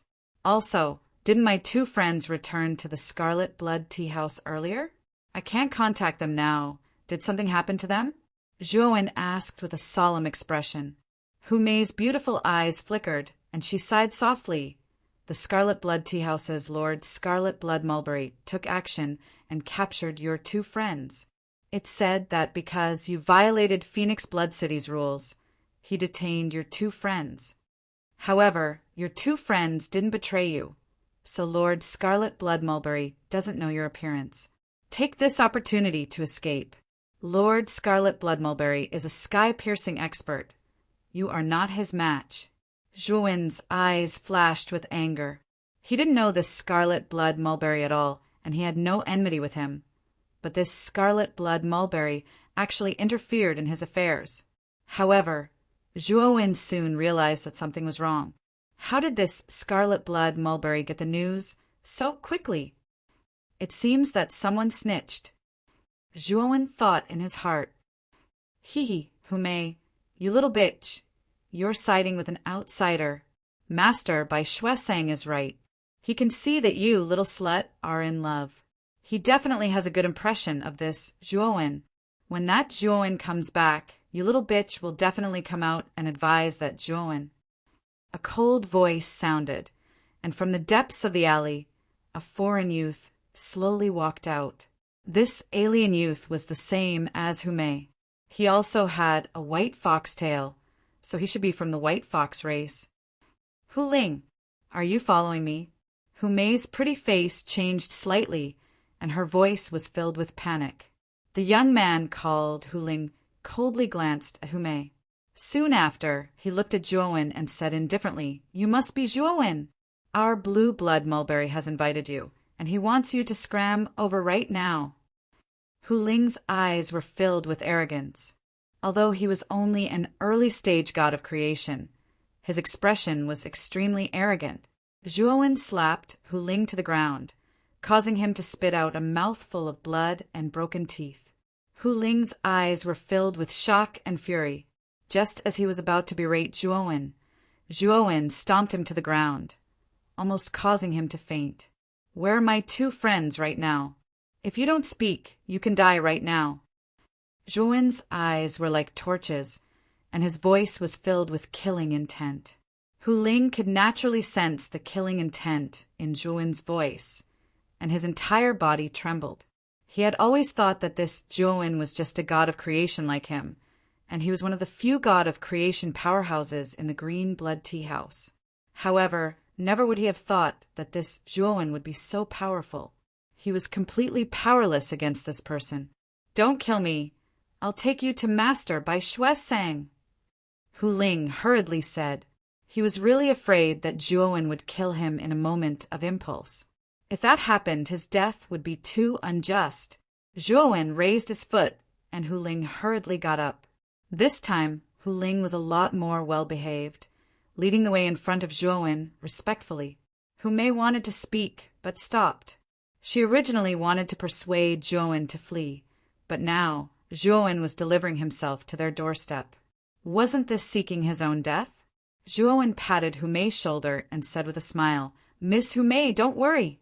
In this Phoenix Blood City, there's probably no one who can do anything to me. Humei forced a smile. In her view, this sentence of Zhuowen's was just boasting. She did not take it to heart at all. While leading the way, Hu Ling sneered coldly in his heart. This Zhuowen really dared to brag, to actually say that no one in Phoenix Blood City could do anything to him. Who gave him the confidence? Hu Ling brought Zhuowen to the Green Blood Tea House. Although the Green Blood Tea House's main entrance was closed, Hu Ling did not go to the main entrance. Instead, he circled to the back of the Green Blood Tea House and opened a small door. What surprised Zhuowen was that behind this small door was a passageway leading down. There was actually an underground chamber under the Green Blood Tea House. This passageway was not deep. In less than half an incense stick's time, they already reached the end. Only then did Zhuowen discover that there was actually a very large underground chamber below. Inside was very spacious. Furthermore, what surprised Zhuowen was that this underground chamber was filled with dense heavenly Tao energy. It was more than 10 times denser than the Green Blood Tea House's 10th level. Cultivating in this underground chamber had much better effects than in the Green Blood Tea House's 10th level. Sir, this underground chamber is Lord Green Blood Mulberry's cultivation area. Normally, Lord Green Blood Mulberry would cultivate in seclusion here. Humei said softly to Zhuowen, Miss Humei, don't call me sir in the future. Just call me by my name. This time, thank you for taking the risk to inform me. Zhuowen said with a smile. Humei hesitated for a moment and said sadly, Zhuowen, speaking of which, this time it was also my fault. If I had not hurriedly pulled you to the entrance of the alley, Hu Ling would not have confirmed your identity. It's a good thing that Hu Ling recognized me. Otherwise, without someone to lead the way, I wouldn't have been able to find green blood mulberry to settle the score. Zhuowen said with a smile. What an arrogant fellow. Death is at hand, and he still wants to settle the score with me. Just as Zhuowen's words fell, a very cold voice resounded in this spacious underground chamber. Zhuowen turned his head to look and discovered that in the depths of the underground chamber, there was a strange race man who was as thin as a match slowly walking out of a dark place.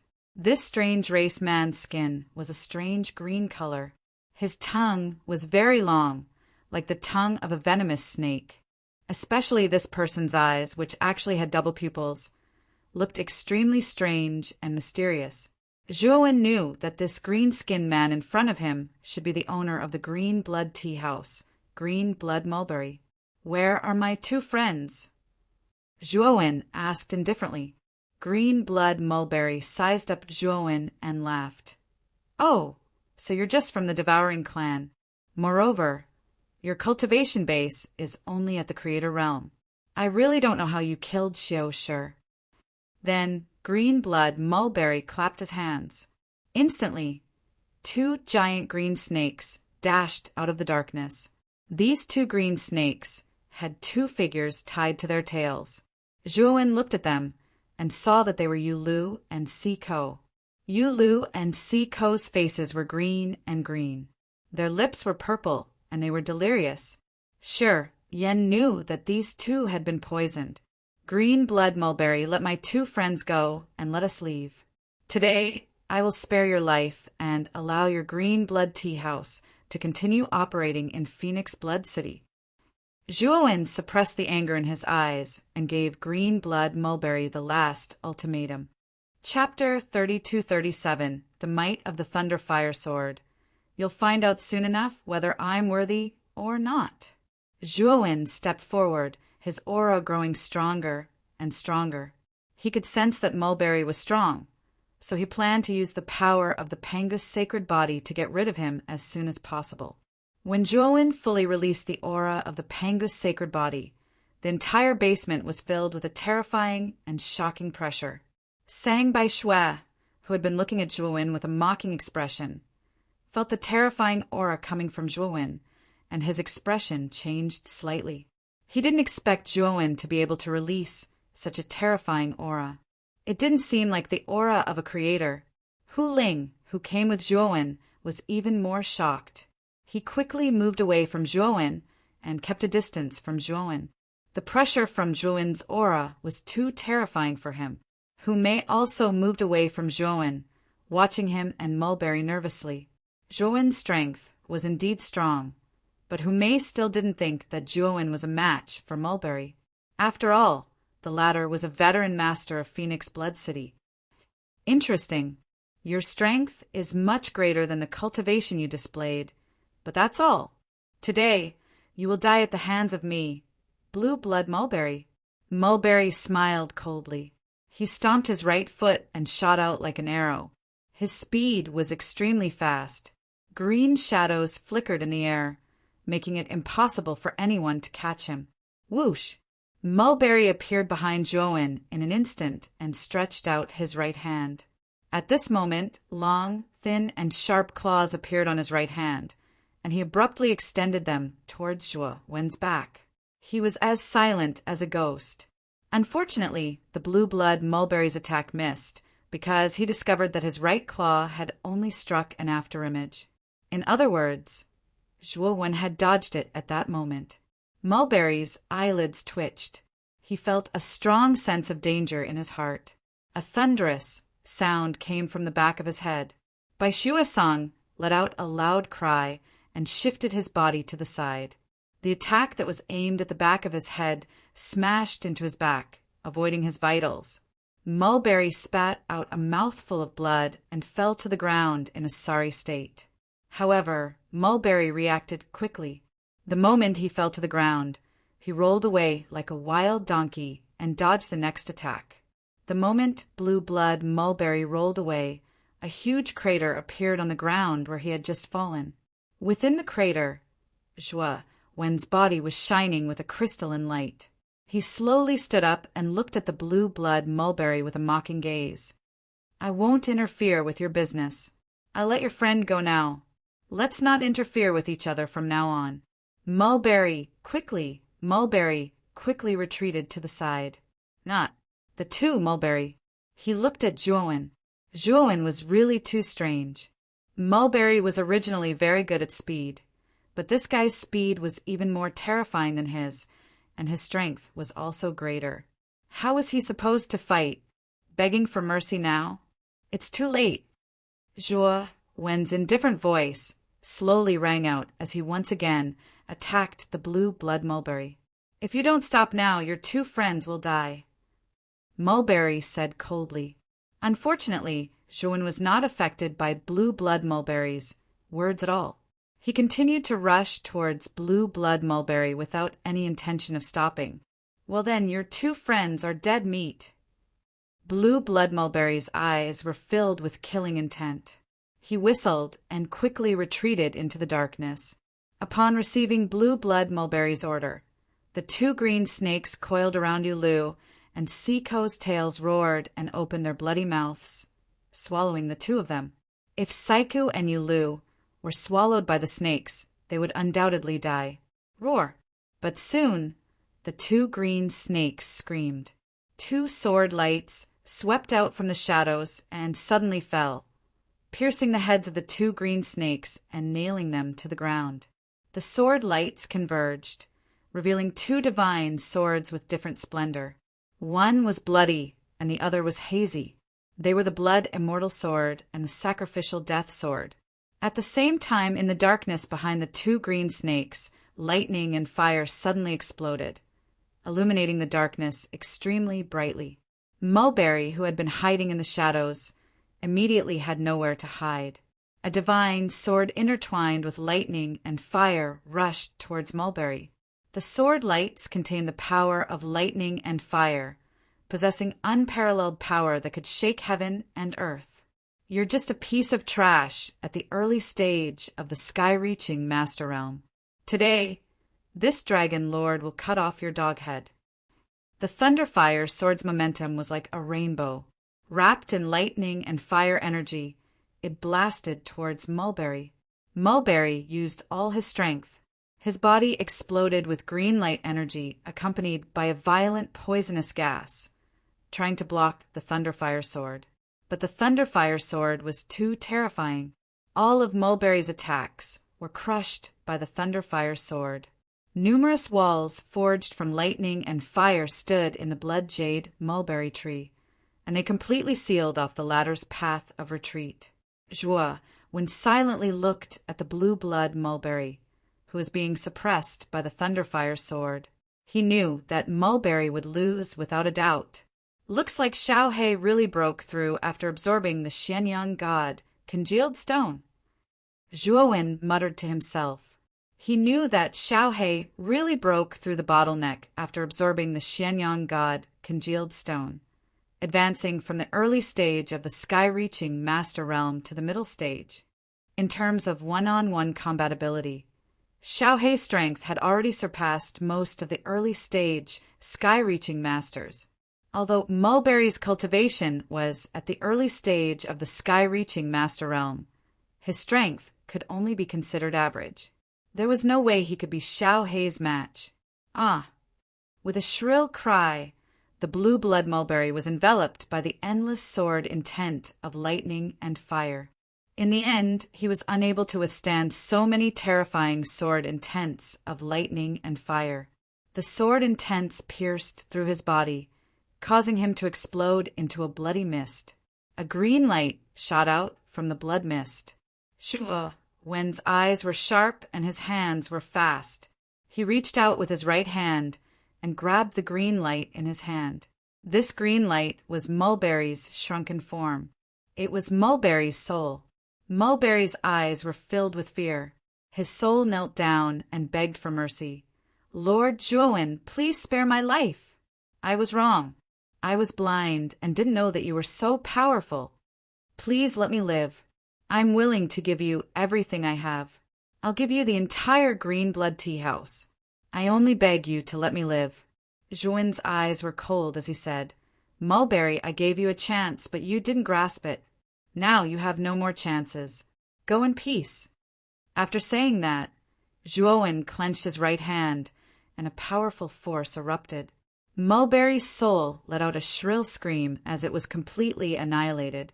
Hu Ling and Hu Mei were rooted to the spot as they stared at Zhuowen in disbelief. Zhuowen didn't even make a move.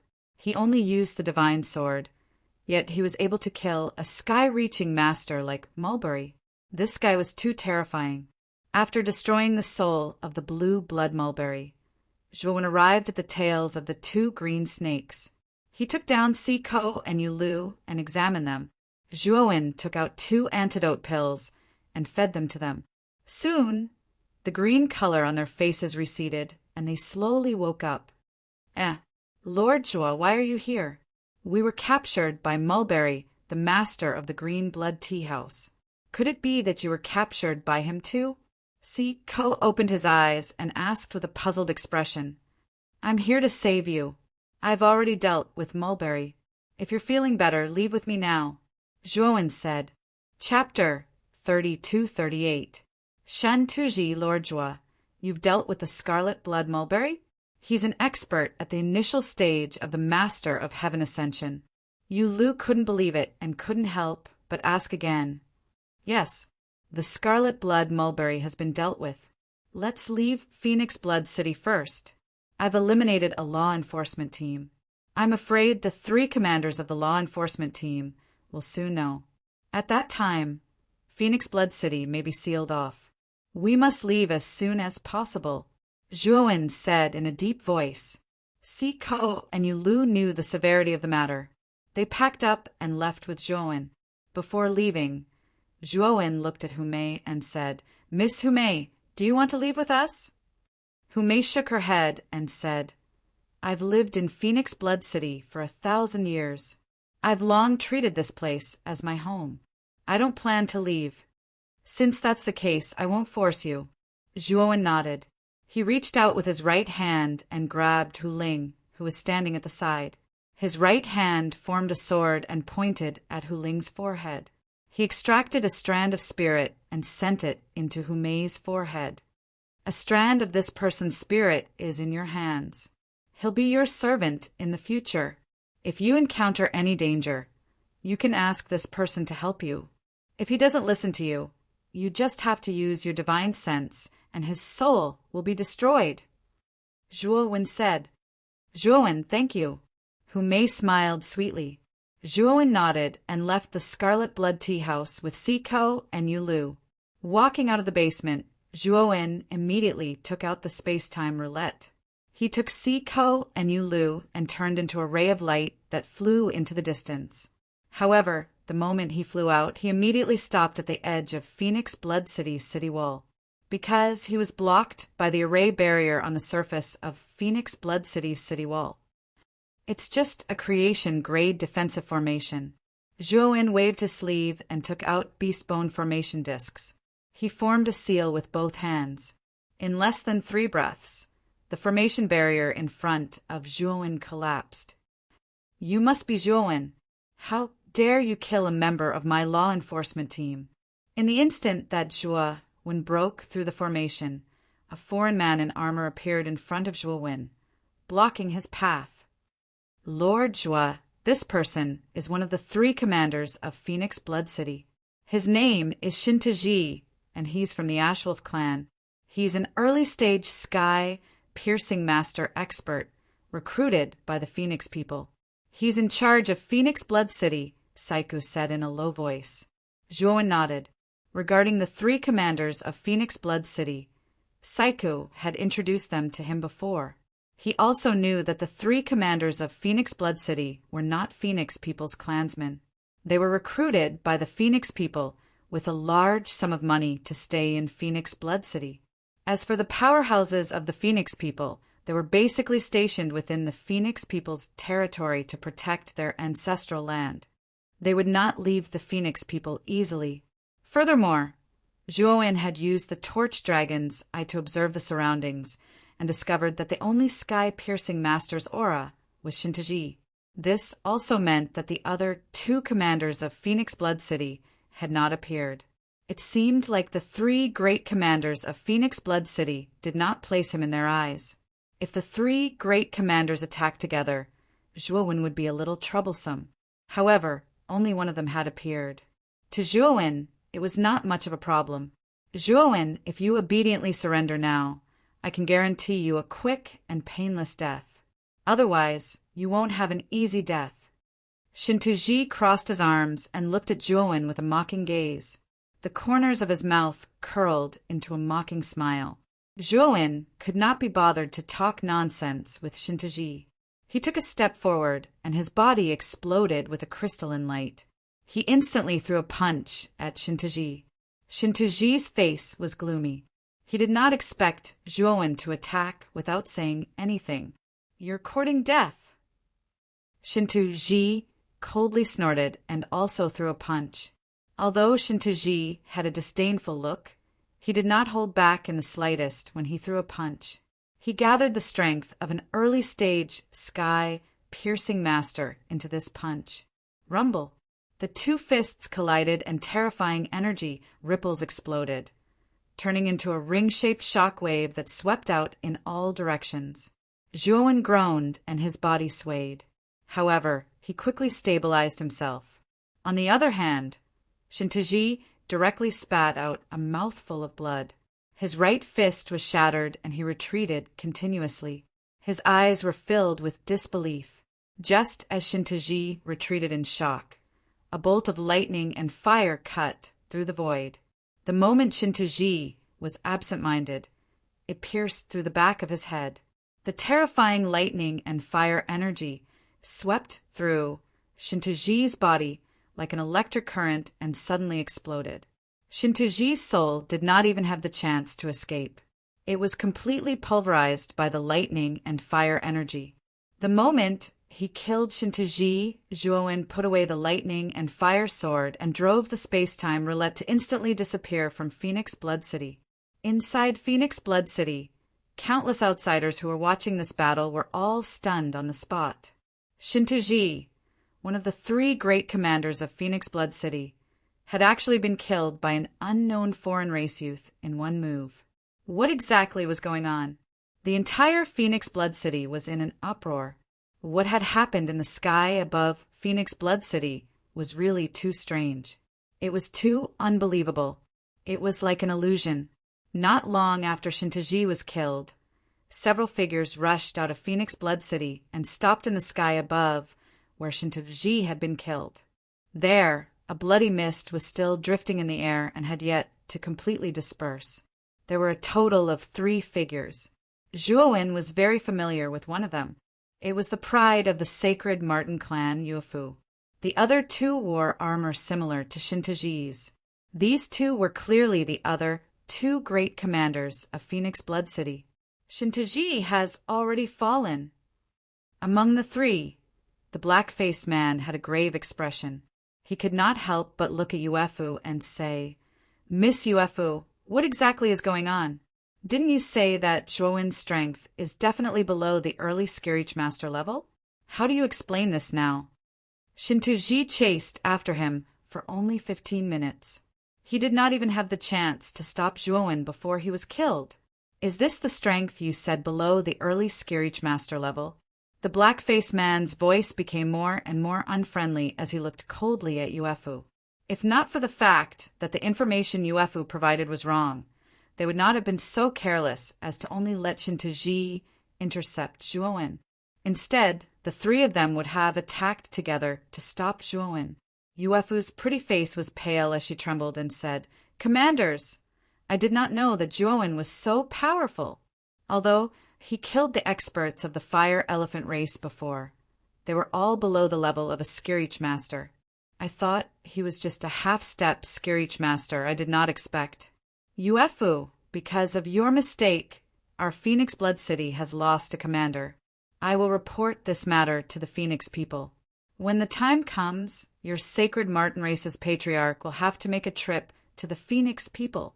The black-faced commander said coldly. Yuefu was in a daze.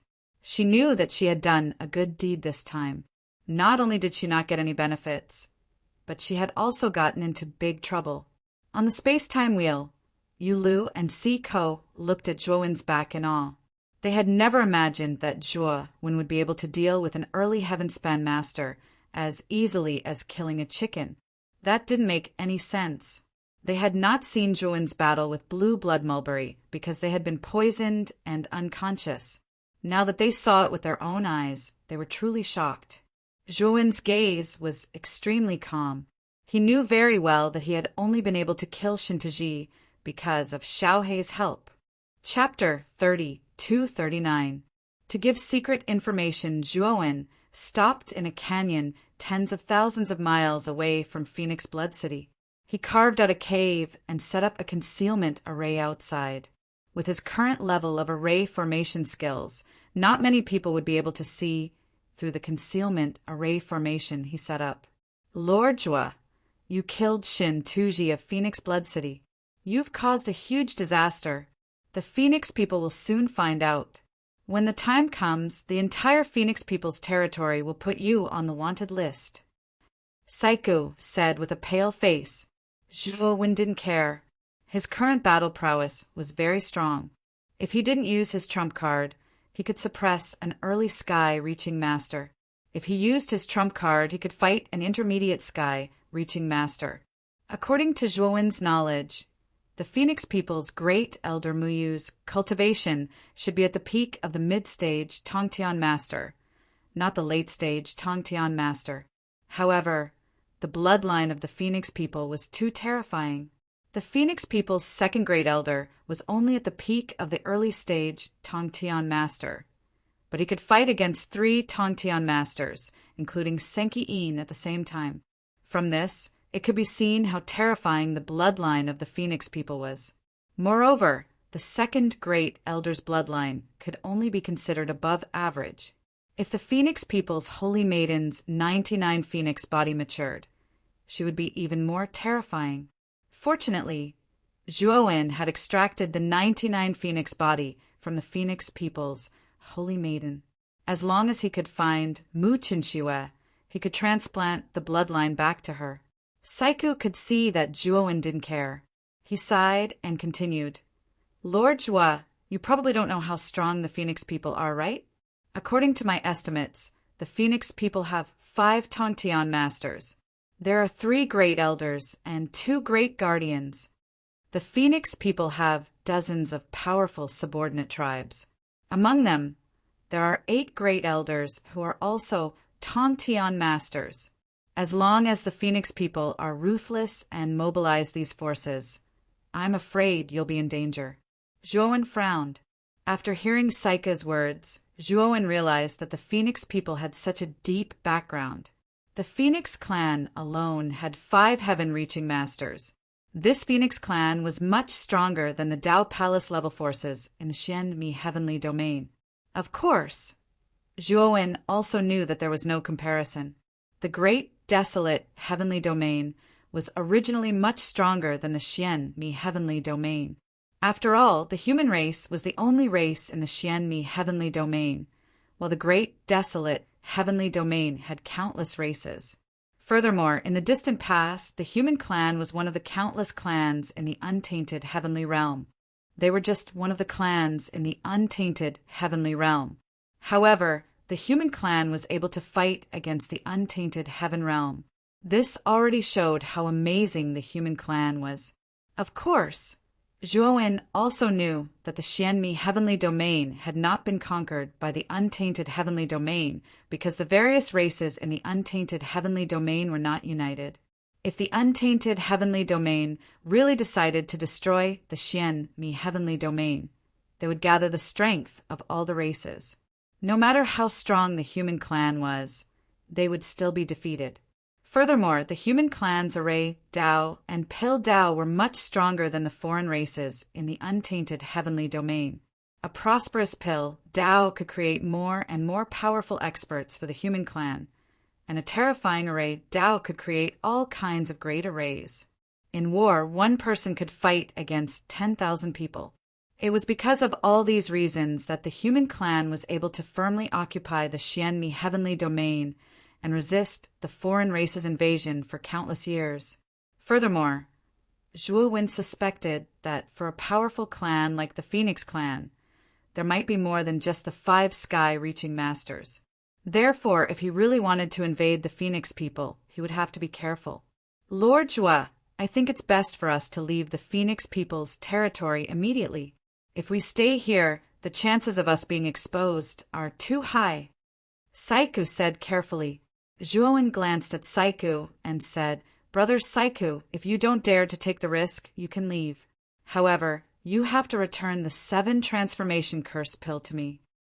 Since Saiku had taken his 7 transformation curse pill, he naturally had to do his best to help him. Now that Saiku didn't want to take the risk with him, Zhuo Wen naturally wouldn't give the 7 transformation curse pill to Saiku for nothing. Saiku's expression changed slightly. His eyes flickered and he sighed. Lord Zhuo, you know how important your 7 transformation curse pill is to me. I will take the risk with you.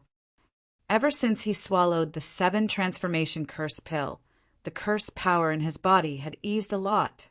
Even his dropped cultivation level had begun to recover. He knew that as long as he continued to consume the 7 transformation curse pill, his cultivation level would slowly recover to its peak. Now that he was asked to give up the 7 transformation curse pill, wouldn't that be asking for his life? Zhuo Wen nodded and said, Before I infiltrate the Phoenix people, I plan to make a trip to the sacred Marten tribe and obtain the Ho-E divine arrow from them. Zhuo Wen looked at Saiku and said, Brother Saiku, I need you to convey my intention to visit the sacred Marten tribe to you. Saiku's expression changed slightly as he said, Lord Zhuo, the fact that Blue Blood Mulberry and the 3 great commanders learned of the news so quickly, I suspect that it was Yuefu who leaked the news. Wouldn't you be exposing your own whereabouts if you passed the news to Yuefu? I want to expose my whereabouts. Yueya's weakness is that she thinks she's smart. In her eyes, I am her suitor. She will lure me into the sacred Marten tribe. Zhuo Wen said nonchalantly. You want to walk right into a trap? Saiku frowned. Yes, I want to walk right into a trap. However, it's just the sacred Marten tribe. Even if the entire sacred Marten tribe comes, they won't be able to do anything to me. Zhuo Wen's eyes were like torches as he exuded confidence. However, Saiku was still worried. What if Yueya notifies the Phoenix people? What will we do if the Phoenix people send experts to ambush us at the sacred Marten tribe? She won't. Everyone is greedy. Yueya knows that I am only a Genesis Lord, yet I was able to kill an early-stage Tongtian Lord. She will definitely suspect that I have a huge secret. The fewer people who know about such a huge secret, the better. She will at most contact the other 2 commanders of Phoenix Blood City and then work with the sacred Marten tribe's leader. At most, there will be 3 early-stage Tongtian Lords. I, Zhuo Wen, am not afraid. Zhuo Wen said nonchalantly. Saiku was silent. He took a deep look at Zhuo Wen. He felt that Zhuo Wen was a little too arrogant. Such an idea was simply courting death. 3 early-stage Tongtian lords and numerous sacred Marten tribe experts. Zhuo Wen actually dared to enter the sacred Marten tribe's nest. Wasn't this courting death? Even though he knew that Zhuo Wen had the strength to kill an early-stage transcending heaven lord, the combined strength of 3 transcending heaven lords wasn't as simple as 1 + 1 = 2. Their combined strength was terrifying, and they could instantly kill any early-stage transcending heaven lord. They could even put up a fight against an early-stage Tongtian lord. However, Zhuo Wen was so arrogant that he didn't take the 3 early-stage Tongtian lords seriously. Go. Zhuo Wen looked coldly at Saiku. Saiku sighed in his heart. He cupped his hands at Zhuo Wen and flew towards Phoenix Blood City. Chapter 3240. Scheming inside the Phoenix Blood City's commander's mansion, Yu Wei and Gao Gu sat in their seats with anger in their eyes, coldly looking at the 2 figures standing in front of them. Yu Wei and Gao Gu were the remaining 2 of the 3 commanders of Phoenix Blood City. Among them, Yu Wei was the black-faced alien from back then. He was from the seven-legged centipede race. His body was terrifyingly poisonous, and he was an extremely difficult expert to deal with in the early stages of sky piercing. Furthermore, Yu Wei's strength was ranked second among the three commanders. He was slightly stronger than Shintaji. As for Gao Ge, he was dressed in white and had a jade-like face, looking like a refined scholar. Gao Ge was from the red-crowned crane race and was the strongest of the three commanders. Both Shintaji and Yu Wei were wary of Gao Ge. Although they were both early-stage Skyrend lords, Gao Ge had once attempted to break through to the intermediate stage. Although Gao Ge failed in his attempt to break through, he was still much stronger than many early-stage Skyrend lords. The two figures standing in front of Gao Ge and Yu Wei were naturally the sacred Marten race's Yuefu and her maid. Yuefu's face was deathly pale. Both Gao Ge and Yu Wei were powerful existences, no weaker than the sacred Marten race's patriarch. Although Yuefu was a genius of the sacred Marten race, she was still several levels below a Skyrend lord. However, Yuefu still forced herself to remain calm. She knew very well that Gao Ge and Yu Wei wouldn't dare to kill her, because she was Feng Bumming's woman. Both Gao Ge and Yu Wei knew this. With Feng Bumming's status among the Phoenix people, Gao Ge and Yu Wei would definitely give him face. Of course, this matter was her fault. She had underestimated Zhuan's strength and caused Phoenix Blood City to lose a commander. Their sacred Marten race would definitely compensate for the loss. Perhaps their sacred Marten race would have to pay a huge price this time. Thinking of this, Yuefu gritted her teeth in anger at Zhuan. Why didn't he just die? Now he had caused her to fall into such a sorry state. Miss Elfew, I also know that you are the woman that Feng Bumming has taken a fancy to, but we are not from the Phoenix people. We are just people who have a cooperative relationship with the Phoenix people. Although Feng Bumming's status is high, it does not affect us. Gao Ge sat on the main seat, gently fiddling with the two jade beads in her hands. Her voice was soft but full of dignity. However, the trouble you've caused this time is rather serious. Because of your miscalculation, you've caused our Phoenix Blood City to lose a commander. If I report this matter to the Phoenix people and place all the blame on you, I'm afraid your sacred Marten clan won't be able to afford it, right? Yuelve bit her lips and looked at Gao Ge. Lord Gao Ge, this is my fault. Give me a chance to redeem myself. Oh, how are you going to redeem yourself? Gao Ge sneered. That Zhuan is actually one of my pursuers. As long as I leave Phoenix Blood City, I believe that Zhuan will come to find me. At that time, we can capture this Zhuan in one fell swoop. This Zhuan is clearly just a creator, but he possesses such terrifying combat strength. He definitely has a huge secret on him. As long as we kill this Zhuan, the secret on him will definitely belong to the two commanders. Yuefu said solemnly, Yuefu, do you really think that Zhuan is an idiot? Since he caused such a huge trouble, he definitely fled.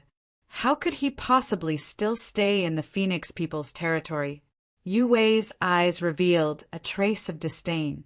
He hated women like Yuefu who thought highly of themselves the most. Although Yuefu was indeed very beautiful, she was extremely conceited and thought highly of herself. This made Yu Wei very unhappy. Yuefu naturally heard the ridicule in Yu Wei's words. She felt helpless. She also knew that Zhuan would definitely run away. Other than saying this, she really couldn't think of any other reason to absolve herself of this. The hall instantly fell into a deathly silence. Yuefu's servant girl lay on the ground trembling. She was so afraid that she couldn't say a word. Suddenly, a law enforcer walked in from outside the hall.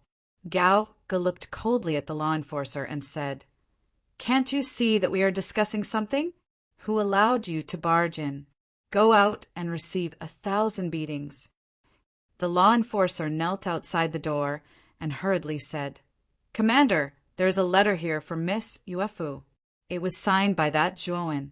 I saw that it was from that Juoen, so this subordinate took the liberty to barge in. Oh, it's from that Juoen? This Juoen has guts. He killed so many of our Phoenix Blood City's law enforcers, and actually dares to send a letter over, Yue said furiously. Gao Ji's gaze was cold. She looked at Yuefu, who was standing below, and said, Miss Yuefu, since this letter is for you, take a look at it first. Yuefu nodded and took the jade slip from the law enforcer's hand with a nervous heart. After her divine sense scanned the jade slip, it directly shattered. Quite cautious. It's actually a one-time use jade slip, Gao Gu said in surprise. The so-called one-time use jade slip was set up with a self-destruction restriction. Once a divine sense scanned the contents of the jade slip would automatically shatter. The main reason was for confidentiality. In contrast, Yuefu's beautiful eyes revealed a look of pleasant surprise.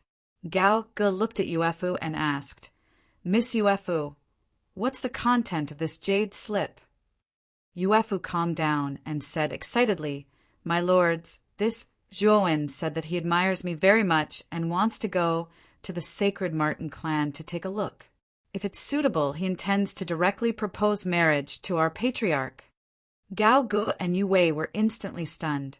Is there something wrong with this Juoen's head? He just killed the law enforcers of Phoenix Blood City and the young patriarch of the Fire Elephant clan. Not only did he not flee, this fellow is actually still thinking about Yuefu. Is this a typical person who doesn't care about his life and loves his beauty? Humph. This Juoen is courting death. Gao Ge sneered, and then she looked at Yuefu and said, Since that Juoen wants to go to the Sacred Martin clan, then it's just right. Your patriarch will cooperate with us and join forces to take down this Juoen. As long as your Sacred Martin clan cooperates with us, we are willing to share this Juoen's secret with your Sacred Martin clan. However, we want 70% of this matter, and your Sacred Martin clan can only take 30%. Yuefu sighed lightly when she heard this. Gao Gu and Yue not haggling over this matter was the best outcome. Moreover, the two of them were willing to cooperate with the Sacred Martin clan. This was beneficial to the Sacred Martin clan. After all, since Juoen could kill Shintaji, he should be stronger than an ordinary early-stage Heaven Ascension Master. Their patriarch might not be able to capture Juoen. However, with Gao Gu and Yue it was more than enough. Do we still need to report this matter to the Phoenix people? Yuefu asked carefully. Gao Gu said indifferently, After we capture Juoen, we will report it to the Phoenix people. There's no hurry now. Yuefu nodded and did not speak. She understood Gao Ge's meaning. Once this matter was reported to the Phoenix people, the experts of the Phoenix people would definitely participate. The experts of the Phoenix people would definitely intervene. After Juoen was captured, they would have nothing to do with the secrets on his body. If they killed Juoen first, divided the secrets on Juoen's body, and reported it to the Phoenix people, the Phoenix people would not be so shameless as to ask them to hand over the treasures on Juoen's body. Moreover, they were the only ones who knew that Juoen was not simple, and that he must have a huge secret on him. Let's set off for the Sacred Martin clan. Let's go there and make some preparations. Gao Ge got up and left the hall with Yue. Outside the governor's manor, the law enforcer who delivered the letter entered a dark alley after leaving the governor's manor, after which his aura and appearance instantly changed, becoming a completely different person from another race, after which he swaggered into the streets. Chapter 3241. Lord Jua, Yuefu has already returned to the Sacred Martin tribe. Shall we depart now? Saiku reported to Juoen what he had seen and heard in the governor's mansion after returning to the valley. Juoen nodded and turned to Yulu. Brother Yulu, what I'm about to do is very dangerous. You should return to the Devouring Clan tribe first. Yulu's pupils shrank, and he hurriedly said, Lord Jua, Yulu said that I will return with you. Moreover, Yu Lu is indebted to Lord Jua for my current achievements. I will not hesitate to go through water and tread on fire for Lord Jua. You're about to break through to the Creator realm. The most important thing for you now is to go into seclusion and not risk your life with me. This is my order, Zhuowen said solemnly.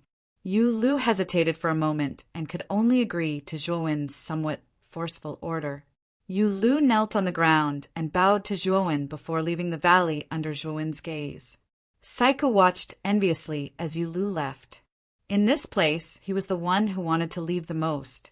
In his opinion, Zhuowen's actions were simply too crazy. It was as if he was dancing on the tip of a blade. He was truly reckless. However, he was helpless. Zhuowen was too strong. Even if he recovered to his peak, he would not be Zhuowen's match.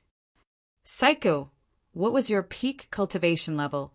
Zhuowen suddenly asked. Saiku came back to his senses and hurriedly said, Lord Jua, my peak cultivation level was the early stage Creator realm. Now, my cultivation level has recovered to the early stage Creator realm. This is all thanks to Lord Jua's 7 transformation curse pill. I understand. Let's go to the Sacred Marten tribe first. Zhuowen pondered for a moment, but did not say anything. Instead, he led Saiku to the Sacred Marten tribe. Saiku was a little confused. He felt that Zhuowen's question was somewhat baffling. In the Sacred Marten tribe, Patriarch Jing Kai came out of seclusion. Her beautiful eyes were solemn as she looked at the distant horizon. A streak of light flashed over from the horizon. The streak of light was extremely fast and soon arrived at the plaza where Jing Kai was. Jing Kai welcomed them with a smile. Welcome, Commanders Gao Gu and Yu Wei. Gao Gu put away the flying divine artifact and strode forward. Yu Wei followed, closely behind. Yuefu and the maid followed behind, not daring to make a sound. Patriarch Jing Kai is too polite. I'm sure you know why we're here, right? Gao Gu asked politely. Jing Kai's beautiful eyes lit up as she asked solemnly, Commanders, are you sure that Zhuowen has a precious treasure on him? A smile appeared on Gao Ji's face. It's absolutely true. Otherwise, how could a mere god of creation possess such powerful combat prowess? He must have relied on some extremely precious treasure to achieve this. Moreover, this kid even killed the young patriarch of the Fire Elephant clan Momo and seized the Hoi God arrow on Momo's body. Not only that, that fellow even generously took out 3 Tai Chi energy gathering pills and gave them to Miss Yuanfu. Jing Kai's expression changed as she looked at Yuefu, seeking her confirmation. Yuefu nodded and took out the 3 Tai Chi energy gathering pills from her spirit ring.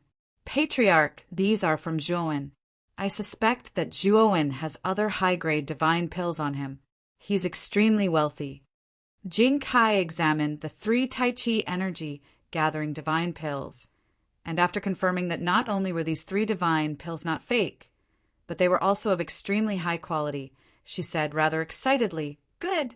I'll cooperate with the 2 commanders this time. She then returned the pills to Yuefu and said, Yuefu, these Tai Chi energy gathering pills can help you advance to the Lord of Creation realm. Take them back and cultivate well. Gao Gu and Yu Wei were full of smiles as they asked, Patriarch Jing Kai, how should we split Zhuowen's spirit ring? QL11 Jing Kai frowned slightly. She knew that Gao Gu and Yu Wei were planning to work together to reap the benefits. Let's talk about the distribution after we deal with that Zhuowen. I believe that Zhuowen will be here soon, said Jing Kai. Gao Gu and Yu Wei exchanged a look and nodded. They didn't refute. Patriarch, there's a fellow called Zhuowen who said that he was invited by Miss Yuefu. He asked me to inform Miss Yuefu.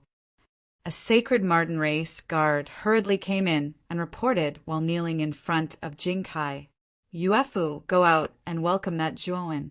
I'll arrange for people to make sure that Zhuowen can't leave this time. Jing Kai's pretty eyes revealed a glint. She led Gao Gu and Yu Wei away from the square. while Yuelf headed towards the city gates of the Sacred Marten tribe. Zhuowen and Saikou stood outside the city gates. Since they weren't members of the Sacred Marten race, they were refused entry. The Sacred Marten race's attitude is terrible, Saikou complained. Zhuowen stood quietly on the spot without making a sound. Soon, they saw the city gate open, and Yuefu walked out of it. Zhuowen, you really came. Do you know how sad I was when you left without saying goodbye in Phoenix Blood City? Yuefu came in front of Zhuowen. Her beautiful eyes were filled with resentment. She looked so pitiful that it made one feel pity for her. Zhuowen glanced at Yuefu calmly and said with a faint smile, "Isn't it because I missed you, Miss Yuefu?"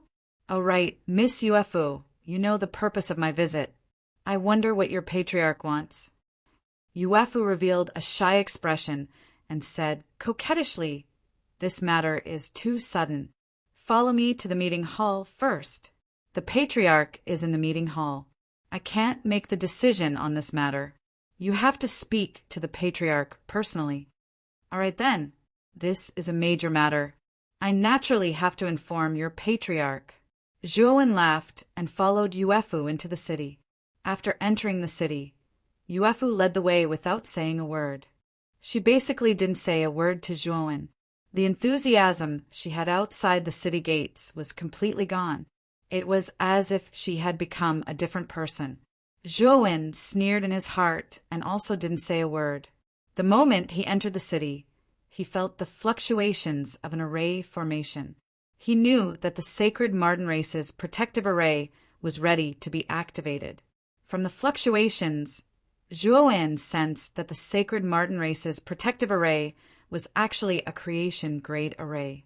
After entering the meeting hall, Zhuowen found that the 12 seats in the meeting hall were all occupied. Sitting at the head of the table was a beautiful woman. On either side of this beautiful woman sat a black-faced alien race member and a scholarly alien race member. Zhuowen guessed that this beautiful woman should be the patriarch of the Sacred Marten race, Jingkai. Her aura was as vast as the sea. She was clearly a genuine master of heaven piercing.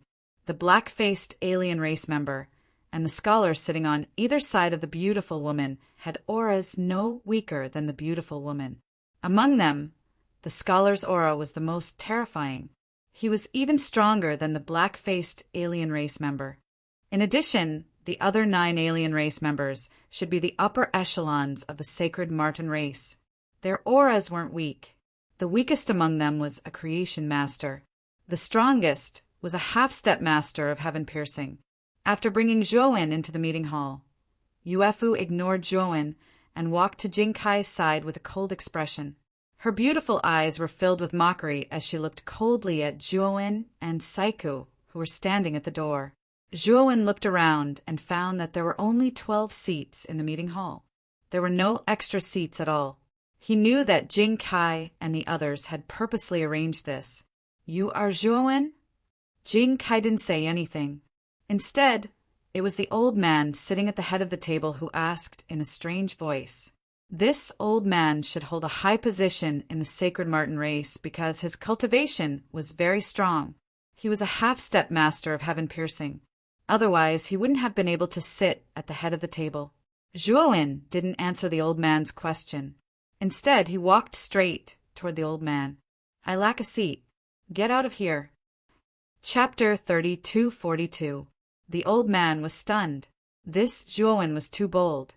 He had actually asked him to scram the moment he arrived and wanted to snatch his seat. However, the old man soon flew into a rage. Who did this Zhuowen think he was? What right did he have to ask him to scram? The old man unleashed all his strength without hesitation and threw a punch at Zhuowen.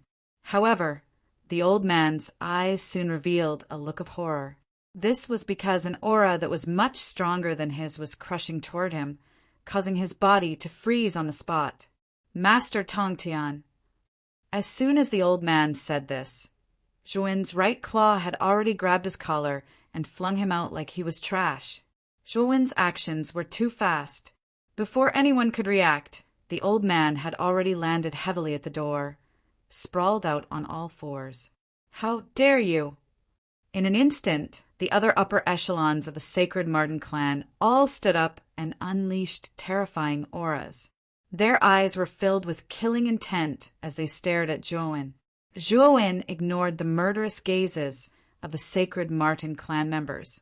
Instead, he slowly sat down at the head of the table and said indifferently, "Clan leader Jing Kai, you are a guest from afar, right? Is this how you treat a guest who has come from afar?" Jing Kai took a deep look at Zhuowen. Soon after, she smiled sweetly and said, "Brother Zhuo, I was negligent just now. I apologize to you on behalf of the Sacred Martin clan." Yuefu, who was standing beside Jing Kai, stared coldly at Zhuowen expressionlessly. In her opinion, Zhuowen was about to die. There was no need for her to put on an act in front of a dead man. Zhuowen waved his hand lazily and said, "There's no need for an apology. I only hope that clan leader Jing Kai can keep your dog in check. Don't come out and bark. I'm tired of hearing it. Little bastard, you." At the door, the old man, who had barely managed to get up, flew into a rage when he heard Zhuowen's mocking words. Just as he was about to step forward and fight with Zhuowen, he was immediately stopped by Jing Kai's shout. QL11, the old man had an embarrassed look on his face. He could only suppress his anger and stand in a corner of the hall. Gao Gu and Yu Wei, who were sitting on either side of Jing Kai, sneered at Zhuowen. In their eyes, Zhuowen was already a dead man. They disdained to speak to Zhuowen, who was about to die. Jing Kai was not angry and said indifferently, "I heard from Yuefu that you visited our Sacred Martin to propose marriage?" Speaking of the marriage proposal, Yuefu, who was standing beside Jing Kai, raised her chin, her beautiful eyes filled with arrogance. Zhuowen was startled. He had not really come to the Sacred Martin clan to propose marriage. This was merely an excuse. His true goal was to obtain Hou Yi's divine arrow. What he didn't expect was that Yuefu would turn hostile so quickly. But he didn't care. What he cared about now was where the Sacred Martin clan kept the Hou Yi divine arrow. "Yuefu, you already have someone in your heart? How come I didn't know? I see that Zhuowen is very talented and powerful. Is there a better candidate than him?" Jing Kai pretended to be surprised. Compared to him, Zhuowen is far too weak. Yuefu shook her head. "Oh, he's even more powerful than Zhuowen. Could it be that person?" Jing Kai seemed to have thought of something. "Patriarch, you guessed right. He is the Phoenix people's shocking genius, Feng Bumming. I have already pledged my life to Bumming. I haven't told you about this before." Yuefu's beautiful eyes revealed a fervent look when she mentioned Feng Bumming. Her beautiful face revealed a shy expression. "It's actually Feng Bumming." "That's great. Feng Bumming is the Phoenix people's monstrous genius. I heard that when Feng Bumming was still a half-step Skyrend Lord, he had already killed an early-stage Skyrend Lord." Yu Wei, who was sitting at the side and had been silent all this time, revealed a surprised expression and spoke up. Gao Ji's expression was also solemn. It wasn't that he hadn't heard of the rumors between Feng Bumming and Yuefu. He had thought that the two were just fooling around. He didn't expect that Feng Bumming and Yuefu would actually pledge their life to each other. The implications were huge. Feng Bumming would definitely inherit the position of Phoenix Lord in the future. If Yuefu really married Feng Bumming, it would be incredible. Yuefu would become the Phoenix Queen in the future. Good. Feng Bumming is really a good match for you. Yuefu, you have brought honor to our Sacred Martin clan. Jing Kai laughed heartily. Zhuowen silently watched Jing Kai and Yuefu echo each other. He knew that the two were planning to humiliate him.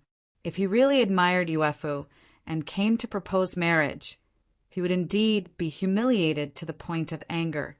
Unfortunately, the marriage proposal was just an excuse for him to enter the Sacred Martin clan. He really didn't feel anything about Jing Kai and Yuefu echoing each other. Brother Zhuowen, as you can see, Yuefu already has someone in her heart. I'm afraid our Sacred Martin clan can't agree to your marriage proposal." Jing Kai looked at Zhuowen with a smile. She really wanted to see Zhuowen's embarrassed and angry look. However, what surprised her was that Zhuowen was as calm as a demon and didn't show any signs of being flustered and exasperated. "Haha, since Miss Yuefu already has someone in her heart, I won't be a third party. There's no need to mention this marriage proposal," Zhuowen said with a faint smile. Yuefu frowned slightly. She suddenly couldn't see through this Zhuowen in front of her. She couldn't find the fanatical gaze that he had when they first met. When she saw this person again, she saw that this person's eyes had always been terrifyingly calm, like an ancient well without ripples. This made Yuefu very displeased. In her view, this Zhuowen had already slammed the table and stood up in a rage, shouting that he wanted to challenge Feng Bumming and so on. But unfortunately, Zhuowen was too calm, so calm that it made her feel extremely unfamiliar. Brother Zhuowen is really open-minded. Actually, if you really want to pursue Yuefu, it's not that you don't have a chance. If you have Heaven Ascension, Lord Divine Pills, I'll make the decision for you and matchmake you and Yuefu. How about it?" Jing Kai said with a smile. Zhuowen sneered coldly in his heart. How could he not tell that this Jing Kai was testing him? "Haha, I have a lot of divine pills. If you want Heaven Ascension, Lord Divine Pills, that's easy. I have quite a number of such divine pills. For example, this Supreme Harmony Spirit Chi pill." Zhuowen took out a divine pill that was as green as jade. As soon as this pill appeared, refreshing aura that made people feel as if they were on cloud 9 filled the entire hall. This Supreme Harmony Spirit Chi pill was refined by Zhuowen in the Massacre Heavenly Domain and given to Meiying and Qi Gaoming, respectively, to help them break through to the middle stage of Heaven Ascension Lord. This was a genuine middle stage Heaven Ascension Lord Divine Pill.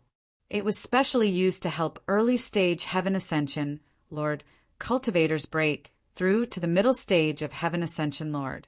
The moment Zhuowen took out the Supreme Harmony Spirit Chi pill, the entire hall fell into a strange silence. Especially Jing Kai, Yu Wei, and Gao Ge, who were sitting at the head of the table. They were all stunned, but soon their eyes were filled with a strong desire. Yuefu looked at Zhuowen in shock.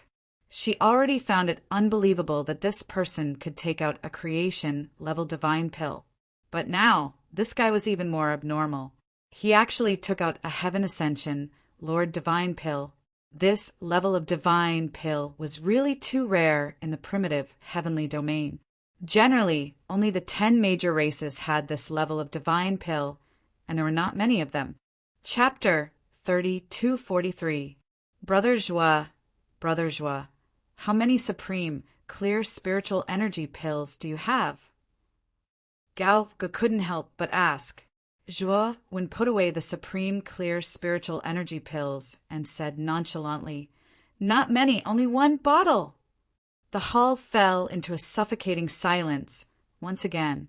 Jing Kai, Gao Ge, and Yu Wei involuntarily licked their lips. A divine pill like the supreme, clear spiritual energy pills was hard to come by for them, but this guy actually had a bottle. This was simply inviting hatred. Brother Zhua, how about this? Aren't you pursuing Yoru? I'll marry Yoru to you, and you'll give me all the supreme, clear spiritual energy pills you have. How about that? Jing Kai couldn't help but ask. In Jing Kai's opinion, the supreme, clear spiritual energy pills were too useful to her, far more important than the marriage between Yueru and Feng Bumming.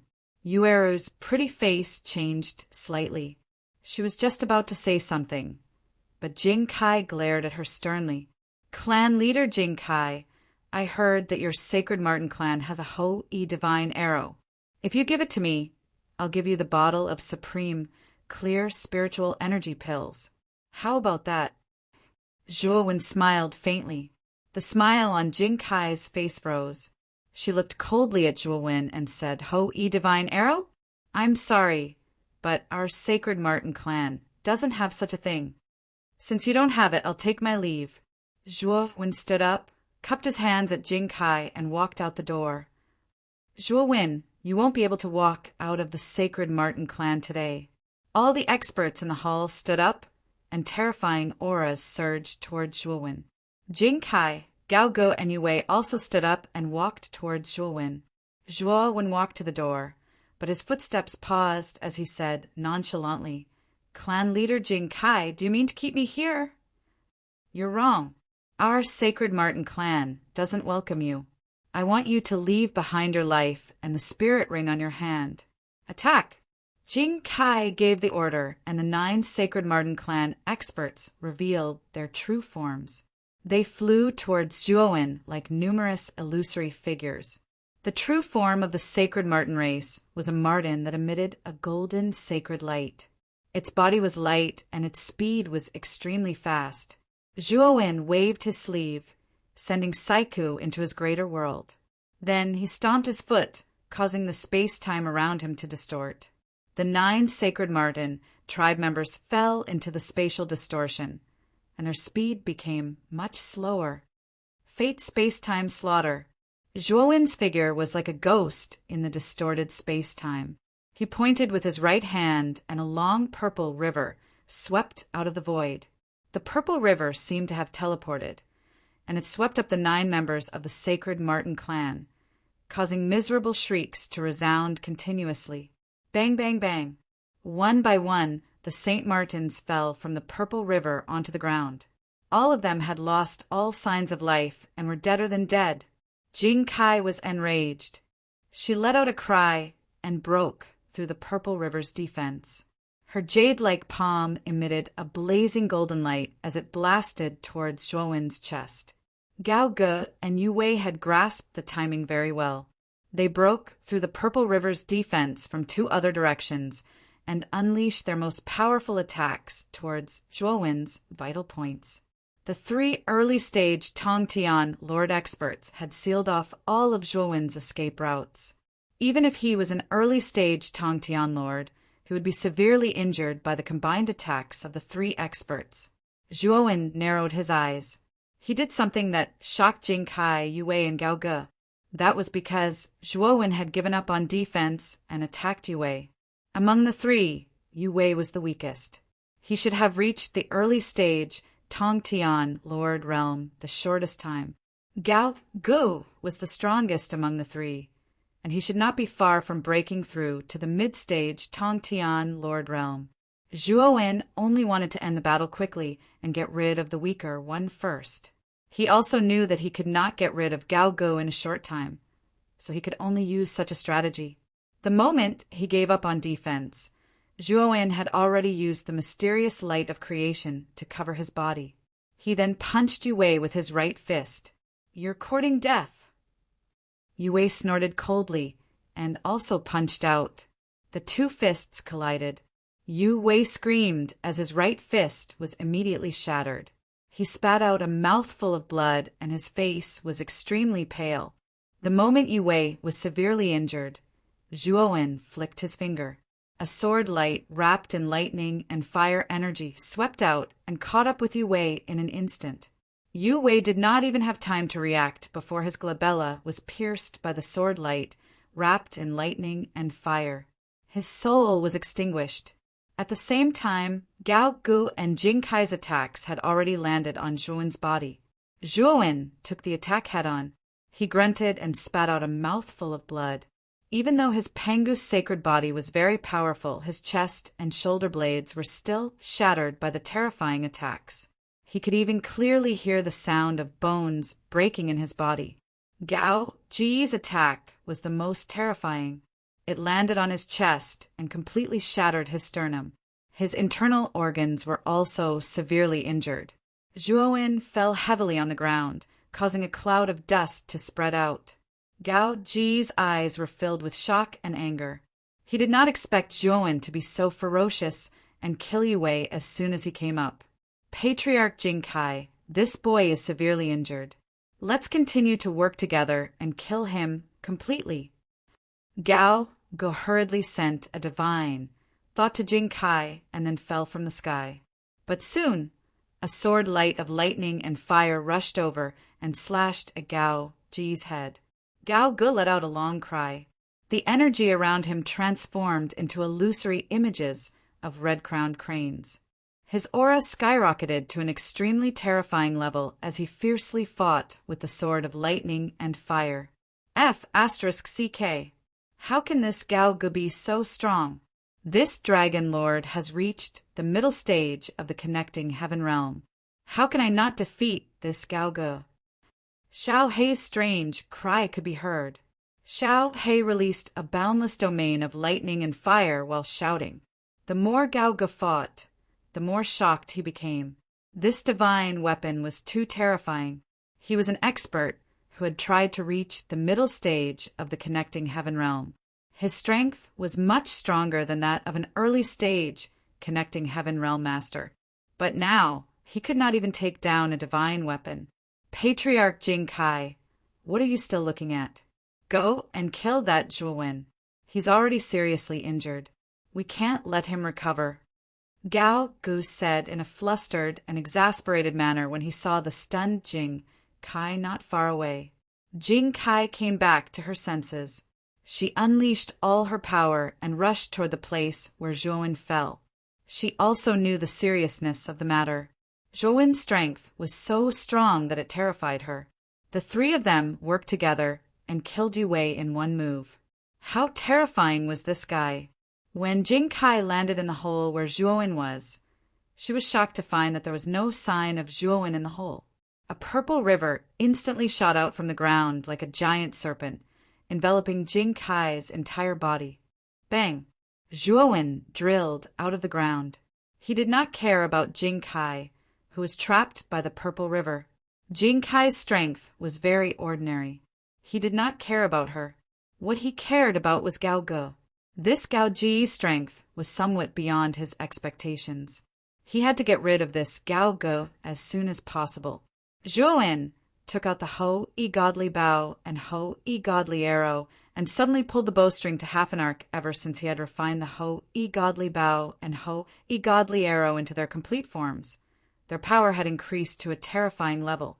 With his current physique, it was already difficult for him to pull the bowstring to a full moon. Whoosh! Zhuowen released the bowstring, and the Ho-E Godly Arrow shot toward Gao Ge with a terrifying killing intent. F***CK. This guy still has the Ho-E Godly Bow. Run.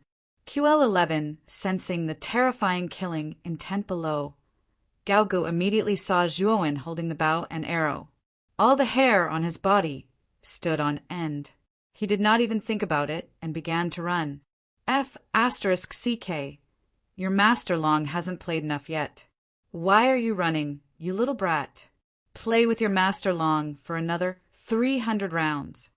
Xiao Hei naturally would not let Gao Ge go so easily. His thunder fire domain immediately expanded. Its power was shocking and forcefully entangled Gao Ge. No.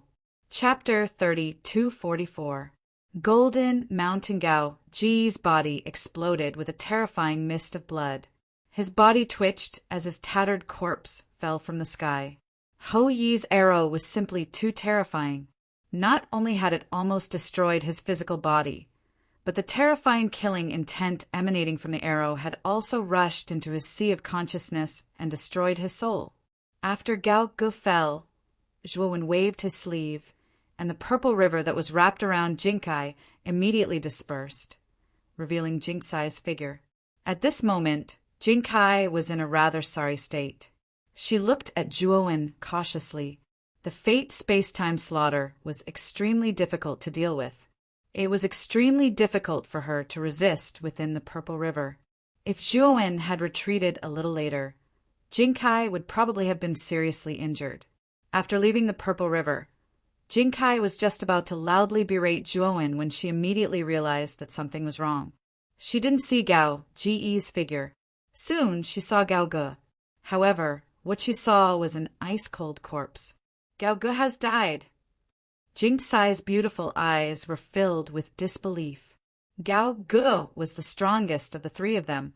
Back then, he had the experience of reaching the middle stage of the sky-connecting realm. Although he didn't succeed, his strength was far superior to ordinary early-stage, sky-connecting realm masters. It hadn't been that long, yet Gao Gu had been killed by Zhuowen. Just how terrifying was Zhuowen? Jing Kai retreated dejectedly. Her beautiful eyes fell on Zhuowen. She no longer had any desire to fight. She knew that she was completely no match for Zhuowen. The upper echelons of the Sacred Marten clan had basically all been killed by Zhuowen. The rest were just ordinary clansmen. In front of a peerless expert like Zhuowen, what use were ordinary clansmen with low cultivation bases? No matter how many of them there were, they were just useless cannon fodder. Zhuowen, I was the one who planned all of this. I only hope that you won't implicate my clansmen. They are innocent. Jing Kai knelt on both knees and said in a pleading tone. Zhuowen's eyes were very cold as he spoke in a faint voice. I have already said that I have come to your Sacred Marten tribe for the Ho-E divine arrow. However, you do not know what is good for you. You coveted the item on my body and set up a killing formation to kill me. I'll give you sufficient compensation for this matter. I'll also give you the Ho-E god arrow. I only ask that you don't implicate my clansmen. Jing Kai said sincerely. Zhuowen glanced at Jing Kai and said, that will depend on your performance. If I'm satisfied with your performance, I can consider not implicating your clansmen. Zhuowen was not a bloodthirsty person. Although Jing Kai had plotted against him, he was not so vicious as to massacre the entire Sacred Marten tribe. The reason he had said this was naturally to create the image of a ruthless person who killed decisively. Otherwise, Jing Kai would not have handed over the Ho-E divine arrow so readily if she did not have any worries. Thank you, thank you. Jing Kai kowtowed to Zhuowen. Meanwhile, Yuefu, who was standing not far away, was completely dumbstruck. She covered her mouth with her jade-like hand as she stared at Zhuowen in disbelief. Yuefu realized that she could not see through Zhuowen anymore. When Zhuowen had first appeared before her, he was only a god of creation stage, cultivator. She had also thought that he was only an ordinary god of creation stage cultivator. However, this fellow had defeated Mao Mo and killed 5 fire elephant race powerhouses and an enforcement team the moment he made his move. At the time, she had thought that this person had concealed his cultivation base and that his true strength was at most a half-step ascension overlord. However, this fellow had eliminated one of the 3 great commanders of Phoenix Blood City, Shintaji, in the blink of an eye. She had thought that the 3 early-stage ascension overlords would be enough to take him down, but she had been wrong again. Not only had Zhuowen survived the encirclement of the 3 early-stage ascension overlords, he had even killed them. Yuefu really wanted to ask Zhuowen just how powerful he was. However, she did not dare to ask. She did not even dare to approach Zhuowen. This fellow was simply a killing god. Moreover, Yuefu finally understood that Zhuowen's so-called marriage proposal was just an excuse. His true goal was the Ho-E divine arrow. Yuefu's face flushed red at the thought of this. She revealed a look of shock and anger. She felt that Zhuowen was looking down on her too much. At the same time, she began to doubt her own charm. Let's go. Take me to the place where the Ho-E divine arrow is hidden. Zhuowen said indifferently. Jing Kai did not dare to disobey Zhuowen's order.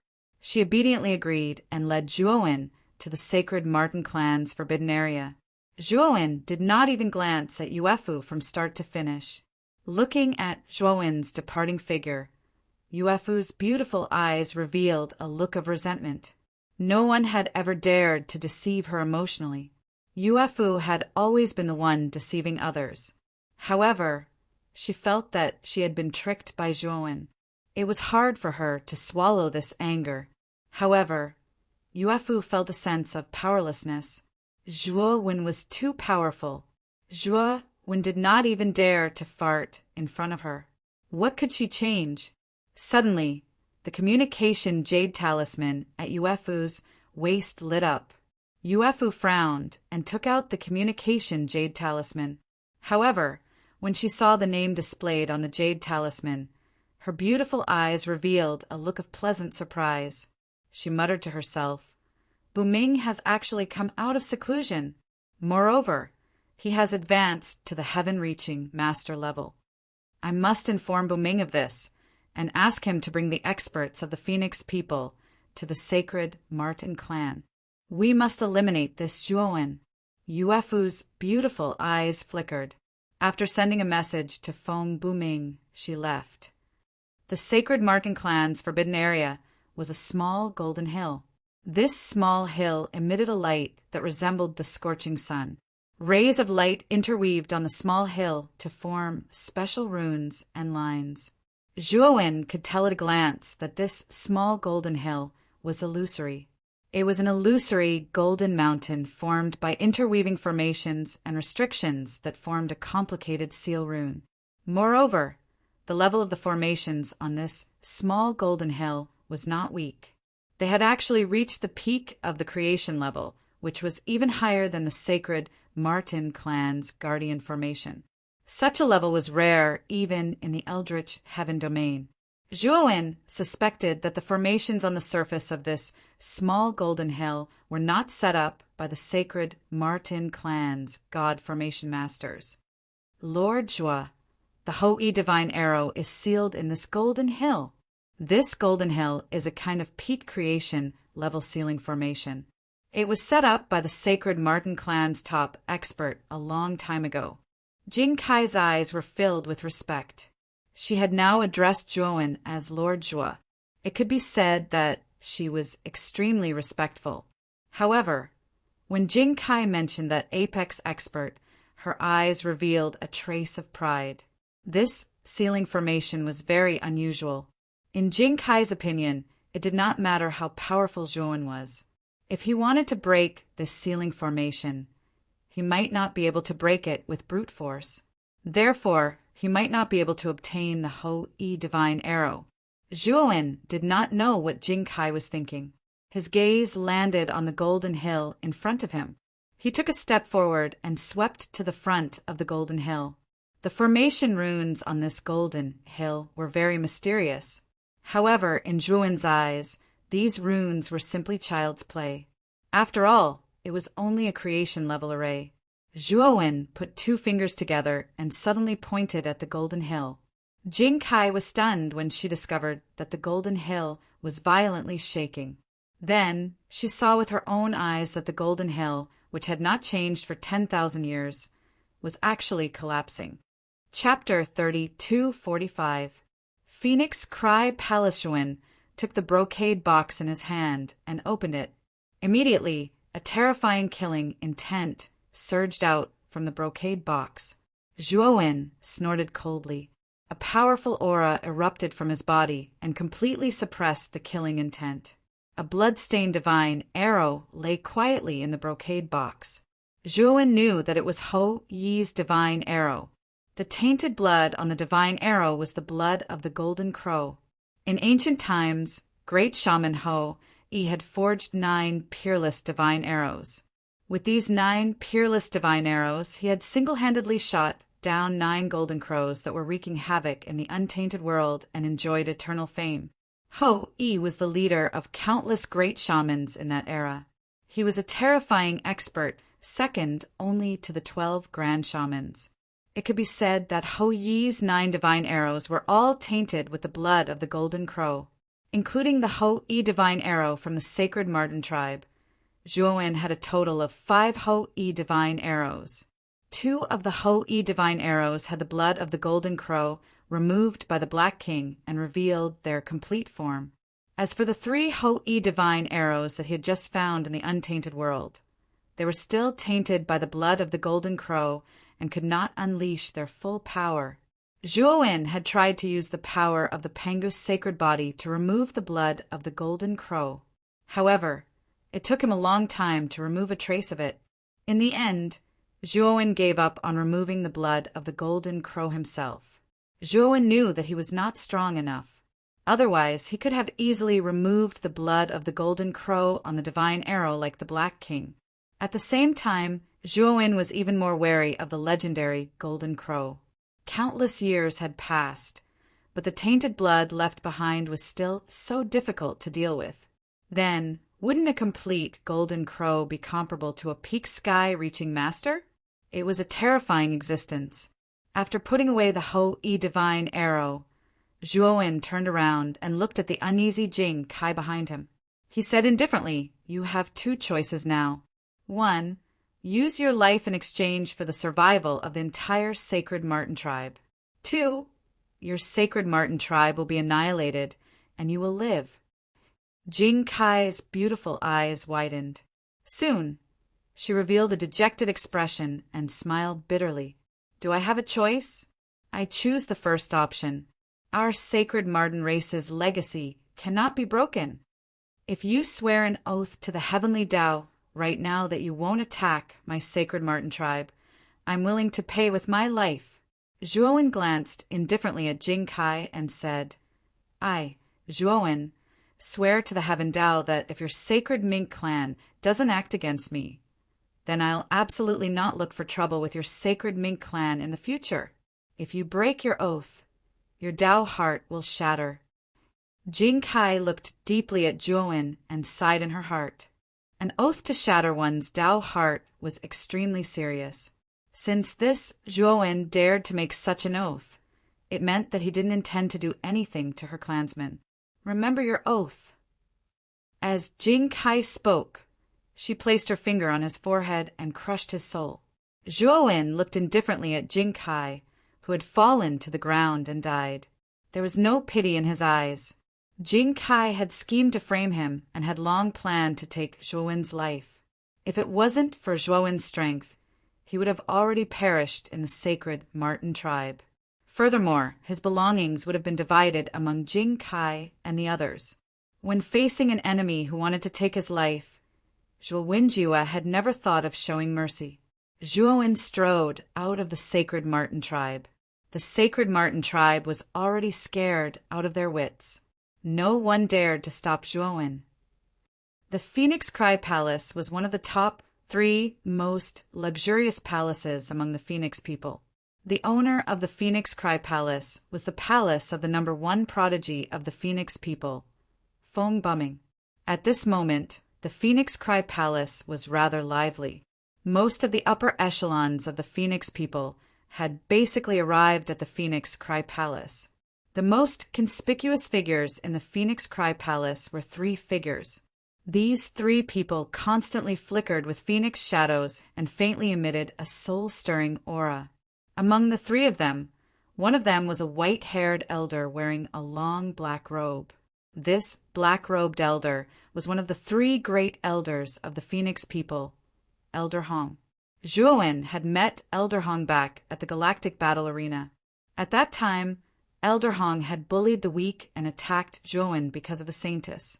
Zhuowen wasn't unfamiliar with Elder Hong, or rather, he was very familiar with him. The other 2 people were very tall. They were at least 10 feet tall. They were wrapped in windbreakers and wore thick hoods. Looking from the mouth of the hat, it was actually pitch black. It was impossible to see the specific appearance of these 2 people. The windbreakers on the 2 of them were of the same style. The only difference was the color of the windbreakers. One of them had a blood-red windbreaker, while the other had a bright black windbreaker. It was a stark contrast. Furthermore, the aura emitted from the 2 of them actually surpassed that of the 2 great elders standing beside them. These 2 people were the famous Xuanhua guardians among the Phoenix people. The man in the blood-red windbreaker was called the Xuanhua Guardian, while the man in the black windbreaker was called the Heixian Guardian. The Xuanhua Guardians were very mysterious among the Phoenix people. They rarely went outside and had always been guarding the Phoenix people. Moreover, the Xuanhua Guardian status among the Phoenix people was almost the same as that of the 3 great elders. They were on equal footing, not superior and subordinate. There's only half a year left until the Sorcerer Song Conference. It's a great fortune for the Phoenix people that Bumming has successfully broken through at such a crucial time. The 2 great elders, Elder Hong and Elder Hong, said with gratified eyes. The Xuanhua Guardian nodded and said, Phone bumming is the most powerful genius among the younger generation of the Phoenix people. If he hadn't broken through to become a master, it would have been difficult for him to get a spot in the Sorcerer Song Conference. But now, I'm sure that phone bumming will definitely amaze the crowd and get a spot in the Sorcerer Song Conference. Although the Hei Xian Guardian didn't say anything, he nodded in agreement. In the entire primitive celestial realm, there were only a handful of people who could become a master within 10,000 years. All of them were brilliant and terrifying geniuses. Now that phone bumming had also achieved it, they were naturally very happy. If the Saintess is still around and participates in the Sorcerer Song Conference, she can still get a spot. With the Saintess's 99 Phoenix body bloodline, her cultivation speed is extremely fast. Although it's impossible for her to become a master in a short period of time, it's enough for her to become a master of creation. With the strength of her 99 Phoenix body bloodline, she'll be able to fight against a master of heaven, the Hei Xian Guardian said in a low voice. That human called Juowen is truly audacious. He actually dared to kidnap my clan's holy maiden. If I can catch him, I'll definitely make him suffer a fate worse than death. Elder Hong of the two clans gritted his teeth in anger when he thought of the Saintess. We failed to attack the human territory last time. If we want to attack the human territory again, I'm afraid it'll be a long time later. Moreover, we can't enter the human territory. It's impossible to capture Juowen, the Shuehua Guardian said coldly. I heard that Juowen is Mu Qinshua's partner. The reason why Juowen kidnapped the Saintess is mainly because of Mu Qinshua, right? Since Juowen is so loyal to Mu Qinshua, why didn't the Grand Elder hand over Mu Qinshua and exchange her for the Saintess with Juowen? Hei Xian asked in surprise. Elder Hong of the two clans shook his head and said, Mu Qinshua is very important. It's related to the origin of the 99 Phoenix body. We can't hand her over so easily. Shuehua and Hei Xian fell silent. After all, they were key figures in the Phoenix people and knew many secrets. Mu Qinshua was only a human, but she possessed the 99 Phoenix body that the Phoenix people were envious of. This was very strange in itself. After all, the 99 Phoenix body was the bloodline of the Phoenix people. It was very strange that a mere human could possess the bloodline of the Phoenix people.